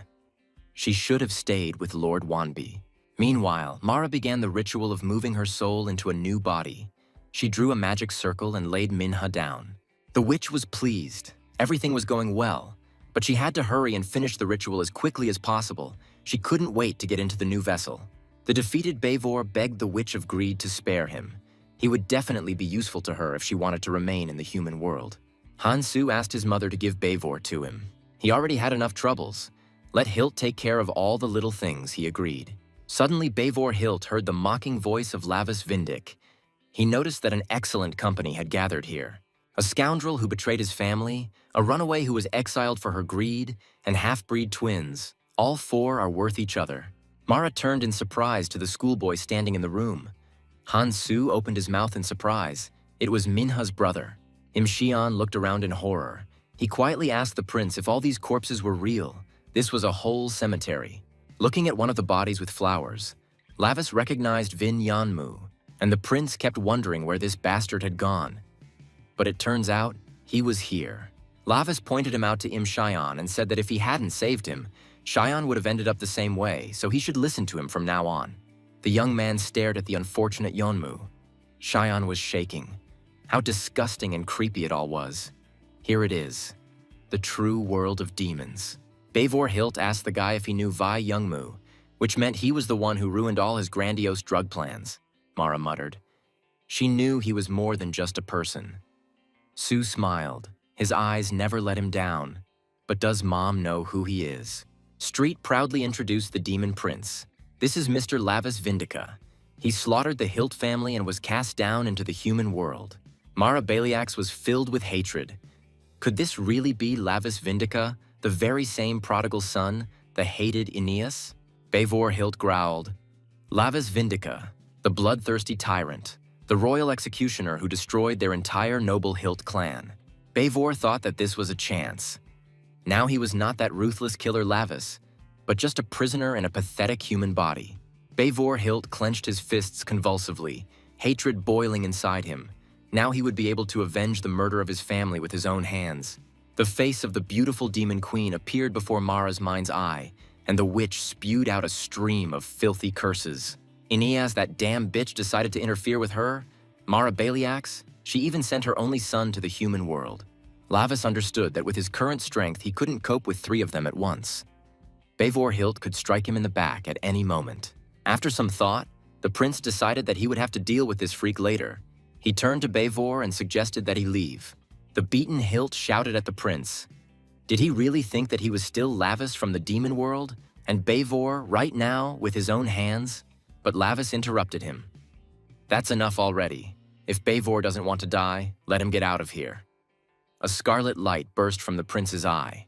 Beivor Hilt hiccuped in fear as to why this demon trapped in a human body had magical energy and power. The prince told Beivor to tell the demons in the human world that he, Lavis, had descended into the human world as the Lord of Blood, and that they should sit quietly. Beivor shook with fear. How could this bloodthirsty degenerate use magic in a human body? It was simply impossible. But he remembered the bloody massacre in the castle of Hilt too well. With a curse, Beivor broke free from Su's hands and ran away. The fugitive demon flew out the window and hurried to escape. He understood perfectly well that the damn prince would later continue to look for him. Now the prince turned to the old woman, saying that in order to become younger, he had to endure hellish pain. He couldn't just take and steal other people's bodies. Mara Baliax jumped up in anger. How dare this little freak call her an old woman? She is an eternally young beauty. Blood gushed from the witch's mouth. The former body was dying. Su carefully took his mother by the shoulders and told her that she should not overexert herself. Mara laughed. That's true, but soon it will all end. She will move into a new, beautiful body and regain her former strength. The witch chuckled, curious about the child Aeneas had cherished so much. What kind of face would she make when her children tore him apart? The prince replied that he too was interested in what Mara's face would be like when her children died at the hands of the son of the one she had always envied. Mara told the children, Su, Han Yeon, whoever brings mommy the tongue of this impudent degenerate first will receive a generous reward. A magical flail with a heavy spiked ball on the end appeared in Su's hands. The guy laughed. Finally, a fight. He answered his mother with a smile. Of course he would do it. Just let mommy wait a little. He would quickly deal with the boy. 2 swords sparkled in Han Yeon's hands. She didn't say anything, but her gaze was unwavering. She could always please her mother first. Su shouted at Han Yeon to stay back. He was sure his venom would be enough to shut that idiot's mouth forever. Lavis Vindica summoned his beloved bloodsword Damrakal, pushed aside the servants and rushed into battle with the twins of Mara. Han Yeon irritably told her brother not to interfere and not to interfere with her fighting the hated enemy of their beloved mother. The brother growled at his sister, demanding that she get out of the way because she was in his way. He was spinning his deadly chain and could hit her. The girl calmly replied that Su should shut up and cover her back while she attacked the demon prince Lavis Vindic. The prince noticed that the twins had no coordination at all, and that he needed to take advantage of this and cause a quarrel between the brother and sister. Lavis noted with a grin that before killing him, they would rather tear each other's throats out. It was immediately obvious that they were related. Su hiccuped and jumped to the side. He yelled at his sister to be careful. She almost hit him with her favorite toys. Lavis saw the twins interfering with each other's attacks. Su being overconfident and Han Yeon being cynical, perfect to drive them apart. The prince assessed the positioning of his opponents and made a move. He parried Yeon's attack and deliberately pushed her sword aside with his own. This move seemed illogical from the outside, and the calculating Yeon did not expect this from the heir to the throne of demons. Her sword flew to the side. Everything happened exactly as Lavis wanted. Yeon's blade met the spiked blade of Hansu's flail. Sparks flew. The brother cursed, and here again Ha-yeon was interfering with the movement of his weapon, waving her blades around at random. The girl hissed irritably. Her brainless brother was getting right under her blows. Mom would be unhappy with her children again. Lavis took advantage of Yeon's distraction and attacked her. Damrakal slid across the girl's naked torso and inflicted a wound on her. There were a few drops of Han-yeon's blood hanging on the tip of the demon prince's crimson sword. They did not evaporate, meaning she was very strong. Lavis thought, even though the brother and sister were half-breeds, they had enough strength. I wonder what Mara Baliax did with these twins. Seeing his sister's wound, Sue exclaimed that she was fighting well, but he would cut out that freak's tongue, and the guy rushed to attack the prince. Lavis didn't have time to jump back, and the spike of Hansu's weapon hit his human body. Blood spurted out, and the demon prince felt pain. Han-yeon rushed into battle again and shouted that she would cut off this idiot's head. Sue must understand this and stay out of the way. She attacked the demon prince with both blades at once. Lavis dodged and took a step back towards the swordswoman's brother. Han-yeon was shocked. This guy managed to dodge her fastest and most deadly attack, but no human could do that. Hansu, overjoyed by his success, shouted to Lavis that he almost died. He had to be more careful. He had to die by his hand. The prince jumped back from the blade with sharp spikes flying at him and stumbled. Seeing this, Yeon again rushed at Lavis with two swords. The girl jumped up and furiously struck the impudent guy who had dared to wound her, who had fallen to the floor with both crinks. But Lavis Vindica managed to rise and blocked Yeon's blow with his scarlet sword Damrakal, the favorite weapon of the heir to the throne. Han-yeon pressed on her opponent and, as if enchanted, repeated to him that he should die. Her trembling was transmitted to the sword in the hands of the demon prince. Lavis waited for the right moment and threw back the girl who was attacking him. She only managed to cut off the tie on his school suit. The prince realized that there wasn't enough magical energy for both of them. He had to try to provoke them. He shouted to Sue that his sister was strong. Hansu screamed in rage. What does his sister have to do with it? She can't be stronger after all. He was born 18 minutes before her. The boy unwound the chain of his weapon and rushed at the prince, shouting that he would be the one to finish him off and not some sister. Lavis Vindica watched Hansu's hysteria and wondered if such a simple move could be so effective. Mara's son swung his formidable weapon at random, trying to hit the prince, and Han-yeon also rushed into the attack with a desperate cry. She called her brother a stupid idiot and asked why he also got into close combat. His weapon was most effective at long range. Sue yelled at his sister, demanding that she shut up. He would be the first to bring the corpse of this degenerate to his beloved and only mother. Lavis Vindica was pleased with the result. The two were fighting like dogs. Their attacks had become more furious and chaotic. Everything was as it should be. And most importantly, Hansu fell into the range of his attack. The prince lightning fast struck Mara's son with his blood-red sword. Street said that Mara of the 12 Thrones, whom she respected so much, could not curb her greed and became such a monster. The witch went berserk. She screamed at Street. Who was she calling a monster? She herself was a pathetic creature with no power. Mara hit Street, who had angered her, with the slime that her hands had already turned into, and Lavisa's assistant gasped. She was wounded. Street gritted her teeth in pain, but she continued to distract Mara Baliax, giving Cheyenne the opportunity to try to free Min. The young man rushed as fast as he could towards the magic circle in which Minho's sister lay, but she was protected by Mara's protective dome. The young man hit the dome with his hands, trying to destroy it, but he was unsuccessful. The witch's magical dome did not give in. Cheyenne's hands shook. He felt pain, and for some reason he felt both heat and cold at the same time. He clenched his teeth. He saw the girl very close. She was lying motionless under this very dome. His hands were already hurting unbearably. What should he do? Cheyenne clenched his teeth to dull the pain and pressed harder on the magic dome. What to do? How can he help his friend's sister?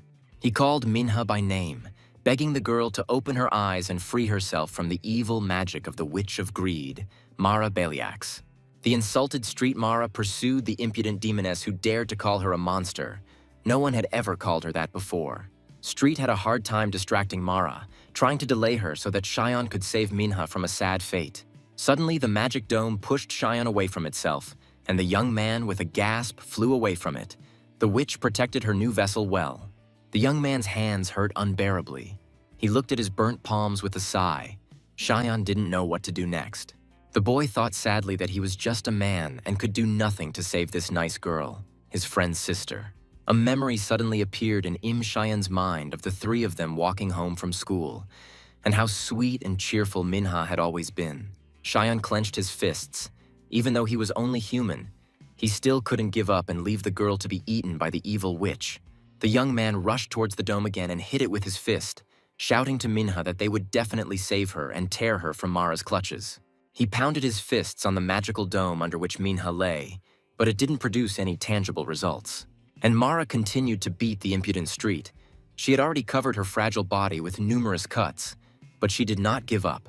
Finally, Mara Baliax asked the girl if maybe she should stop playing this pathetic game of demons, since she was too weak for it. The wounded street thought that even with her rotting body, Mara was capable of such attacks. After all, she occupied one of the 12 black thrones. The Witch of Greed laughed. Did Street really think that because she was in this state, she could be dealt with so easily? That was a stupid mistake. Mara Baliax launched 2 pikes at the wounded Street, literally pinning her to one of the large pillars of the Great Hall. Street screamed in pain, blood gushing from her punctured shoulders, but she still tried to keep the greedy witch's attention.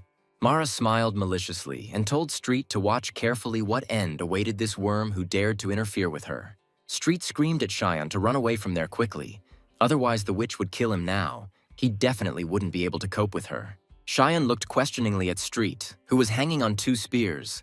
Only now did the young man realize that things were very bad. The demon prince's assistant hung on a pole, and a pool of blood was growing right beneath her. But she was more worried about someone other than herself. Xian let out a piercing scream. Mara threw him away from the magic circle and glued him to the floor with a clot of her mucus. The witch looked at Street cheerfully and told her to wait a little. She would use her as a source of nourishment along with that little man. Cheyenne tried to tear the sticky, stinking abomination of Mara Baliax off himself, but his body did not obey him at all. He could not even move. The witch extended her shaking hands towards Minha, who was lying on the floor. She had wasted too much time because of these bastards. She cried out, "I swear by the blade that cuts souls, moon of vow, I reject this rotting flesh. Let the flame of greed open the way." Mara continued, "The flame of greed will tear apart the gates of the heart and turn life upside down. Listen to me, darkness. My vow will be fulfilled." Suddenly, Minha opened her eyes. The witch took over her body. Seeing this, the demon prince cursed. Mara managed to move. Damrakal felt the owner's anger and furiously flared with a crimson fire, the fits of anger making Lavis Vindic even stronger. Something had to be done urgently. Lavis looked around and assessed the situation. The twins were pressing him harder and harder, distracting him from Mara.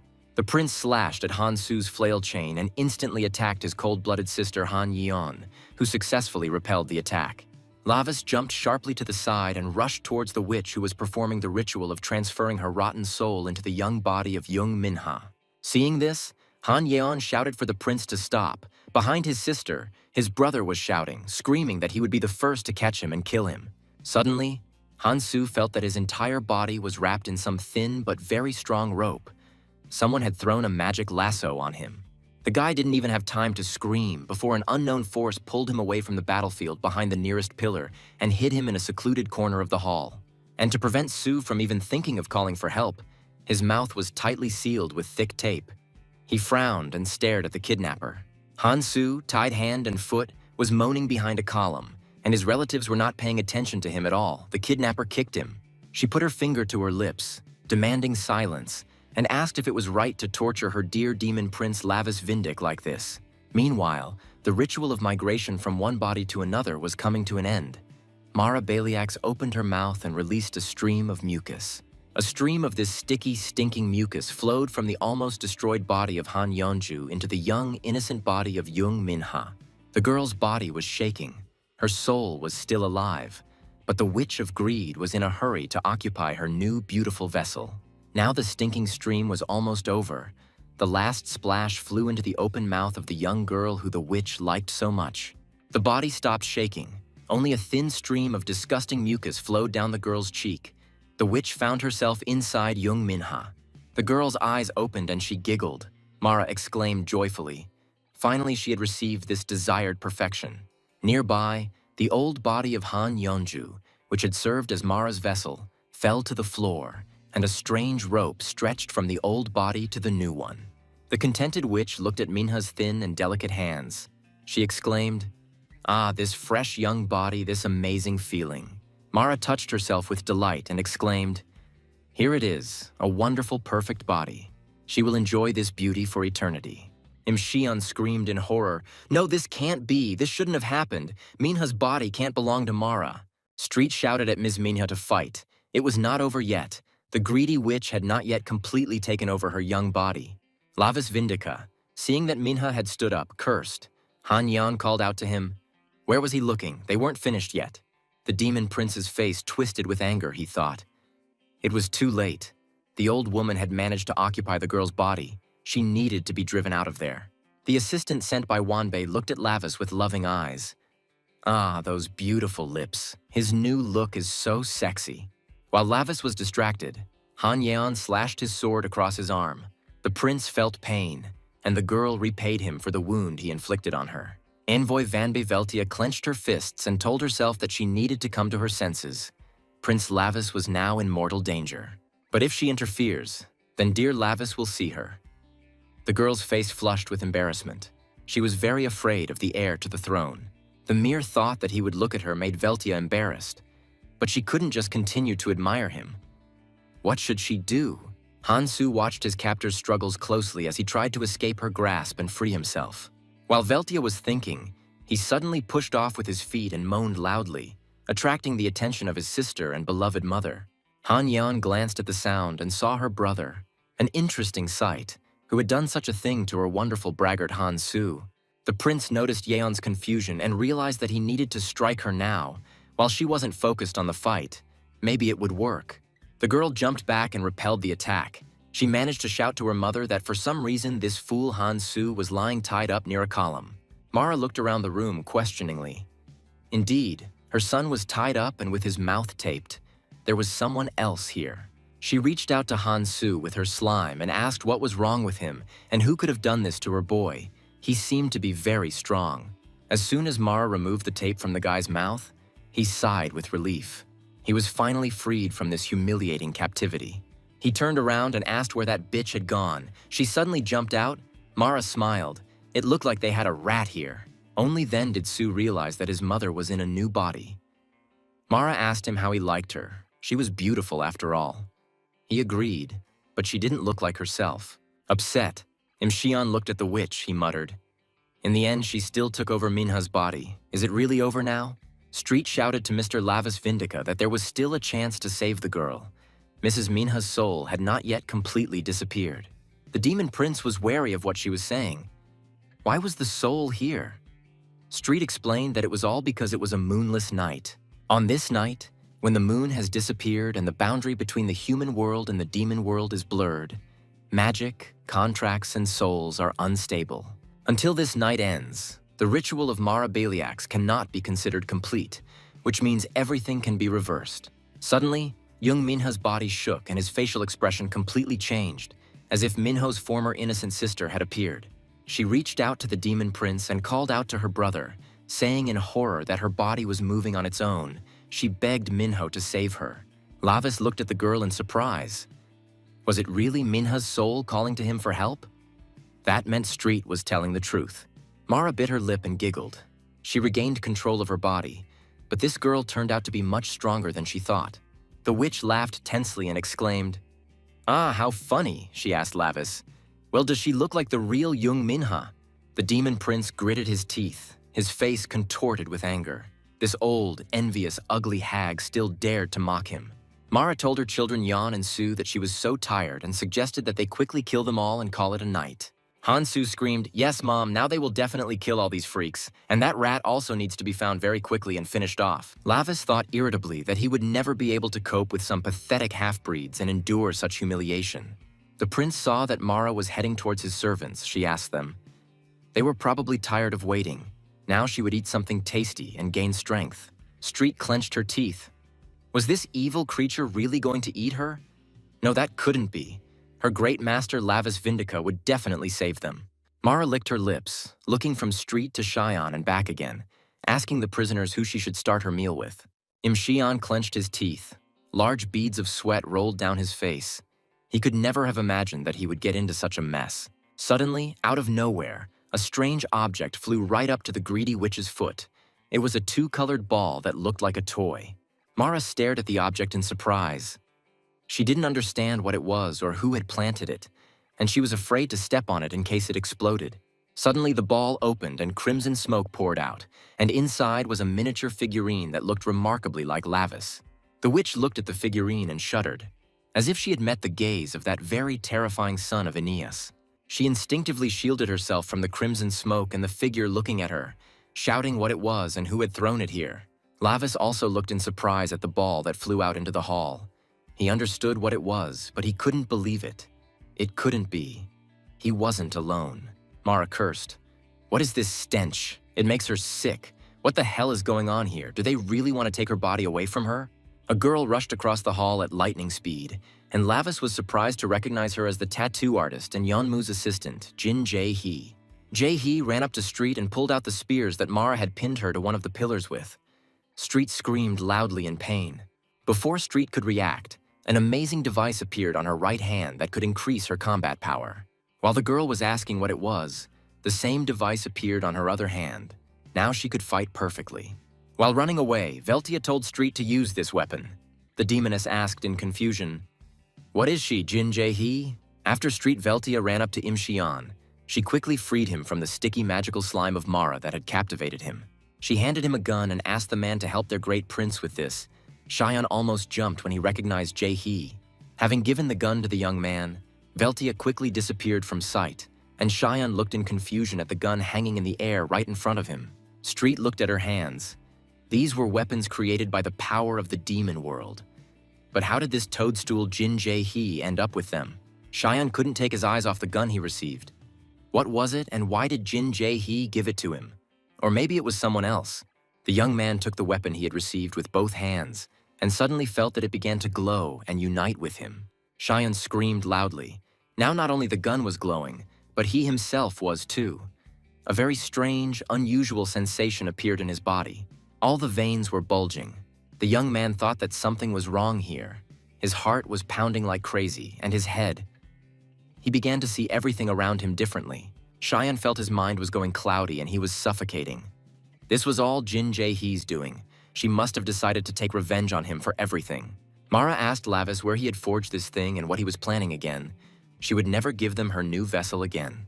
At that moment, Street flew up to the greedy witch, armed with the devices of the genius weaponsmith of the demon world, Veltia. The witch asked sarcastically, had she already put the toy on her hands? Street replied, "It's not a toy. You won't know until you try it." Mara screamed angrily. The outcome was obvious anyway. Street was just a lowly monster abandoned here with all sorts of toys in his hands. Street answered proudly to the fugitive evil witch, not to one who had abandoned even herself for the sake of pitiful greed, to say such words to her. Veltia's weapon worked. Street deftly chopped off part of Mara Beliax's tentacles. Sticky stumps were already lying around her. The witch grinned, so it wasn't just a toy on her. Well, that was good. She still couldn't fight her Mara herself. Besides, if she just gobbled it all up, it wouldn't matter anymore. With these words, Mara released a stream of her mucus toward Street. Lavisa's assistant noticed that Mara's tentacles were becoming harder and could no longer be cut. By the end of the night, the witch was becoming stronger. Street rushed to attack the witch again. She understood that Mara was adapting to the new body. The longer it lasted, the worse it would be for them. Mara laughed, even wondering what a quivering fresh monster would taste like, so young and cute. And then Street noticed that there was a dark rope trailing behind Min's body. That was the most important thing. It meant that not all was lost. This dark rope is the umbilical cord that connects Young Minha's body and Han Yeonju's body. Two vessels for Mara's body, the old one and the brand new one. That's right, Ms. Minha is an ordinary mortal. Her body is not adapted for magical entities like Mara. This means that Young Minha cannot accept the entire essence of Mara at once. Otherwise, she might die. It takes time for the complete transition. Street circled around the angry witch, who hunted the prince's assistant, trying to absorb her and strengthen her powers. The umbilical cord connecting Minha's body to Yeonju's body would need to be cut if that magical protective dome was to be destroyed. Meanwhile, Imxian began to come to his senses. He stopped choking and felt that his breathing was gradually becoming more even. He looked again at the gun he had received from Jin Jae-hee. He couldn't understand what he should do about it, how he could help them. And then the young man saw that very magical dome that he could not penetrate. But now, underneath it lay the lifeless body of Han Yeonju. Cheyenne turned his gaze to Minha's body. Instead of hands, she had disgusting slimy tentacles of a witch. The young man shuddered. Disgusting. And then he saw that Han Yeonju's half-dead body was connected to those tentacles by a strange tube, similar to a baby's umbilical cord. In this case, Mara has not yet fully moved to Minha. You need to act as quickly as possible to save the girl. The magical dome is needed until the transfer is completely completed to protect the witch's previous body from destruction and detachment. This meant that there was still a chance that Minha would return to them if the magical protective dome was destroyed. But the young man did not know how to do this. Suddenly, Cheyenne noticed that he now saw the dome completely differently. It was no longer a solid, impenetrable surface. The young man froze. He saw the structure of the magical dome. It turned out that this structure was just geometry. This was familiar to him. Geometry is shapes, and shapes can be translated into formulas. Ultimately, a dome is simply a structure calculated by numbers. This dome maintains the connection between Yeonju and Minha's body, which means we need to solve the dome's equation and find a vulnerability in it. Cheyenne began to count, analyzing the barrier formula. In the center is a cubic polynomial. The mana flow is in the form of an S-shaped curve. The core of the seal is hidden in the extremum, which means it needs to be differentiated. The young man scribbled lines of complex calculations. Street glanced sideways at the smart guy. Is this a magic formula? Is Cheyenne really hacking into the magic dome right now? That would be great. The girl fought off Mara, distracting her. It turns out that thanks to the weapon from Jin Jae-hee, Cheyenne was also able to analyze magic. The witch screamed at Street for that damn rat to come to her. She would finally swallow her up. How much longer could she kick there? It was useless. Street realized that in any case, while Cheyenne was dealing with the magic dome, she had to buy as much time as possible. The young man muttered, transforming the dome structure into a matrix formula, the main diagonal, the mana vector, a symmetrical matrix. Cheyenne's face lit up with a smile. If you find your own number, then there is only one vulnerability, and he will need its coordinates. Finally, the guy exclaimed, he had found it. The critical point of the structure was open. Cheyenne's eyes were shining with joy and pride. He found that very point on the dome and took aim. The young man shouted to the magical dome, here it is, its local minimum. Cheyenne carefully aimed and fired his pistol, joyfully declaring that this was the death of the protective dome. It was about to collapse. A magical charge flew out of the gun's barrel and headed straight for the critical vulnerable point of Mara Baliax's former body's defense. A concentrated stream of magical energy struck the dome with which Mara covered the magic circle and the body lying there. Unexpectedly for everyone, under the impact of the shot, the protective magical dome of the Witch of Greed began to crack noisily. And then Cheyenne's shot pierced the defense and the dome shattered into small pieces. Now access to Han Yeonju's body was free. Mara turned around and asked in shock what it was. What had happened to her magical protection? Why the dome was collapsing? Imxian had never held a gun in his life, and the recoil from the shot sent him flying backwards, causing him to tumble backwards. The indignant witch screamed that with her magic circle and protective dome, it had never been destroyed before, especially by people. The happy young man lay and laughed. After all, he was able to calculate it, and the formula was proven correctly. How great it is to be smart. A gun, very similar to a toy, was lying next to Cheyenne, and suddenly he felt his head spinning. Losing consciousness, the young man quietly muttered that everything worked out according to his formula. The magic dome was destroyed, and now Minha was saved. Mara's face was distorted with rage. How dare these pathetic creatures climb on her? Her body was not yet completely transferred to the new vessel, and they, seeing that Street was next to Han Yeonju's body, Mara yelled at the demoness to stop. What was she going to do?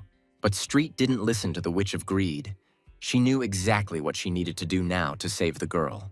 She slashed with Veltia's weapon at Yeonju's lifeless body and severed the magical umbilical cord. Blood gushed out, and the old body died. Mara screamed piercingly, What the hell is this crazy fool doing? She's going to ruin everything, the insignificant creature. The enraged witch hit Street with a powerful stream of her slime and threw her away from Han Yeonju's torn body. The girl flew away from Mara's old body and crashed into the brick wall of the building. The impact was very strong and painful. Mara rushed towards Han Yeonju's body lying on the floor, screaming that she couldn't let anyone ruin everything right now. The witch lamented, "My body, my precious body. I can't lose a single piece of flesh. What this creature did, the bastard." Street said greed grows like a tree, but eventually breaks, unable to bear its own weight, and dirt sticks to the broken piece. Mara screamed that this lousy, insignificant insect was carrying on. She would gnaw her down to the last tiny bone for her sabotage. Street smiled.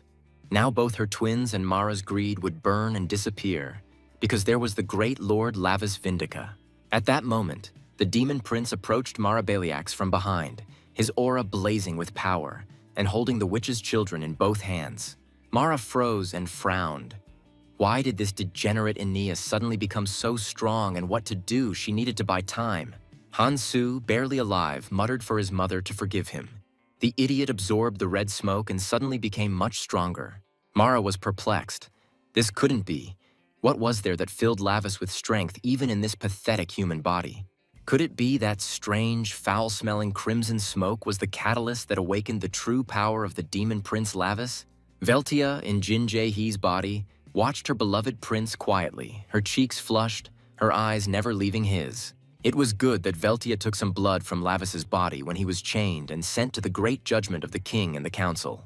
Veltia intended to keep this blood, precious to her, forever. But she had no choice. This blood was needed by the demon prince himself. Wanbi told her that she was now needed by her beloved prince, who was sent to a foreign world so that Lavis could survive and win. The magician explained to her that a special magical stone of demonic blood was implanted into the body of the demon prince, as well as into Veltia's new body. If you absorb blood from your real body, you can regain some of your power, so she gave the blood to make Lavis rampage like before. The demon prince sighed with relief. He felt a surprising lightness, and a horn appeared on the head of the human body. An angry Mara cursed. These children are useless, insignificant creatures. Couldn't the two of them cope with one teenager? Mara extended her tentacles and freed Hansu's son first, and the boy felt the witch adding her power to his body. She then extended a tentacle towards Han Yeon. The girl's body shuddered as her mother entered her body and poured some of her own power into it. The twins' eyes flashed, they laughed, and simultaneously broke free from the hands of the demon prince Lavis Vindic who was holding them. Hansu immediately took his favorite magical weapon, a flail with a ball studded with sharp spikes, and prepared for battle. Han Yeon summoned her swords, which she handled with absolute mastery, the humiliation she had experienced pushing her to kill her opponent faster. Hansu thanked his mother for saving him and for giving him strength. He was sure that now he would definitely kill that bastard demon Prince Lavis. With the new strength she received, Han Yeon's veins bulged as she rushed into battle, repeating over and over again that the nasty boy, brother Minha, should die. But now the strength Lavis received from the blood was enough to simply deflect the twins' blows with his hands. They could not injure him. Mara exclaimed, "Lavis Vindica, he, the degenerate who calls himself the Prince of Demons. Why is he risking his life for some human?" The witch also entered into battle with the prince, but she could not understand him, because Minha was not even his real sister, so why should he care about her? Lavis chuckled. The greedy witch Mara Beliax wouldn't understand this, but if she was so interested, then it was all about one birthday cake. While fending off the attacks of the twins and their runaway mother, the demon prince said with a smile that the birthday cake was surprisingly delicious. Mara was amazed at what this guy was saying. He seemed to have gone completely crazy while he was in this hellish world of people. What the hell kind of cake? Lavis explained to the greedy witch that the cake his sister fed him was not a taste from the human world at all. It was a taste from heaven. Hansu angrily exclaimed, "What is Lavis Vindica talking about? He is a purebred demon, a demon prince, so why is he talking about the heavens?" Lavis summoned his bloody sword Damrakal and asked the twins, since they were brother and sister, if they had ever fed each other cake. Hanyeon asked, "Lavis must be crazy. Why would they feed each other unless they throw cake in the face of that runt of her brother?" The twins' answers interested the prince, so that's how it was. He waved his hand towards the cynical swordswoman Han Yeon and inflicted a light wound on her. The girl screamed, Blood spurted from the cut on her neck, but at the same time this Lavas Vindica became invulnerable to her and her brother's attacks. Drops of Han Yeon's warm blood splashed onto the demon prince's face, and now, through the blood, Lavas could learn absolutely everything about this girl. He carefully licked the blood that had gotten on his face, wondering how ordinary children, whose parents were humans, had become monsters. And so Lavas mentally transported himself into Han Yeon's memories. He could see what had happened to this girl since her childhood. The demon prince saw little Han Yeon approach her mother and announce that she got 100 points on the test, expecting her to praise her. Hansu stood next to his sister and told his mother that he had cleaned everything up and was hungry. His mother replied that they were annoying and that Sue could drink some water. Mara grumbled that these children were of no use, slammed the door and left, leaving the little ones home alone, hungry and sad. The little ones hung their heads sadly. They needed their mother's love and affection, and they tried very hard to deserve at least one kind word.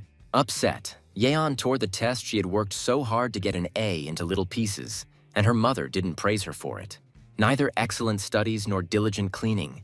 Nothing helped the little children of Han Yeonju receive even one praise from their mother. One day they all went to a cafe together. Mara, as always, was in a foul mood. The little bastards really irritated her. She looked at the couple sitting opposite her and angrily told the children that if it weren't for them, men would be throwing themselves at her. That girl was infuriating her.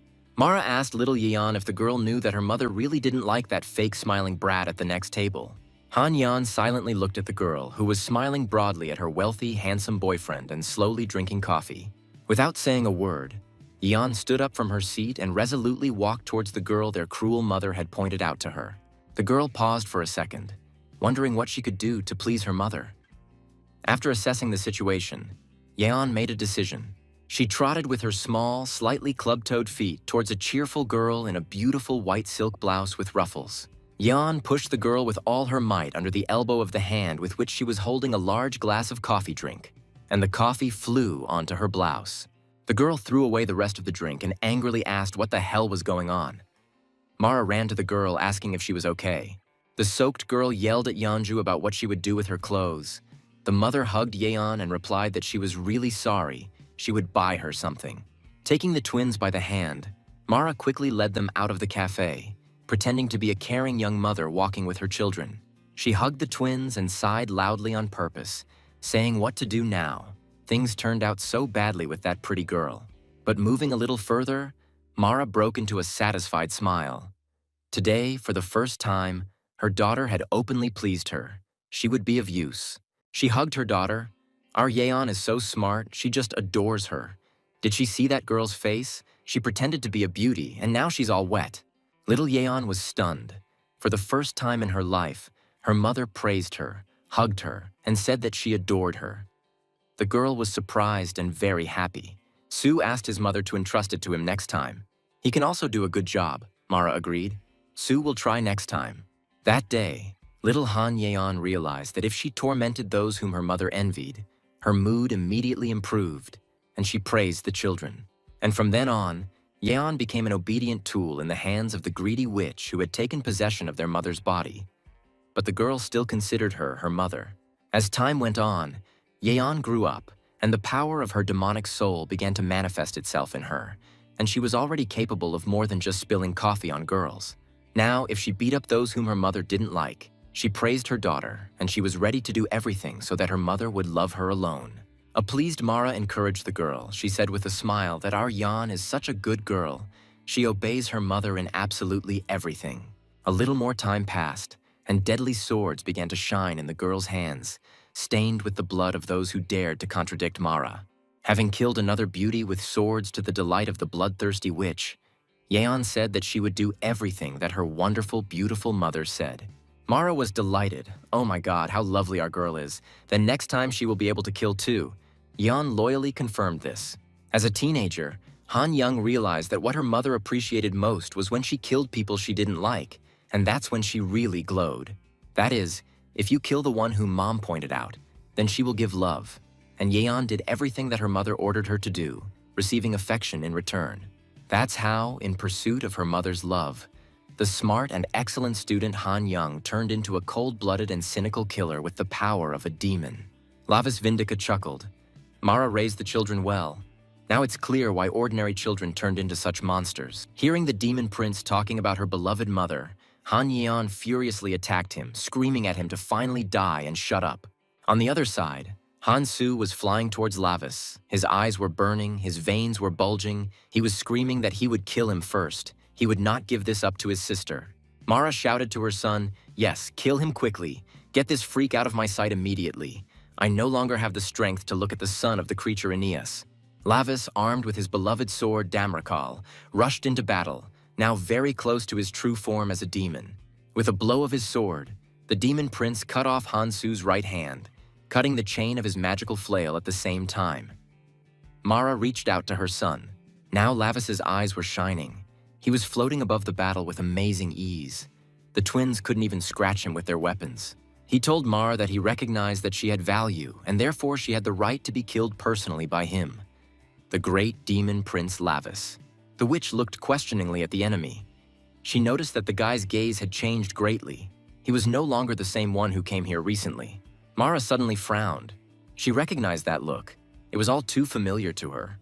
But it was simply unbelievable, even though they were relatives. Now this boy of the hated Aeneas for some reason began to resemble a beast of the battlefield, the brother of the queen of the invincible Barcan. The boy had the same enthusiasm. He was intoxicated by the battle and the spilled blood, and he smiled just like his beloved beast Uncle Barcan. Han-soo, who had lost his arm, fell to the floor and started screaming. Han Yeon called her brother an idiot and said that he should have kept his eyes open instead of yawning. Lavis, cutting the girl's swords, asked Yang sarcastically. She was probably a little worried. Soo was still her brother. They had the same blood. And Soo screamed that all this happened to him because of that fucking bitch Han Yeon. She herself should have dealt with this schoolboy with her swords. The girl was stunned. These are some statements from her brother, yes. It looks like he lost not only his arm, but also the rest of his brain. Oh well, she will cope, as always. Han-soo shouted at his sister to let this brat die immediately. Otherwise, he would finish her off if she couldn't handle him. Yeon snorted. Lavis swung at Han Yeon. He was pleased with the twins' reaction. Mentally, he encouraged them. Let them continue to squabble, fools. The girl saw a powerful attack. She was not sure that she would be able to repel it. She had already managed to appreciate the power of Lavis's crimson sword. Suddenly, she grabbed her brother, who was lying on the floor with his arm cut off, and pulled him towards her. Han-soo didn't understand what it was. With a strength unexpected for a girl, Yeon lifted her tall brother and placed him in front of her as a human shield from the prince's attack. She managed to defend herself in time. Lavis Vindic's blow hit the guy, cutting his chest. Streams of blood gushed, but Yeon was saved. The mortally wounded Han-soo screamed and fell to the floor. Han Yeon released her brother. She didn't need him anymore. She could handle the rest. The boy screamed that he was in pain. His whole body was bleeding. He could no longer fight and please his cruel, bloodthirsty mother. Falling to the floor, Soo called out to his mother with his last strength. Only she could save him, give him strength, and heal the wounds he received in battle. But Mara shouted back that Han-soo was a useless brat and ordered Yeon to abandon the screaming brat and continue fighting. The girl obediently told her mother that she would do so, and with renewed vigor she furiously rushed at the demon prince with one whole sword. The dying Han-soo begged his beloved mother not to abandon him, because he loved her so much and always did only what she told him to. Han Yeonju's son's eyes closed. He lost consciousness from pain shock and massive blood loss. But the boy was still alive. He called for his mother. Mara shouted at her daughter to kill Lavis, reproaching Yeon for digging around. The witch helped the girl, attacking the prince with tentacles. But Lavis Vindica managed to fight off both Han Yeon and the enraged old witch, and now he was strong enough to defeat them. The demon prince figured it out. He had dealt with one of his opponents. There were two left. Han Yeon was no match for him, but Mara was quite strong. He glanced sideways at Han Yeonju's body. It was getting smaller and smaller. Mara's essence had almost transferred to the new human body. If a little more time passes, then Minha will no longer be able to be brought back. Then the witch will take the girl's body forever. This is very bad. Lavis didn't know how much more stress this human body could withstand, but he still decided to take the risk in order to speed up. The demon prince suddenly grabbed Han Yeon's only intact sword and yanked it sharply towards himself, causing scarlet blood to spurt from his hand. The girl did not expect such a move and, taken by surprise, dropped the sword. Due to the sudden jerk, She lost her footing and began to fall. Lavis deftly caught the girl who had lost her balance and pressed her to himself, holding her tightly around the waist. Yeon didn't understand anything. Suddenly, he grabbed Hanyeon by the head and tilted it slightly to the left. The girl tensed and tried to break free from the prince's tenacious hands. But Lavis Vindica did not let her go. Instead, he sank his teeth into Hanyeon's neck and swallowed her blood. The girl screamed in horror. But the demon prince ignored Yeon's cries and continued to drink her blood, enriched with the power of the source of demonic souls. Mara clenched her teeth. It can't be. What the hell is this? A normal human body shouldn't perceive this blood as nutrition. Lavis licked his lips and released Hansu, who was exhausted from blood loss, from his hands. The girl coughed, and without strength, began to slowly sink down. The witch watched in horror as her obedient daughter fell, losing her obedient weapon, ready to kill everyone and everything. Having absorbed Yeon's blood to the limit of Minho's body, Lavis instantly increased his strength. Now he could fight Mara Beliax and win. There was no time to lose. Mara could end the transfer of her essence at any moment. Lavis rushed forward. His hand reached for the black umbilical cord that still connected the two bodies. Two vessels for the vile, stinking essence of the Witch of Greed. Mara screamed at the nasty idiot not to dare come near her. She strengthened her tentacles to the maximum and attacked the prince with them. But it was useless. Damrakal's crimson sword easily cut through the witch's sticky slime. Huge chunks of the abomination fell to the floor. Lavis Vindica cleared his way with his sword. He was in a hurry to finish off Mara Beliax before she took over his body completely. The witch did not understand why Lavis Vindica did not die. According to all the laws of both worlds, humans and demons, he should already be dead. The demon prince, gritting his teeth, silently hacked his way through, crushing Mara's tentacles, his new body truly on the verge of death. He had the feeling that his body would crumble into small pieces. It couldn't withstand a large portion of demonic blood. Lavis saw that the veins on his body were bulging. It seemed as if he was about to be torn to pieces. His whole body was shaking as if in a fever. And suddenly he felt lightness and strength. His body adapted. Fire burst from the prince's eyes. How long had he been waiting for this here? Mara clenched her teeth. If this degenerate came close to her, she could die. His hand would not tremble to destroy her forever. The demon prince lunged and found himself next to the witch, cutting off the tentacles. He also cut the umbilical cord between the two bodies. Mara screamed in horror.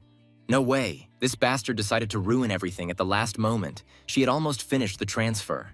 Lavis grabbed the Witch of Greed by the throat. Now he needs to somehow force her to leave Young Minha's body. But how can this be done? The demon prince knocked Mara to the floor and squeezed her throat hard. The witch began to cough, but she couldn't cope with the heir to the throne. She croaked at Lavis to let her go right now. How dare he touch her, the impudent boy, the vile degenerate. The demon prince calmly told Mara Beliax that it was all over. Her rotten life was over, and it would be nothing for him to kill her now. Mara screamed that she could not die, could not perish at the hands of someone like him, a vile, disgusting degenerate of the hated Aeneas. Lavis said he was giving her a final warning. If she voluntarily left Minha's body right now, he would spare her. Mara couldn't believe her ears. Was this fool really ready to spare her? But it could just be a trick, and nothing more. The demon prince said he, Lavis Vindica, promised on the honor of his father, the great demon king Galmudair, to spare Mara Beliax. Mara decided that this idiot was afraid that she wouldn't leave this body, but would explode along with it. Well, she had to take advantage of that. The witch smiled. It was a pity about the body, of course, but the main thing now was to survive and find another one. And that shouldn't be such a problem. She replied with a grin. It was unlikely that the blood of the great demon king would lie. Putting the honor of the family on the line, he should throw down the sword. Mara added that if Lavis Vindica does this, then she will do as he wants, because now he has no other choice anyway. The demon prince let go of the sword and immediately began to disintegrate into drops of blood and soon disappeared completely. There was nothing in Lavis's hands. The witch watched, unblinking, as her enemy released his deadly weapon, the famous royal sword Damrakal. When the sword disappeared, the prince released Minha's body and ordered the witch to leave this body before he changed his mind about letting her go in peace. Mara confirmed that she would be leaving now. The girl's body began to shake, as if she was feeling very nauseous and was about to vomit. The witch smiled. A plan had formed in her head, and she couldn't even believe that this pompous heir to the throne was so stupid. A wide stream of disgusting sticky mucus burst from Minha's mouth, and Mara began to emerge from the girl's body as she had promised the prince. She screamed with laughter that she was leaving. He was a stupid freak, and now he would definitely be in trouble. She would swallow them all up, the idiots. Lavis Vindica smiled. Finally, this was what he had been waiting for and had been provoking the old vengeful witch, Mara Baliax. He raised his hand, but it was no longer the weak hand of a teenage schoolboy, but the strong, clawed hand of a great demon prince. Lavis Vindica grabbed Mara, who flew towards him, a second before she was about to jump into Jung Minho's body and kill him. Mara couldn't believe what had happened. Why had his hand changed? It wasn't human now. A human couldn't do that. The prince laughed. Mara was one of the 12 Dark Dukes, but she had fallen for it so easily, and he didn't know how to get her out of Min's body. The witch shook with anger. What he said, so he deceived her, the vile little bastard. He simply lured her out of that young body. Mara screamed, "Oh, you bitch, it was all a lie." But what about his family and the honor of his father, the great demon king, which the prince had just sworn by? Lavis squeezed the witch's throat and said that he only needed to protect his own honor, and Gamadair would take care of the royal one himself. The witch writhed in the demon prince's hand, she lamented. No, this is her new body, she doesn't want to leave, and demanded to be let go. Lavis watched the whining witch and said what a pathetic sight it was, and yet she was one of the strongest in their kingdom. At that moment, Minha came to her senses, sat up on the floor and stared with all her eyes at the vile monster writhing in her brother's hand. The girl looked around and could not bear the shock and disgusting stench. She immediately lost consciousness, falling to the floor unconscious. Mara began to choke in Lavis's tenacious hand. A little more and she would die. Her greedy essence needed constant nourishment. The witch pleaded with the demon prince to spare her, promising to do whatever he said if he spared her life. But Lavis did not let her go. He knew this vile, envious, and greedy creature too well, always ready to betray anyone. At this time, Han Yeon woke up and saw her mother. She rose with difficulty and took the sword in her hands. Her hand and weapon were shaking from weakness. The girl gathered her last strength and took a few steps towards Lavis Vindica, intending to strike the unarmed prince. Mara's eyes sparkled. Yes, excellent, Yang. Kill this freak quickly and free Mom from his clutches, and then she can cure the girl. Han Yeon gritted her teeth and swung at Lavis. Another second and her sword would split his vile head open, erasing that smile. The demon prince sensed danger and turned around. But Yeon turned out to be very resilient, and she came to her senses quite quickly. But before Yeon could strike, Han-Su's brother pierced her chest, saying that it was so unfair, she wanted to take all the praise for herself again. The dying boy muttered that he wouldn't allow this. The flow of power from Mara had ended, and Su had already lost almost all of his blood. The wound inflicted by Han-Su's hand proved fatal. Blood gushed from Yeon's mouth. Her eyes rolled back in her head, and she began to fall onto her back.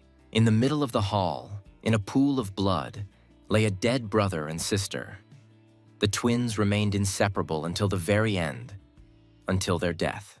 Mara was furious. That damn psycho Han-Su had so ineptly wasted her last chance. Now she had no one to hope for here. Lavis Vindica looked thoughtfully at the dead Han-Su. The guy had been saying Mom. Mom for so long, he was faithful to her, and yet he died so absurdly. The witch begged Lavis to let her go, promised not to touch this girl and to move to another body. She and his mother were like sisters. Doesn't the prince really believe it? He can ask Aeneas. She called Mara sister and always treated her very well. Street was shocked. The children died, and Mara until the very end thinks only about herself. Whether she really is their mother, something doesn't seem very likely. Mara grinned. You can give birth to as many of them as you want. Lavis got tired of Mara. He again called upon his scarlet sword and chopped off her head. The witch stopped mid-sentence and began to cough. Damrakal was capable of taking the life of even such a powerful demoness as Mara. Throwing the severed head to the floor, the demon prince said, It's a pity about the reputation that one of the 12 dark demon dukes had. Stripped of its flesh and most of its essence, Mara Beliax's head rolled its eyes wildly and growled despite its coughing. She looked at Lavis Vindic with hatred and muttered how this little degenerate dared to humiliate her. The great Mara Beliax like that. That damned Aeneas's child. He's just like her, just as arrogant and obnoxious, and just like her vile little brother Barkin. Having gained strength, Mara screamed that she would not admit it. She would kill Lavis Vindic as soon as she gained strength, let him have no doubt. Instead of answering, the demon prince raised his foot and stepped on the vile, evil-smelling head of the Witch of Greed, Mara Baliax.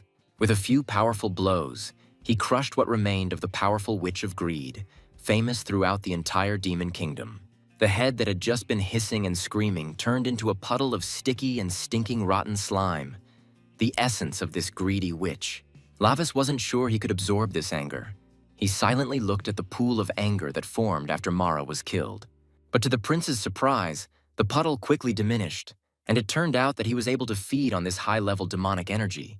The remnants of Mara Baliax's essence transformed into magical energy and began to flow towards Lavis Vindica. The power of the slain demoness, like all the others, entered Lavis through the stone of demonic blood placed in the left eye of the body. The prince felt the evil of Mara Baliax enter this human body and flow through his veins, increasing his fighting power. And now the last surge of demonic energy flew into the stone of demonic blood and was absorbed by it. Now Mara is definitely gone. The demon prince sighed with relief. Finally, it was all over. This witch would no longer cause him trouble and would not decide to kill him. The wounded Street approached her master Lavis and said with delight that he had managed it. It was simply amazing. Lavis thought, after all, Mara Baliax was one of the 12 dark dukes in the demon kingdom. Now the power is in full swing.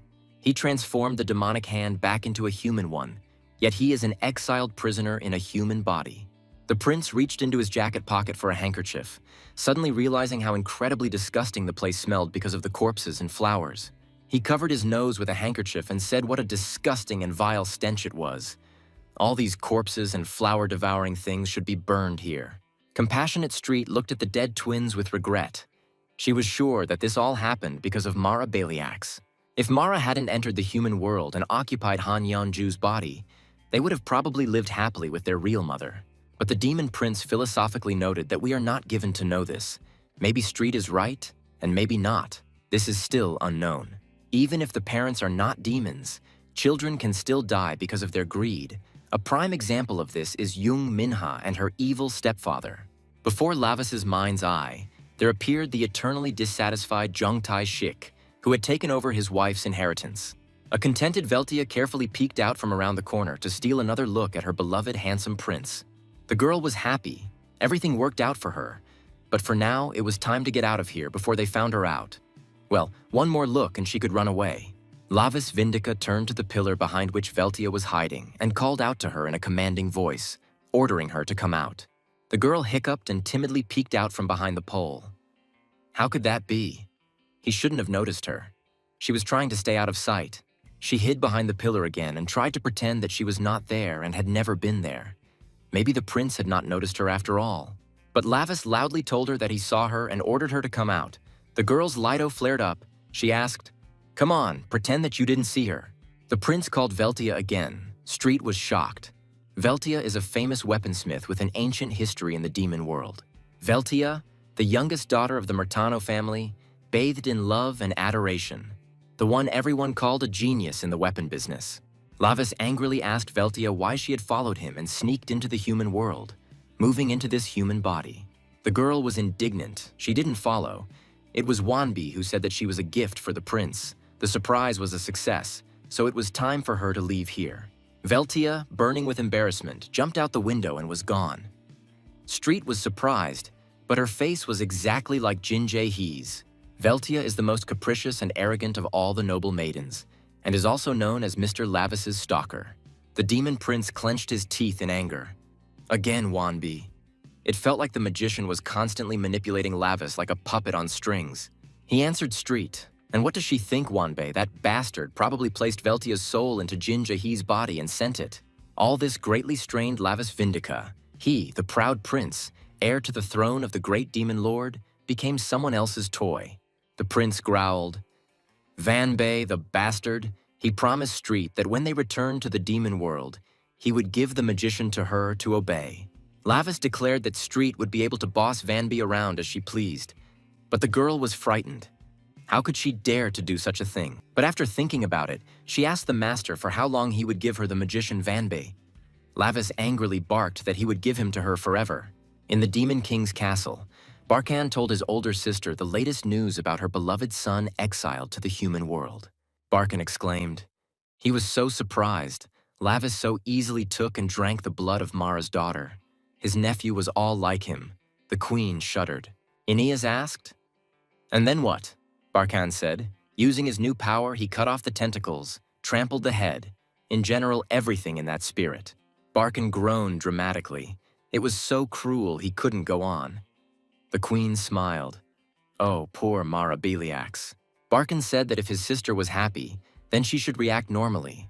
The queen demanded that they stop using her son. They executed Mara, who escaped to the human world. This is enough. Because her son is in the human world, she cannot live a day in peace. Barkan told his sister that the tea they were drinking was sent by the Roytes family. He heard it was a rare delicacy, and she drank it calmly. The queen irritably replied to her brother that one had nothing to do with the other. There was no need to talk her into it. It was enough to use Lavis. Barkan smiled. Now that Lavis could use her true power, she had nothing to worry about, so she could relax. Aeneas looked closely at her younger brother. He was deliberately cheerful and clearly pleased with how things were going in the human world. The queen asked Barkan, Vanbe, and Gamodere what the three of them were planning and what her young and still completely inexperienced son had to do with it. Barkan was indignant. The great demon king knows nothing about this, so Her Majesty the Queen is greatly mistaken in this. Aeneas chuckled. Did Barkan really think that without Gamodere's knowledge, Vanbe could have placed the bloodstone into Lavis's body? And then a terrible thought struck the queen. Her beautiful eyes flashed with anger. She jumped up and attacked her younger brother. Just don't let him say he wants to use Lavis to catch Morgus, Barkan exclaimed. Bingo! Aeneas saw through him. The queen screamed that she would kill her brother, Barkan objected. But Lavis himself wanted to catch him. How could an uncle ignore the prince's wishes? Aeneas was raging. Barkan should have been finished off 1,000 years ago, while Vanbe sat quietly to the side and enjoyed his tea. They say that the brother and sister are enemies from a past life who wished each other death, and then were reborn and met again. Vanbe put the empty mug on the table. Catching Morgus was indeed a difficult and extremely dangerous task. The queen was right. The magician thought, they know enough about Morgus, but he too will probably expect a reaction to him from the demon world. Morgus, the one who commands death, is a merciless god of destruction, who turns all things into nothingness at his whim. This willful and merciless god controls all three worlds, all of which are now in great danger because of Morgus. When the wind of death, awakened by Morgus, blows, the heavens, the demon world, and the human world will go out one after another at the will of this god. Morgus is a cruel strategist who wants to devour the human world and rebuild the demon world to suit himself, subjugating absolutely everything. Vanbe mentally told Morgus, wherever he was now, to wait just a little longer. Lavis was already on his way, and he would win. Lavis returned home and carefully laid Minha on the bed. The girl was still unconscious. She had become very weak during the night. The prince stood silently near the girl's bed and looked at her. There really was something special about her. It was no wonder Mara noticed her. Lavis Vindica mentally addressed the soul of the deceased Jung Minho. The prince said that he had repaid the debt for the body he had provided. The stepfather shouted, Mina should be at the training center. What the hell is she doing lying here? The mother ran to her daughter as fast as she could. Lavis replied that it seemed Minha had been hurt during a rehearsal, and her stepfather was yelling at her about how they had allowed this to happen to the future star. The woman asked her husband how he could say such a thing, since they were both against Minha becoming an idol and going to Nox. Jung Tai screamed. Every time Minha was written about on the internet, the commentators praised him, and they probably felt sick reading it. The stepfather ordered his secretary to take the phone and take a photo of Minha. It must be said that this is all because of the stalker. The mayoral candidate laughed.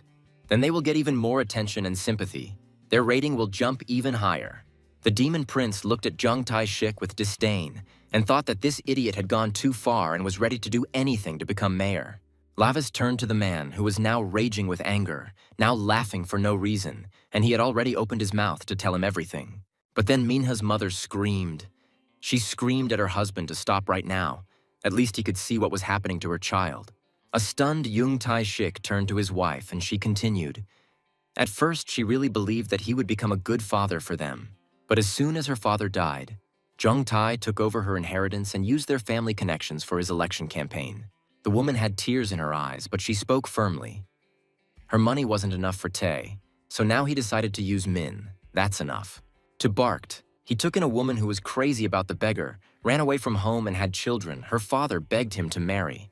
He yelled at his wife. She had driven her ex-husband out of this world, and now she had taken him on too. They were all ungrateful scum, poor degenerates. Lavis was silent, but the blood in his veins was boiling. His patience was almost exhausted. His fists clenched involuntarily. How could he endure him? Every word that comes out of Jung Tae-shik's lips stinks terribly. How can this vile, evil creature be called a human? It's a shame there's a ban on killing in the human world, but a couple of broken bones would definitely do this idiot some good. Suddenly, his wife abruptly interrupted T, shouting, "Shut up, you scum!" A dead silence fell over the room, and everyone was stunned by the surprise. The demon prince turned to the woman in surprise. Wow, and he thought she was incapable of saying a word against her husband. Chan roared. What did she just yelp? She called him a scumbag, his wife responded. She only tolerated it for the sake of her children. She didn't want to traumatize them. She couldn't let them lose their father a second time. And such a hypocrite is aiming for mayor, it's just ridiculous. Jung Tae-shik's face twisted with anger. He growled that this bitch had gone completely crazy, decided to bite the hand that feeds her. The woman stood up to her full height and firmly told her husband to listen to her very carefully. She was no longer a puppet in his hands. Now she will be the hand that closes around his throat, and let him just dare to open his vile mouth here even once more. Lavis looked at Minho and Minha's mother in surprise, but he thought of her as just a weak person who endured everything and remained silent. But now this woman reminds Prince Lavis very much of his mother, the beautiful, strong, and powerful demon queen. Jung Tae-shik growled angrily. He hissed back at his wife. How dare she talk to him like that? She is nobody here, a nobody, even worse. Unexpectedly for everyone, he suddenly started screaming. He became hysterical. For the first time in his life, he encountered such a decisive rebuff. The U.S. military facility Fort Walcher, located in the Middle East, was attacked completely unexpectedly. All the security at the facility was killed. The man in the cloak was confused. Where should he press here? There are too many buttons. Oh, maybe this one. The mortally wounded officer begged the stranger to stop, but not the start button. Morgus asked why it wasn't working. The officer tried to reason with the stranger who had attacked them, saying that if the missiles went off, thousands of innocent people would die. Morgus reached for the big red button. This was exactly what he was looking for. Great, let's see what happens if he presses it. He pressed the button and froze. Why was nothing happening? Maybe something else needed to be done. These people had done such a mess here. Morgus pressed the button harder and held it down. He asked the officer if that wasn't what missiles were made for, to kill people. A red sign lit up. It said that the missile strike protocol had been launched. There was no one to stop this protocol. Everyone died. The wounded officer screamed, "No, what the hell is this man doing? Who the hell is he? Why did he kill all the soldiers here?" Morgus calmly answered the officer that he was the devil, and that was why none of them could resist him. People did not have enough strength. The officer's jaw dropped, and he asked in surprise what the stranger had just said. It must have been some kind of stupid joke. The stranger turned to the officer and said that he would spare his life, but he must tell his men that Morgus had done it. One of the Middle Eastern cities lived its normal, peaceful life. Nothing foreshadowed tragedy. The country was not at war with anyone. People were rushing about their business when a luminous point appeared in the sky. It was an American missile flying towards the peaceful city. The little boy excitedly pointed out to his mother a bright flash in the sky, asking what it was. Maybe it was a big plane. The next second, there was a deafening explosion, and part of the city turned into a deep crater in which flames raged. Morgus looked with pleasure at the burning city. He was pleased with the result. It was simply a wonderful device that people had come up with. The officer clenched his teeth and quietly cursed. What had this idiot done? How many people had died? How would he explain all of this now? Morgus called his servant Shua and ordered him to bring the shard. He obeyed his powerful master without question. He wondered why people spend so much time and money to create such beauty. If they just hide it afterwards, what a pity. Well, thanks to this excellent weapon, he, Morgus, found the precious shard by simply pressing a button with his finger. Imshion listened to Lavis's story with delight. He asked if his mother was getting divorced, the prince confirmed. But not everything was so simple and smooth. They say that if she divorces Jung Tae-shik like this, she will no longer be able to return the family's money. This must not be allowed under any circumstances. To live comfortably in the human world, you need money. The prince would gladly finish off this freak, but he is forbidden to do so. Suddenly, Lavis looked at the young man. He told him Xion to find a way to return the money. Xion was at a loss as to how he would do it. The prince said that Xion was the smartest person he knew, but he objected. Lavis didn't know anyone except his family and him. Xion shouldn't underestimate himself. He created an app for traffic, but the young man shut the prince up by asking if he was crazy. Lavis pushed him Xion away. How dare he touch him, by the way? How much longer do they have to choke on this swill? It's time to leave. The demon prince looked at the huge bear walking past them and said that before they left, they needed to deal with this. Lavis sternly ordered Veltia to return to the demon world. Stop following him around in the human world. But Veltia saw the customers and handed them a flyer, asking if they would like a large cup of chilling Americano. Xion said that it seemed that Veltia did not hear him at all. The prince explained that she did not talk to him face to face. She was very embarrassed. The young man was perplexed.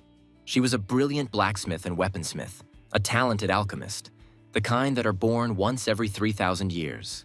What do they have in common? They are so different from each other, as if they were from different planets, and yet she is clearly in love.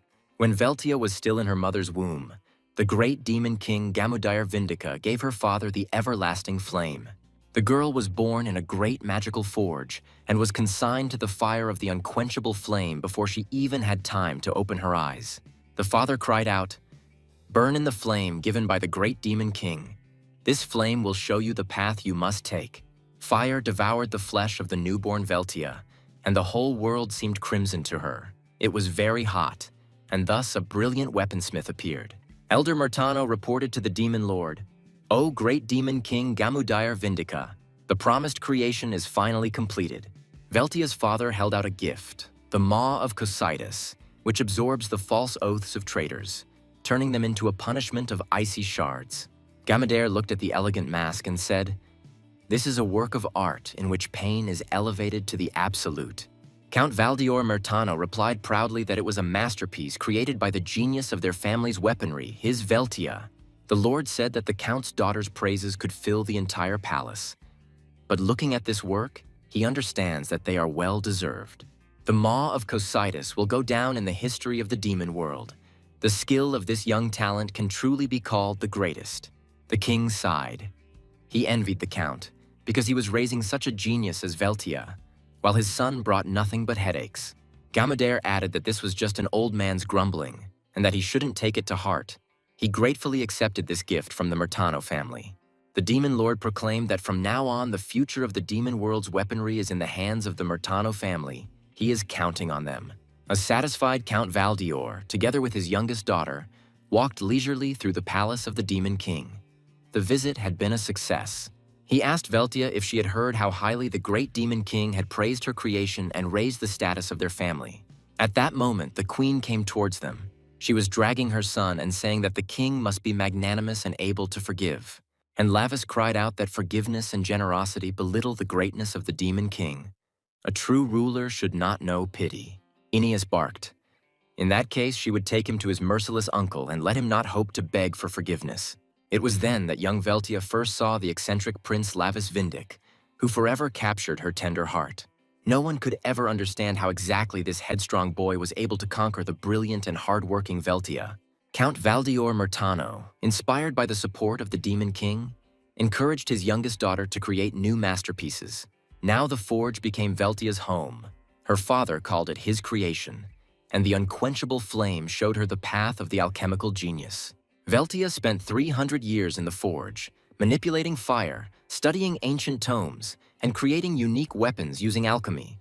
Her only friends were two servants of the Murtano family, who were constantly quarreling with each other over trifles.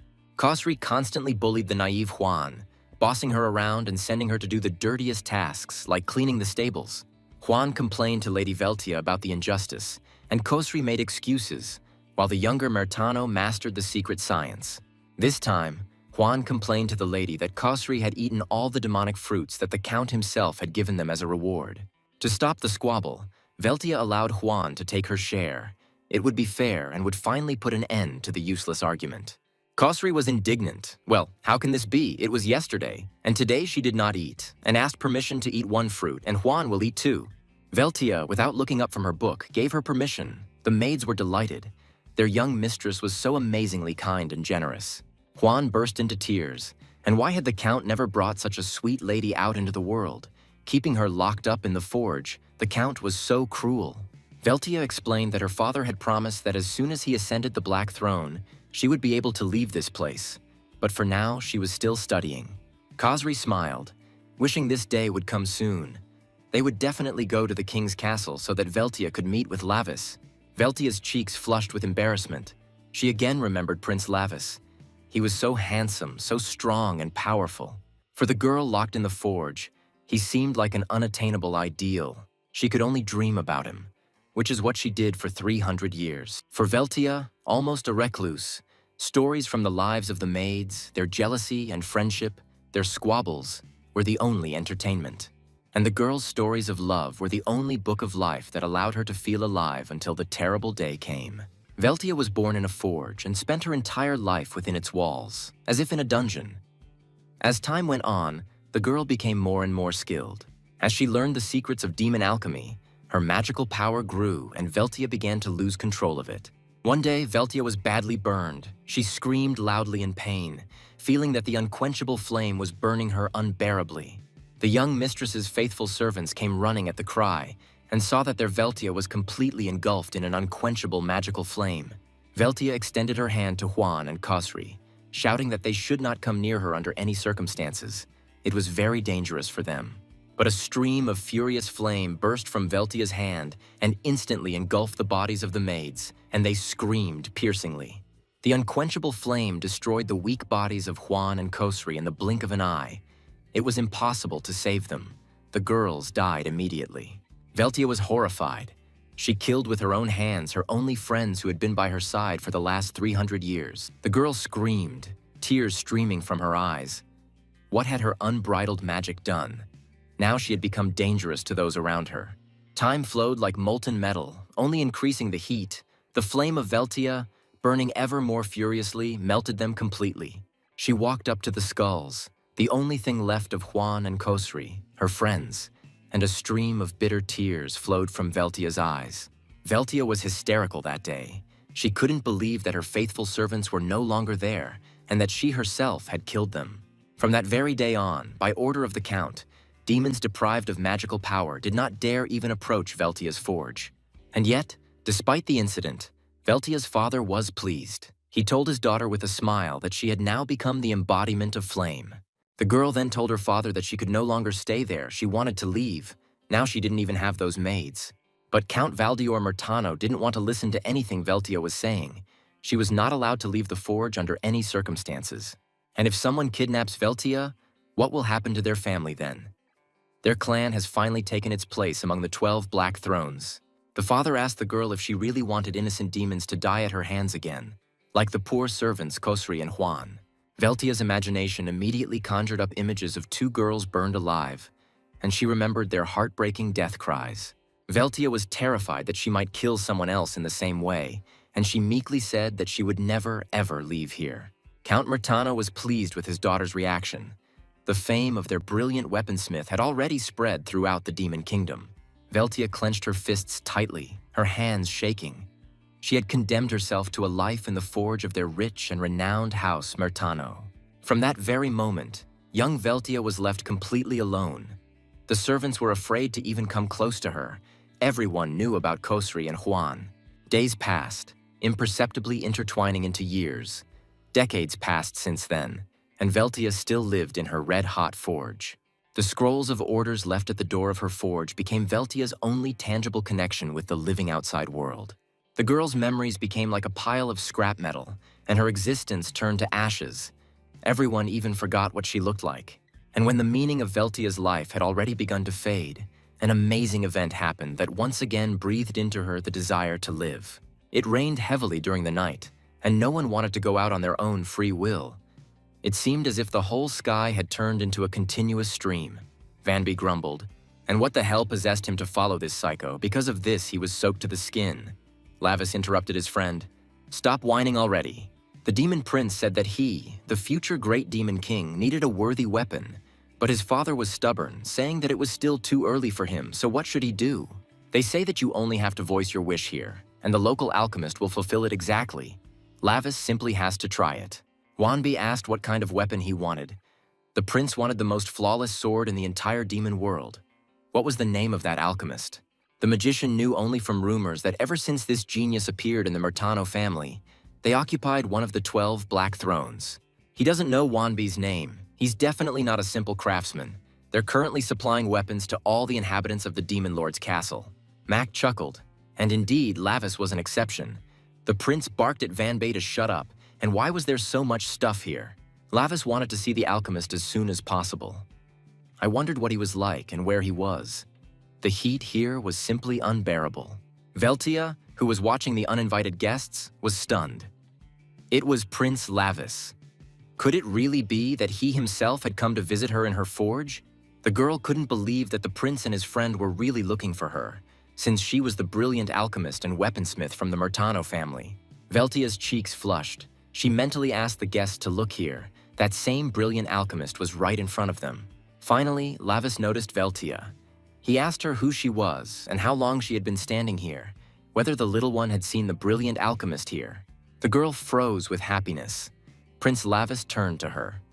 What happiness, she was ready to do anything for her beloved. Wanbei was alarmed.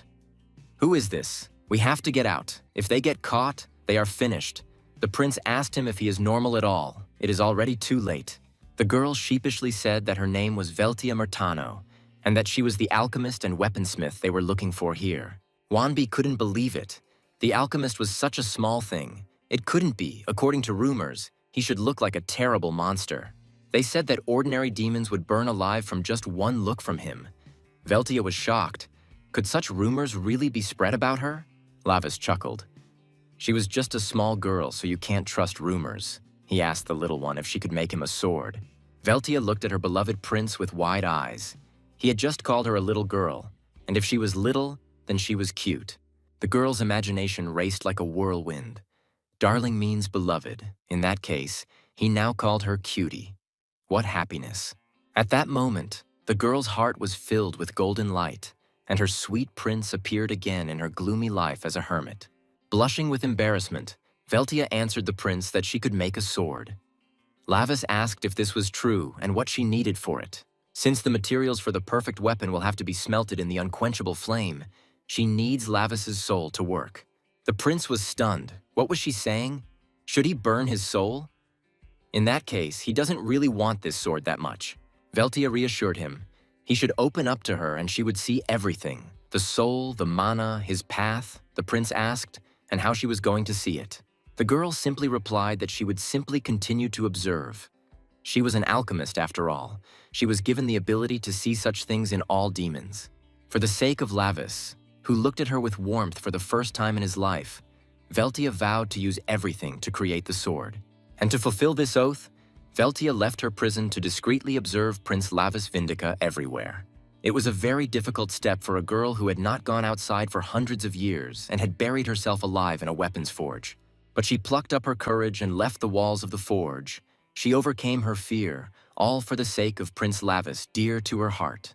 She quietly watched Lavis train, how he handled weapons, how his indomitable, powerful aura raged. Veltia stared at the prince. Everything about him seemed beautiful to her. Every cell of his strong body fascinated her. These hours of watching her beautiful hero were as delightfully wonderful to her as if she were alone with him. She admired Prince Lavis's sexy jawline, which took her breath away and made her head spin. She was also drawn to those hollows above his collarbones, in which one could drown. It seemed as if she had studied every part of his body. Over these days, Veltia came to life again and turned into not just an alchemist, but a young girl who is prone to falling in love. She had been watching Lavis Vindic's soul for a long time, and he felt that someone was watching him, but he never noticed her. Veltia devoted all her time to creating a sword worthy of Prince Lavis's soul, putting aside all her other orders. And after a long time, a unique weapon created only for Lavis Vindic was ready. The Crimson Bloody Sword Destroyer. It was the perfect sword, capable of merging with Lavis's soul, and Veltia Murtano named her new creation Damrakal. The girl was happy.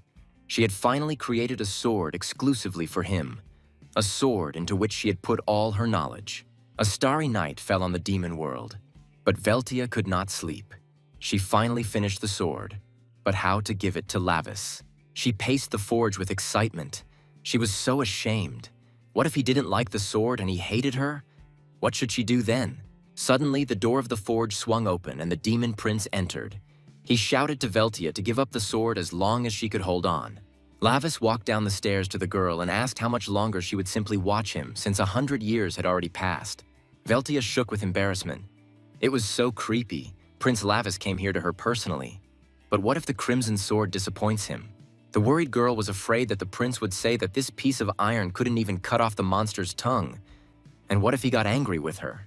Veltia's oddities irritated Lavis a little, but he still sighed and pulled himself together. He couldn't find a better weaponsmith.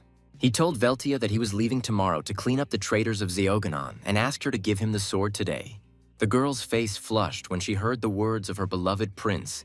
He speaks to her so sweetly and politely. Oh, mommy. Besides, dear Lavis told her I ask, which means he begged her. No, she cannot refuse him. She must finally give up the sword. It seems like the prince is so desperate to get this weapon. Oh, Veltia's head is spinning. What luck, he needs this weapon. She ran to the table on which the finished sword rested, handed it to the prince, and quickly hid, burning with embarrassment and shame. Lavis was delighted. Yes, his sword was ready. Finally, he did not take his shining eyes off the weapon.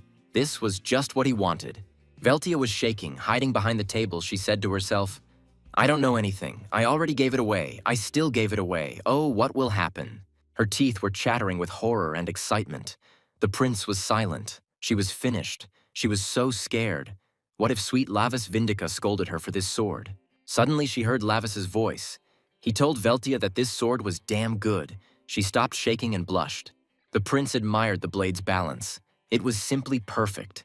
It accepted his magic as if it were his own, and tomorrow he would wipe everyone out with this sword. Lavis asked Veltia, who peeked out timidly, what she called this blade. He was sure that she had already given a name to this beautiful sword. The girl said that this was the Lord of Bloody Doom Damrakal. The demon prince smiled even wider. Sounds great. A happy Lavis Vindica thanked Veltia for the excellent sword and said that he would never forget what she had done for him. The girl couldn't believe her ears. Dear Lavis said that he would never forget her. Veltia's cheeks burned like a red-hot furnace. She watched the prince run away with her eyes wide with surprise and delight. She did not expect these words from him. As soon as the girl was left alone, she jumped with delight. Did her prince really say that he would always look only at her? Then, for the first time, she realized that it was good that she had burned in the flames immediately after birth. Otherwise, she would not have been able to withstand the fire of love now. Veltia wished with all her heart that her path, born of fire, would belong only to him, the handsome demon Prince Lavis. She swore to Lavis Vindica that she too would always look only at him, and they would be together for eternity. But she absolutely cannot touch the prince. She does not want to hurt sweet Lavis Vindic with her unquenchable flame. Cheyenne muttered in confusion. So that's what happened, Lavis said. The story is, of course, approximate in places, but overall the essence is correct. The prince wondered why Cheyenne wasn't looking at Veltia, who replied that Jin Jae-hee's face was causing him to have fits of terrible panic. Veltia was embarrassed. She was so close to the prince. She was holding back only because it was not her face, but she was still terribly ashamed. Lavis reminded him that Cheyenne wanted to ask Veltia something, so he should ask quickly while she was still here. Otherwise, she would soon run away. The young man felt like something was wrong with his body after that shot.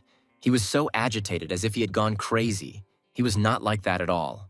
Since then, sometimes my heart beats like crazy. My vision gets blurry. I break out in a cold sweat. It's hard to breathe, and anxiety rolls over me. Veltia calmly replied to Cheyenne that she knew perfectly well what it was. There was nothing special about it, so there was no need to worry. The young man exclaimed, was he really under the influence of magical power and his personality began to change? He is a very kind person. The girl looked questioningly at this weirdo. Magic had nothing to do with it. These symptoms were similar to a panic attack. Veltia confirmed that the man was having panic attacks, exactly the same, and he also had a split personality. Cheyenne was shocked. How could this be? Isn't this a side effect of synchronizing with demonic power, due to his body being compatible with demon world weapons? The prince agreed. He's a master of both underestimating himself and suffering from delusions of grandeur at the same time. This is due to a split personality. Veltia explained to Cheyenne that all souls in the world have unique energy. No two beings are energetically identical. This energy is different for celestials, humans, and demons. It depends largely on the personal qualities of the soul of this being. If the body that contains energy disappears, then the soul disappears along with it. Such are the laws of all worlds. Nothing can be done. Cheyenne was stunned. And could Veltia really see all this? She confirmed that it was true. She could see the soul of the one who ordered the weapon.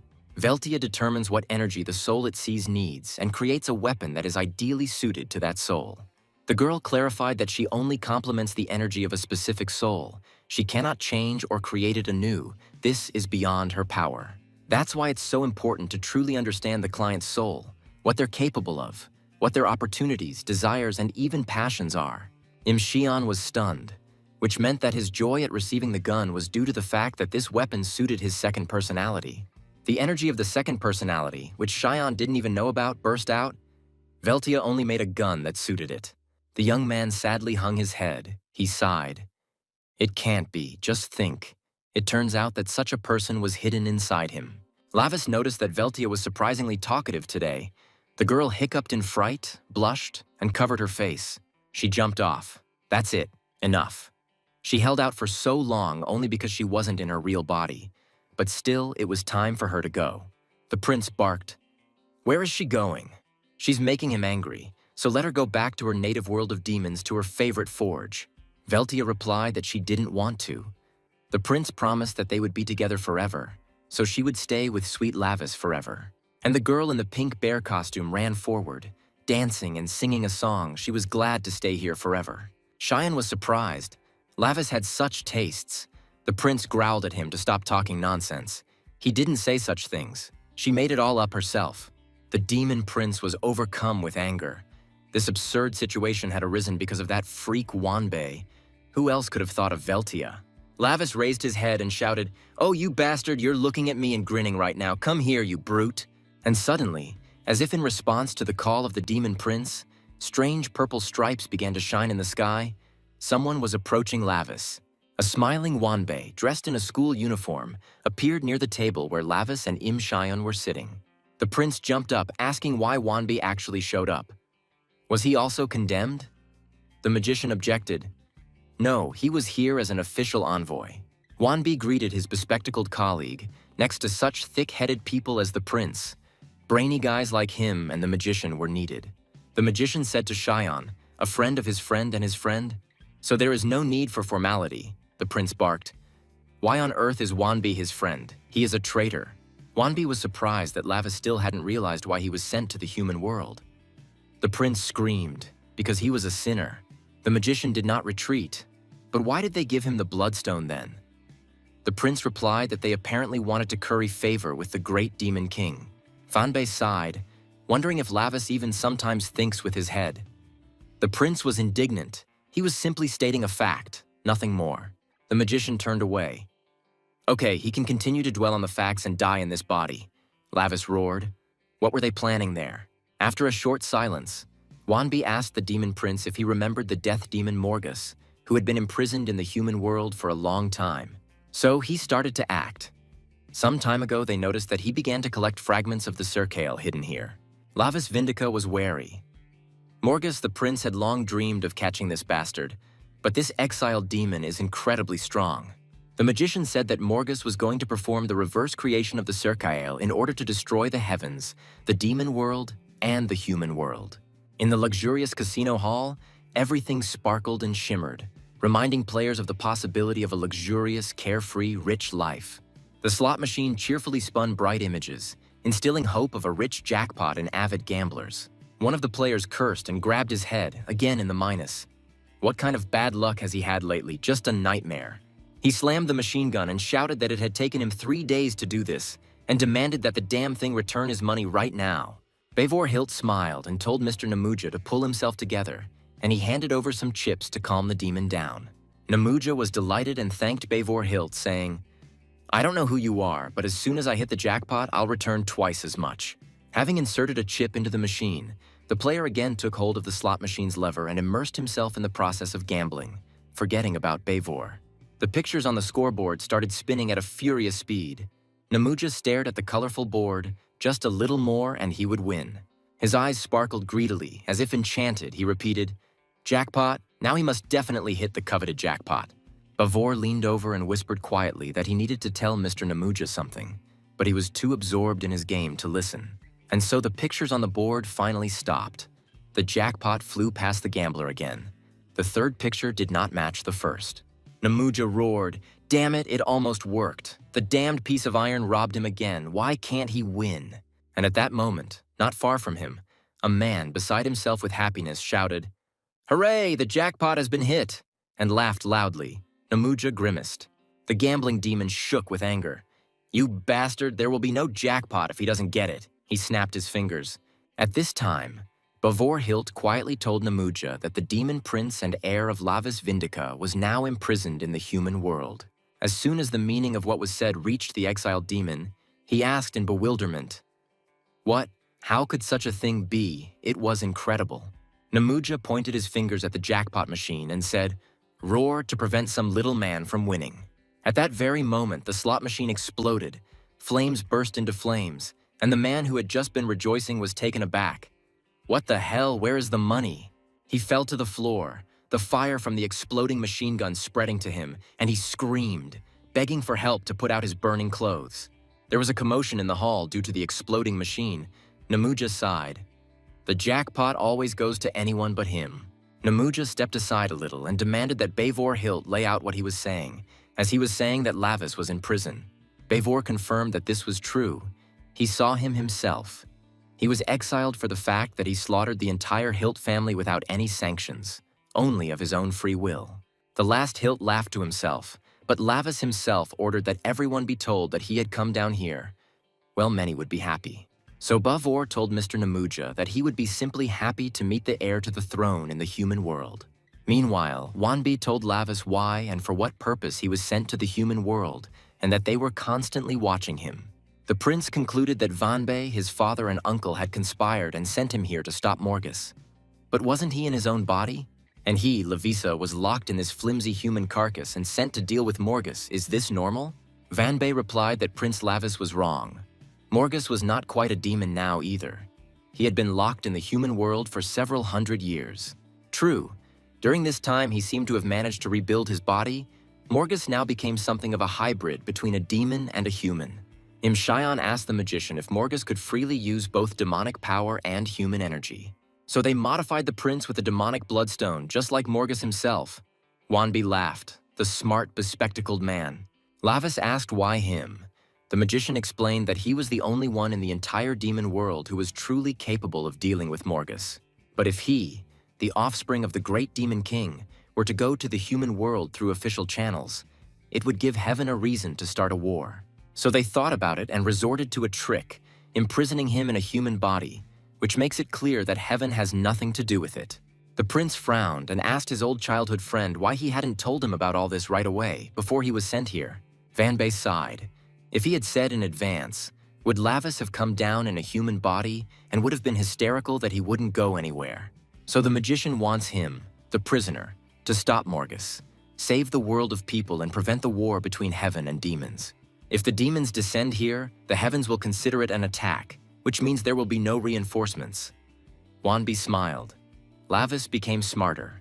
Wanbi said that although the prince was the first one they tested the bloodstone on, he did everything better than Morgus, so there was no need to worry. Lavis grinned, and he had to believe it. The magician was offended. What is the prince saying? It's him, Vanbe. They've known each other since they were in diapers. Besides, Lavis had already absorbed Mara's power, and he had a friend to help, Cheyenne muttered. He didn't say he would help. Lavis asked Vanbe if his father had abandoned him. His uncle had said that he was tired of him, and he had betrayed him and decided to become the Demon King himself. The prince screamed what kind of nonsense Wanbi was talking. How the hell could he kill Morgus in such a weak and fragile body without his strength? The magician replied that he had sent him reinforcements. Veltia, or perhaps Prince Lavis, was simply afraid that he would not be able to do it. The prince shook with anger. What was that weakling Wanbe saying here? He had never been afraid of anyone, unlike him, the weak, bespectacled nerd. Wanbi laughed, provoking Lavis. He shouted, of course, he was scared, a coward, a brat, and also the heir of the great demon king. Lavis clenched his fists. He really wanted to beat Vanbei, break his big glasses, knock out his teeth, and tear out the horn from the impudent man. He shouted. Vanbei decided to challenge him with these tricks. Why shouldn't he manage it? He would finish off Morgus with his own hands. The magician continued to egg the prince on, shouting, come on, try it, risk your life, you are Lavis. And he shouted back, of course I can do it. Imxian looked at the prince in confusion and thought, wow, is he really that stupid that he would fall for such nonsense? Suddenly Lavis asked, since when is Veltia reinforcement? She irritates him, since Vanbei is here. Let him take her back with him. Vanbei objected. The safest place for Veltia now was next to Lavis, so he would have to tolerate her presence. The demon prince didn't understand why it was suddenly safest for her to be with him in this damn world of people. What happened at home? Vanbei asked if Lavis had forgotten what the Murtanos were like. How many hundreds of years her father had kept her imprisoned in the forge. Besides, the Murtanos were unreliable, and Veltia was a brilliant weaponsmith. Lavis was amazed that the Murtanos could betray them. Suddenly, a letter landed right on the cafe table in front of Imxian, transported there by the magical power of demons. The young man looked at the strange message in confusion, and finally he asked what kind of crap had flown here, and it was unclear from whom. A hologram of a playing card with a joker on it appeared above the seal that sealed the letter. The joker has delivered a message that defies fate. You are invited as a VIP guest, inviting Mr. Namuja. Lavis was surprised. Didn't that idiot Namuja escape from prison? Vanbei smiled. Wow, the fugitive decided to show up himself. The magician told Lavis to deal with this Namuja himself, and he went ahead. The messenger's time is limited. It's time to return to his world. Wanbi asked Xian if he wanted to press the seal, and the young man stared at the amazing letter in front of him, mesmerized. He reached for the lilac seal and asked the magician what to press. This seal that glows and transmits a hologram. Lavis yelled at the top of his lungs for Xian not to press the seal.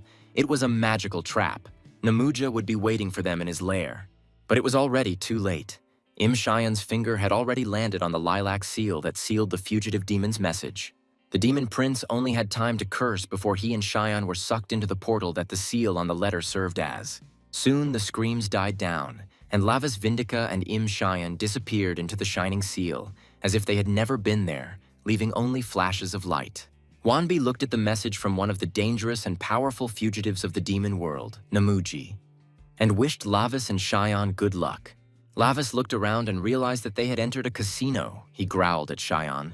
He had told him not to touch anything. The prince's head was already splitting because of Zhongtai's shik, and now they were in some kind of hole. All of this was Namuja's doing. Suddenly, Xian asked Lavis if they won some money here. Would they be able to take it with them to their real world? The demon prince frowned. Xian was having a split personality again. What the hell money? Getting out of here alive was good enough. In this casino, the stakes are their lives. So Xian must pull himself together, stay close to him, not touch anything, and keep quiet. Lavis warned the young man that just one trick in this establishment could cost him his head. Xian trembled and pressed himself closer to his companion.